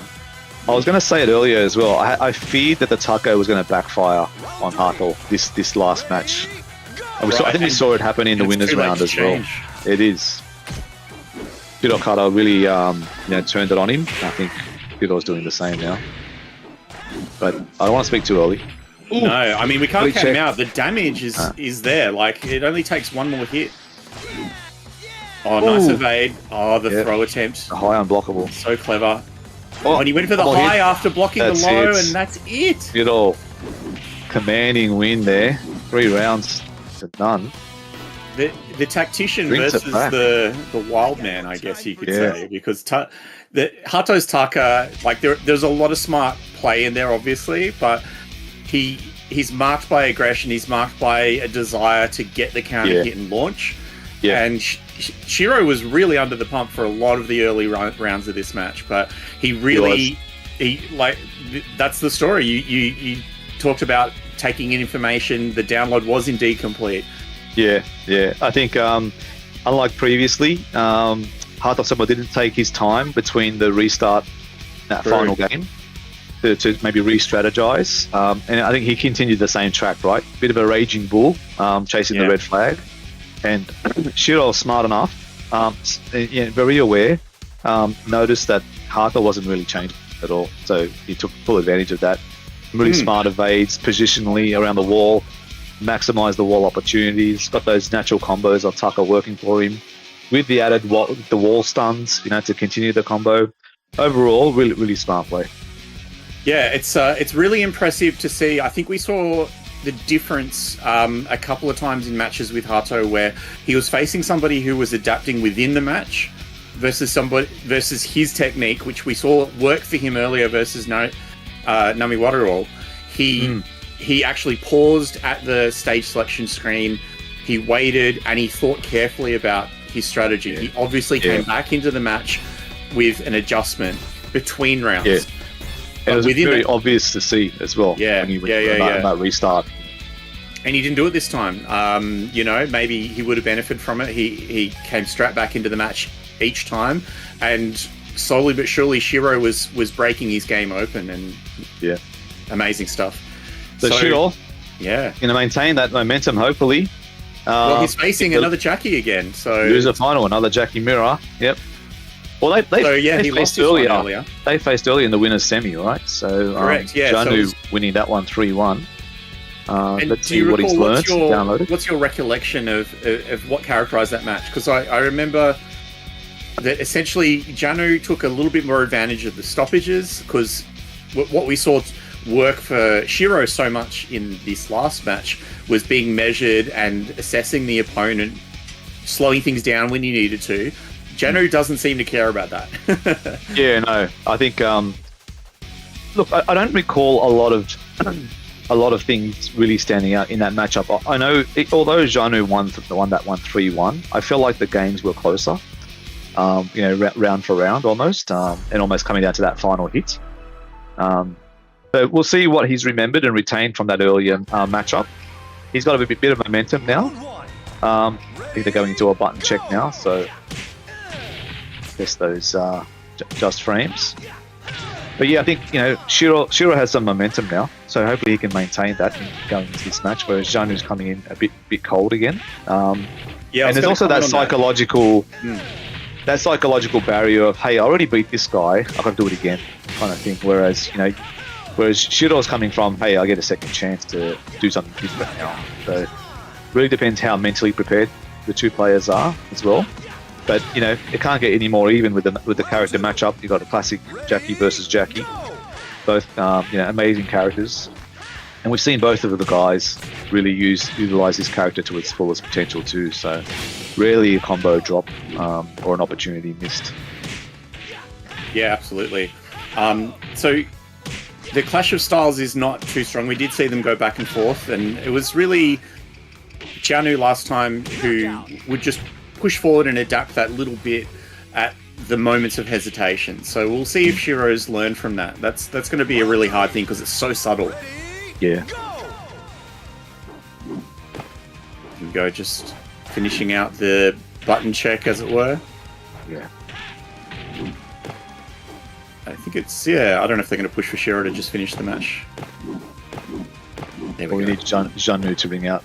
Yep. There we go. Come on, you can do it, buddy. There nice we go. one. Out you go. Cool. So, what can you say about a Jackie mirror match? I want to see. I think you described this one earlier. What's that? Most what? Yeah, most foot kicks wins. We've only seen one in this whole. I know. And it was the greatest foot kick. It was a classic one. I know. But I think you described this one earlier as a slobber knocker. So I think. Oh, that's true. Yeah. I mean, beat knuckles for everybody. Slobber knocker part 2. Here we go in the broken house, breakable fence. That's so interesting. Jumping back with a hop at the start. Yeah. And it was a read, like he did it with the sweep. Yeah. 2P poke. Okay, Shirou now at advantage.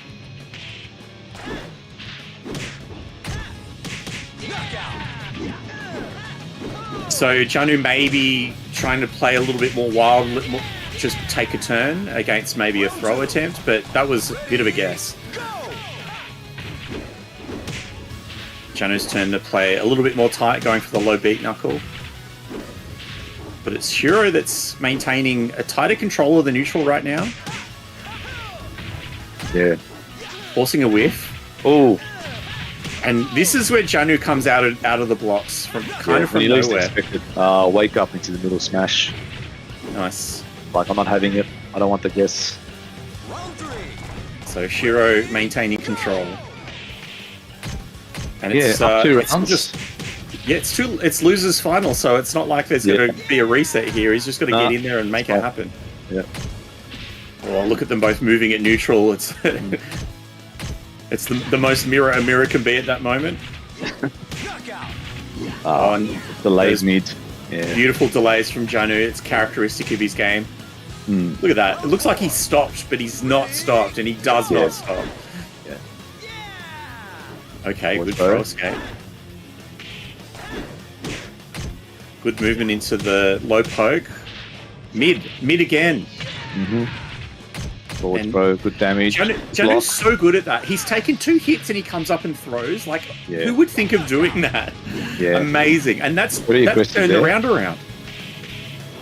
Aggressive Like play. he's copped 2 hits and you'd think that the opponent is on advantage, but the opponent's actually thinking, well, he's going to take his turn now. I better block. Yeah. And suddenly, That's a good conversion there. Yeah. 2 pokes at mid. There we go. Wow. Just like that, eh? Yeah, he creeps up on you, Janu. I feel like, it was... If I wasn't mistaken, Shirou was up 2 rounds to nothing in Yeah, that match. My Yeah. goodness. Then we blinked. full match And here we are. turnaround. Yeah. That is, see that's the thing that can break a player mentally. I think like Janu, he's done nothing super special there. Like he's just picked a moment where he's taken advantage at a time where Shirou should be thinking, well, it's still my turn. I'm going to see what he's going to do. Yeah. You wouldn't be expecting the throw, and it turned the momentum of that round. Yeah, dude. It can be frustrating for players. It could be something that's going to tilt him. So, but Shirou's been quite disciplined so far. He has, yeah. He's been very stable, I think, mentally. Haven't seen him visibly rocked yet. Another close game, though. Like I said, in their first encounter, I think there was a lot of encounters like that, where momentum was seemingly one way, then just switched around. So, Shirou again with a good life lead, but there we go. As soon as I speak. Pretty orthodox exchange at this point. Both of them doing almost the same combo. Yeah. Oh, there's... Caught him on the wall. Good awareness. So that there. was an evade then into, like, the awareness, so strong. Yeah. Full circular mid as well, so Yeah, had his positioning not many right players with the have walls, that. but yeah. Oh, I think he knew that he was a bit far away, so he didn't want to risk whiffing. quite possibly, yeah. Nice mid. Neutral throw. Man, his transition into choosing to throw is just so hard to read. It is. He's made a few attempts now, Yeah, though. really. Shirou's... He fuzzied one, and then he attacked through the next one. Yeah. And that's Shirou's round. Ready, go! Hop away from Janu. Okay. The restand and the wall extension. Yeah. Jackie showing. Interesting what he use can of the stance change, yeah. He does that so the follow-up hit keeps him at the wall Yeah. for that extra wall hit. He went for the forward throw on the wall. That makes sense. It's a Nitaku read. Ooh, good evade. Right throw escape. Oh, forward throw escape. Knockout! Ah, There's another situation where edge of you the see seat. that nice duck into 2P and you think, well, Shirou's going to be able to take his turn, but Janu's not going to be trained. I think if Shirou was a bit more prepared, he probably could have done a bigger whiff punish rather than a 2P. But it's just one of those things. Well, he's in that Seconds. poking mindset. He wants to see that he's got the advantage, whereas Janu's ready to make a bigger read. There it is. That's what I was hoping to see. Oh, the beat knuckle punish. Yeah, yep. After the... Oh, Ooh, so missed strike. close. Oh, the low. You know it's coming, and you can't Yeah, stop. well, you think you know it's coming, and then you think, well, maybe he's going to do a mid. It's such a... Yeah, the mid-low mind game. Yeah, such is the mental stack when you're facing this character. He's got just really good, fast moves at all the hit levels. Yeah, it's hard. Hard work. Either Janu way, up 2 one of these games. players is going to finish this match thinking Jackie is OP. It's not fair. Yeah. Round one. Ready, Janu at the advantage, 2-0. Straight in. Oh, yeah. Oh, nice good evade. whiff punish Good there. patience. Against the wall. Yeah, so that's the... Keep him there. Wow. Interesting. A low sweep from disadvantage. Shirou, like, really pushing this round, but Janu again threads the needle. Okay, well done. Oh, so close. One last exchange. And again, who is it that takes the initiative? It's Janu, just a little bit faster. Yeah. Round 2. Ready, go! They're both delaying, but I just feel like Janu delays a little bit less. Yeah, although what I think it is that's the difference is that he's quicker to make a decision at neutral, just a little. Yeah. Let's go there. Oh, couple of whiffs there. Knee strike. Joe establishing neutral. a block reaction from Janu finally. Oh, nice setup there. Beautiful. Yeah, that hop away from the low. That was beautiful. Love a good whiff punish on the wake-up kick. Yeah, that was great. Double evade at the start of the round. Now Shirou's got to do something with it. Janu says, I do not care, I'm going to launch you.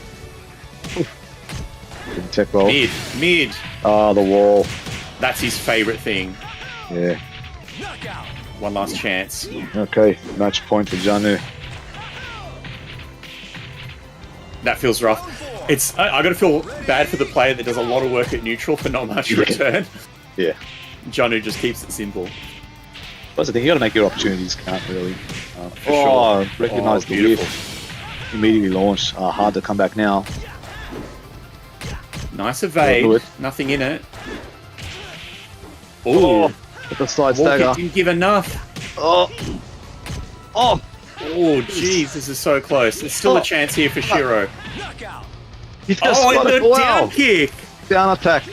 That's guaranteed from the side throw. Amazing. Amazing he did enough damage. Wow. Still in it. My good. He eked that out from nothing. Yeah, he did. Had him literally cornered once again. Anish. Knee. Neutral. And now he's pressing That's the a momentum. advantage. Yeah. Oh, the Sabaki combo. Beautiful. Lovely. And it's Shirou trying to get his first match on the board now. Oh, the double evade. Oh, wow. Well done. Stand up and applaud people. That was amazing. He climbed up from the abyss. Yeah, it did. It did. Amazing. So it's still advantage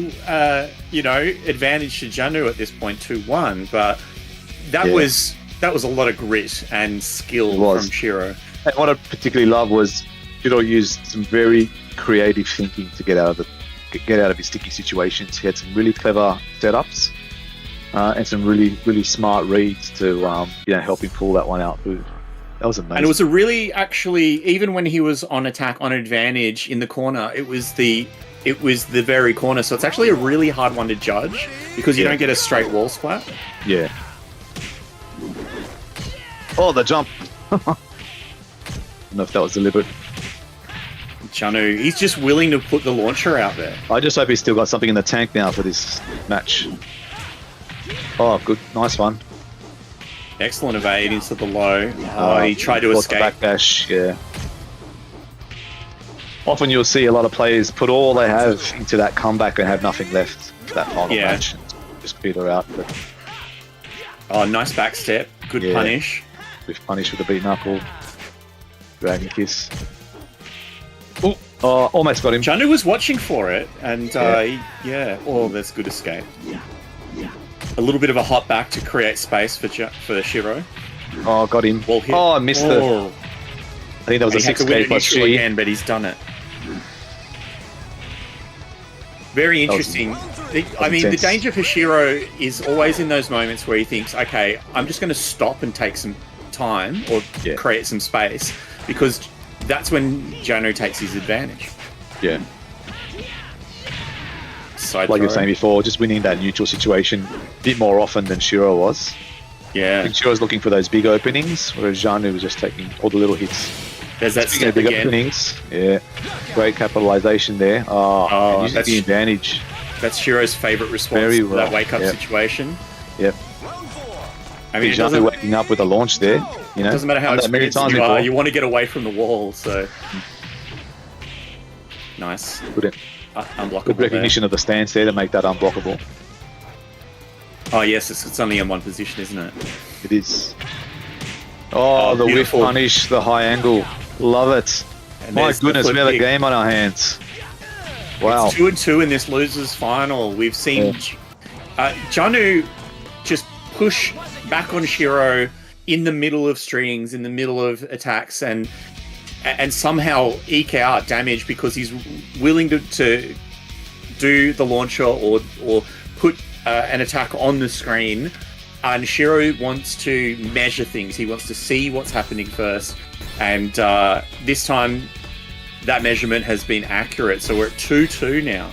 Yeah, Janu not a fan of the walls anymore, so opting for a wallless stage. That's interesting. He's done that before, but he's so good against the wall. Maybe he's just afraid of the calculation from Shirou. Dual-edged sword. I feel like he probably feels like he can edge him out in the neutral a bit more rather than relying on the walls. So yeah, that's smart. That's what we've observed, isn't it? We've been saying he does like to strike first. So if the situation is explosive Shirou opening, says, "Hey, this is throw, and then a high angle kick. He's done it again. The ring out. Wow, Shirou, what a start! What a statement! He's turned Janu's game against him in that round. Yeah, like I'm not backing away this time. Ready, go! Interesting. We've seen Janu Dashing do that a sweep. few times. Yep. Oop, KG neutral throw. Oh, smash Oh, up. now, and this time it's Shirou. Yeah. He's putting the launcher out there. Yep, max damage. They're trying for the poking game again. This Could be is the smart. danger. Wow, wakes up. That's it. So not hesitant this time. Yeah, Wakes up into a punch kick. yeah, it's a for me, different and just Shirou like right that. here. 2 match points. 2 quick rounds. Amazing. They're faster than lightning. The space Yeah, he wasn't close might be enough to slowing that down a throw. bit now. Allowing Janu to come in. Yeah. And this time it was Janu who was pushing the momentum and then breaking free to reassess, and he managed to take the round. But it's match point for Shirou another still. dash-in sweep. My goodness. Oh, that is so smart. Mutual throw. He's done enough to, like we said, that you can't train Janu, but he's made Janu want to block. Wake up, That's evade. Oh, the delayed wake up. That's and it. another throw. Whoa, and it's Shirou. Shirou. Back from the depths of basically being out of this tournament, down 2-0, brings it back 3-2. Amazing stuff. It's like That he was crazy. streamed into the pit stop, got a tune up, and He did. raced into the lead. So He done Shirou, had lightning. Yeah, amazing. that That was was so the final. impressive. Yeah, I mean, Shirou advances and now. that's a big turnaround. You know, Shirou was knocked down into losers from Janu. Yeah, he wants that. He wants that win. He wants that spot in the Global Championship. Yeah, We're going to have to break now, I think. Last break before Grand Finals. So stay tuned, guys. Shirokata versus Shiro. Jackie versus Akira. Going to be exciting.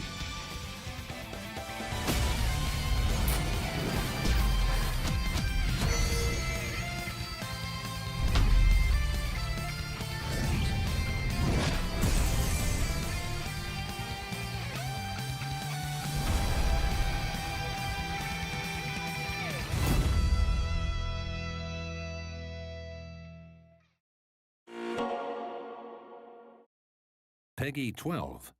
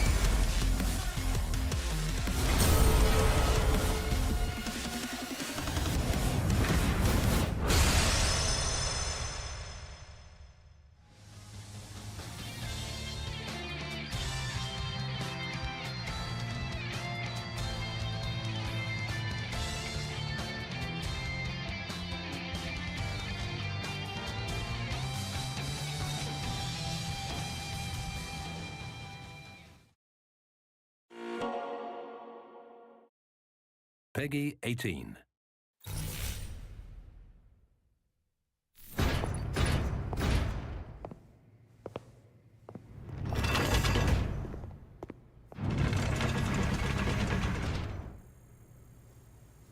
Ready, go!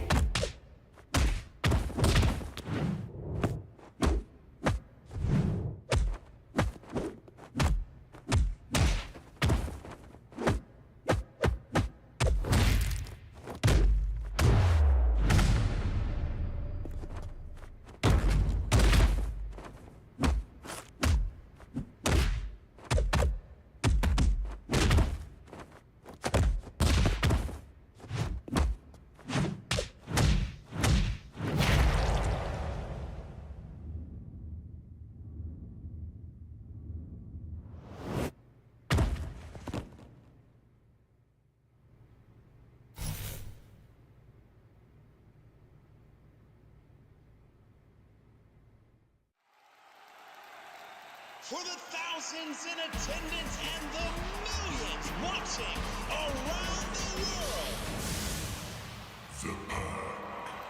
Returning to the ring, a legend in his own right, a man who once dominated wrestling, who redefined what it means to be a fighter, and what dark design of fate has led him to face tonight, the very team that spelled an end to his glory days, that led to his controversial retirement that shocked the world.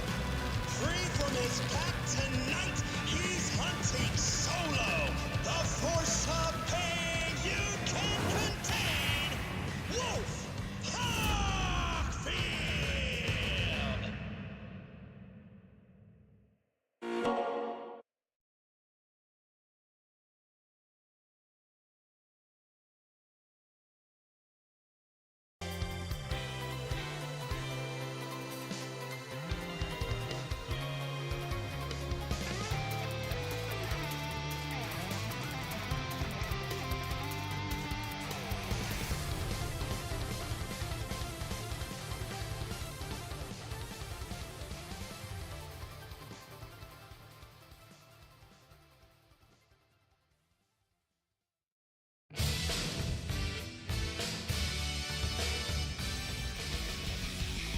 Welcome back, everybody. We're here for the Virtua Fighter Open Championship online. This is the Apac Regional Finals, and we're ready for Grand Final. My name's Berserk, and I'm here with Mike, and what a match we've got coming up. Tell us what you think about this upcoming Grand Finals, Mike.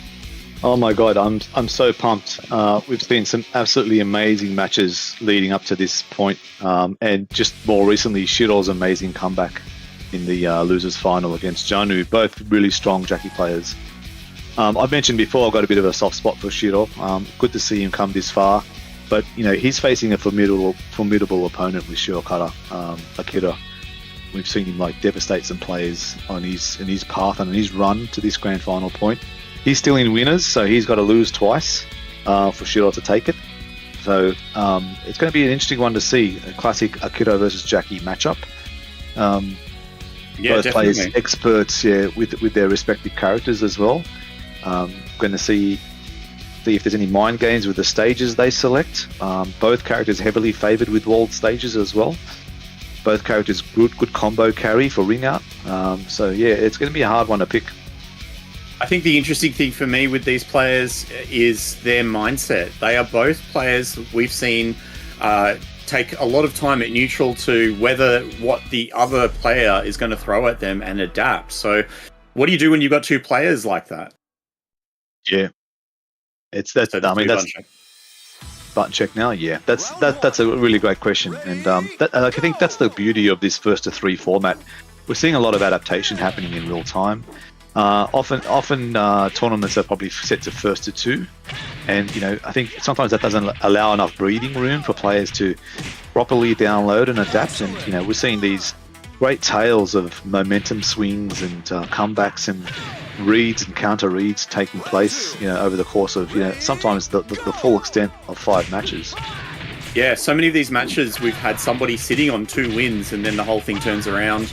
or it's gone back and forth all the way to the third match for both players. So, yeah, I'm a huge advocate for that, particularly in Virtua Fighter. I mean, this is a game that has a standard and you would say reasonably low health bar at a hit count of 220 health, and this is a game where you can often get damage. Like a standard punish combo of 70 damage is pretty normal, up to 100 to 125 damage for like a wall combo, and that's half your life. It's all gone. Indeed.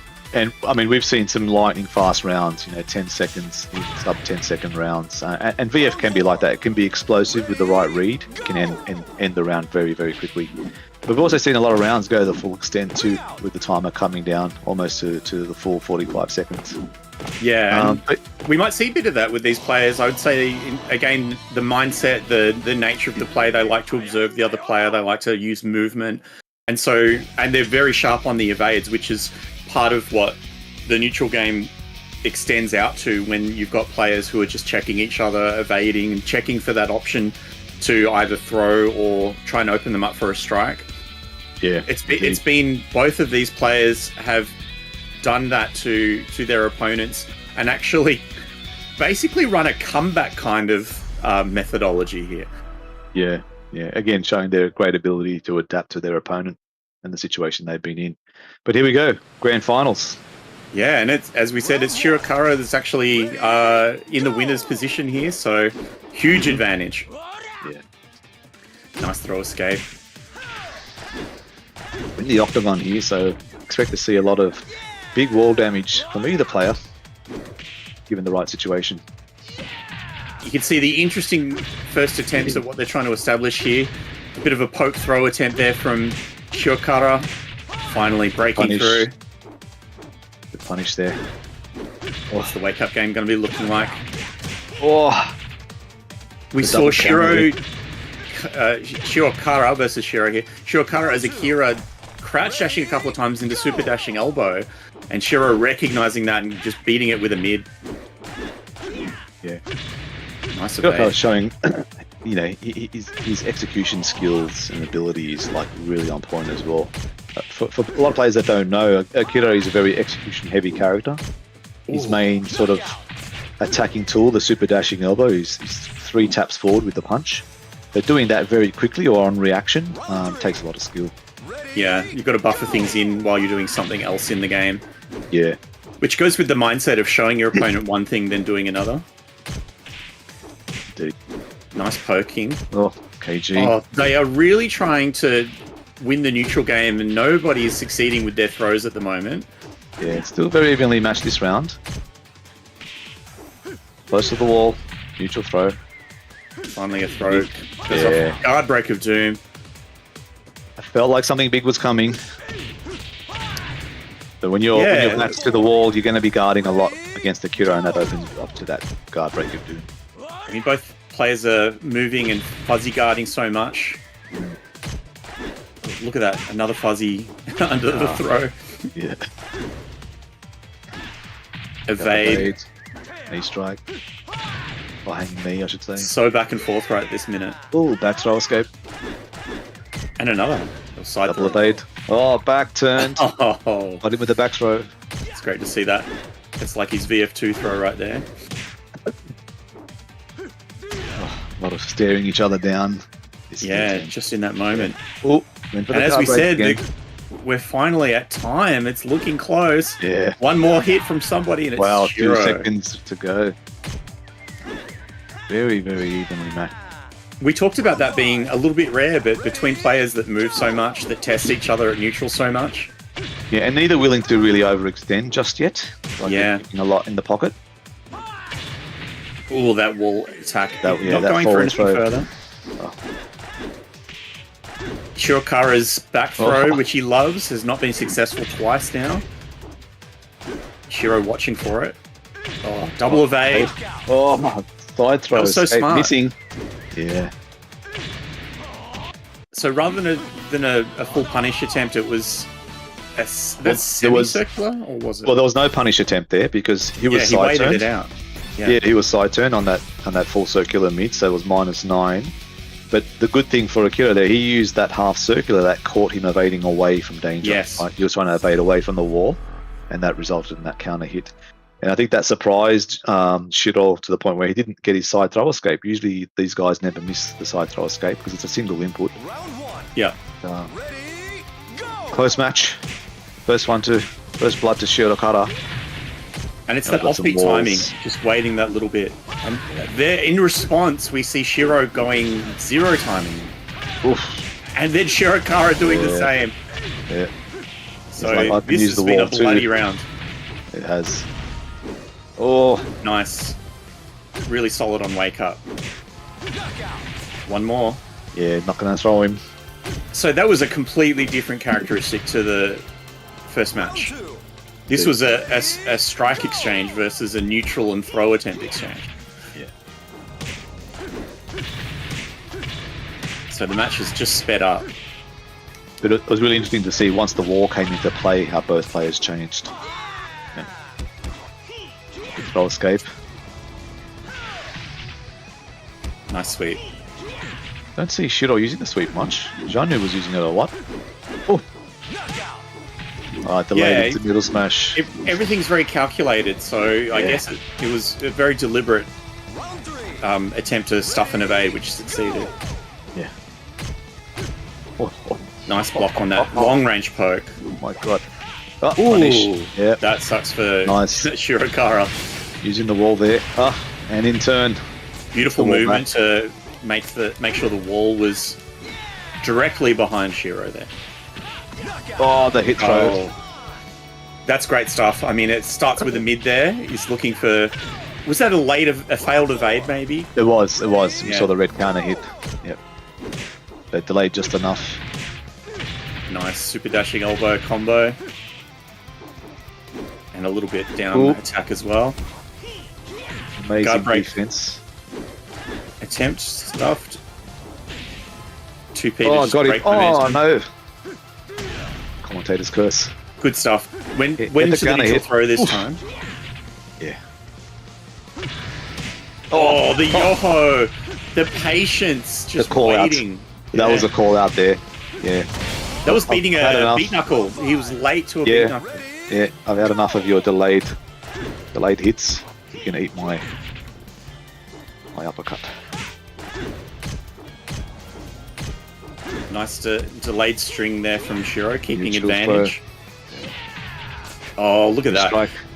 Yeah, Oh. he strike cancelled into a throw. Oh, got him. Unfortunate for Shirokara. Wow. He did something he's done before and he got punished for it again. He crouch dashing up, fuzzing into a throw attempt, and the opponent has called it out, just ducked it. Yeah. Good Sometimes response these- there from Shirou. Pairing it Yeah. up at one each. I wonder if we see a stage change back to. Well, where were we previously? In the city, right? That was City, and it was a low wall. Oh, that was city. Sorry. That one was City. Earlier was in a low wall stage. I forget which one. It's all moving so fast. Back It to is. City. Well, we're still in the city, so again, both characters comfortable with the close confines of the wall. It was almost. A lot of uncanny to stepping at see. neutral. Yeah. So I think Shirou's so far been ready to change up his style and push Oof. for a launcher. Here we go. With punish. Yeah. Bounce dash into the standing palm. Oh, guard breaker doom. Wow. Just enough damage. Solid. Yeah. The man's angry. Round two. Ready, go! Just as I was starting to feel that Shirokara was being more hesitant, he's Yeah. starting to take advantage. Wall. Oof. Wall behind him still. Yeah. Oh. Tech rolls. Okay, back roll. Oh, the punish. That's guaranteed. Oh my goodness. Ooh, maybe he Does he should steal finish with it? the kick. Oh, he waited it out. Oh my god. That was crazy. I thought that would have been guaranteed. Oh jeez. Guess not. I wonder if he hesitated. I don't know. Ready, go! Amazing reaction nonetheless. That would have been an amazing comeback too. Guaranteed. Oh, Kept him on the side. Keeping him side Kept him turn. side turn for a while. The guard break. Yeah, So what a Shirokara, tool. almost out of nowhere, he turned on the aggression at the right times in that set. So it's Yeah, 2-1 he now. weathered the storm quite well there. Really feel like Shirou was going to take that. Yeah, it's another one of those funny rounds where the guy who seemed to have the momentum gets broken at one point and and just burst out, Yeah. So which is a good sign for Shirokara. Indeed. There we go. Nice combo. Oh, what that was. Oh, Caught good him. read. Caught him evading. Yep, got that counter hit. And he was not quite enough like that angle to the wall was only just right. Yeah.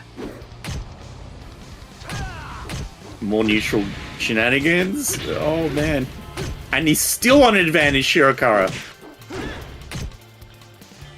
Shiro's turn perhaps. Nice. Oh, the throw escape. I'm just speechless. And Oh, another- another one. Oh, I got him. Got the How side about counter that? hit there, guaranteeing that follow up. Oof, that purple flash. Because he'd been back turned. You got to say, if you escape 2 throws in a row, you probably deserve to get the next strike, and Shiro nails that round. Yeah. The rules, sorry. No down attack attempt. The Guard break. Let's yeah, go. okay, that's going to put something in his mind. Oh. Yeah, exactly. The throw at the end is the I've mentally stunned you. That's that throw is. That off rhythm as well. He got him pinned to the wall. Yeah. Not attacking straight away. Oh, nice. Oh, nice. Read the throw attempt and just struck. Oh, the double low P. That's good stuff. That's what Shirokara's looking for. Like he's basically Yeah. looking for the right counter hit most of the time. Chance for Shiro. Oh. No. Yep. Suddenly wakes up into crouch and stays there. But I don't care about your mids or your throws. And match Yeah. point, grand final Can be a point, little bit hairier championship point against Jackie. for Shirokara. Nice opening to the round on match Big point. damage. Neutral throw, so smart to okay. use that. Yeah. Shiro's trying to turn things around, turn on the aggression now. Needs Good to duck. stay alive. Oh, the delay. I think Shirokara's kind Shirokara of playing with his food a little bit. a wall at the moment. Oof, he is. When's he Good going to say blocking. enough's enough at some point? Oh, the The evade. PK to punish Guaranteed. on the side. Wow. That's a confident finisher. That's all I need to do. Yeah, guaranteed there on the evade. They Jackie's smash up got a little bit nerfed in Revo, to the point where if you successfully evade, you can punish it there. But That's a well great done photo to there of Shirokara. Shirokara. Well done. Wow. He Solid- knew that he solid would be happy performance. right now, and got a great photo of him to show. He's He's preempting ecstatic. his victory there, eh? That's right. Staring down the camera. So well done to him. That Yeah, that well is a done to very him. impressive Akira. Let's bring the Akira out to congratulate him. Here he is. There he is. Elbow to His everybody. Congratulations. Well done. So, And congrats to fantastic work. Shiro as well. I mean, what an amazing run through the losers as well. Gave us some really absolutely. memorable moments with an amazing comeback. And congratulations to all the players, really. Amazing display of high-level Virtua Fighter skill. If you're learning Yeah. the game, you got a character favorite, you could get a lot of good quality study notes watching this footage back. So yeah, amazing matches to watch and to commentate.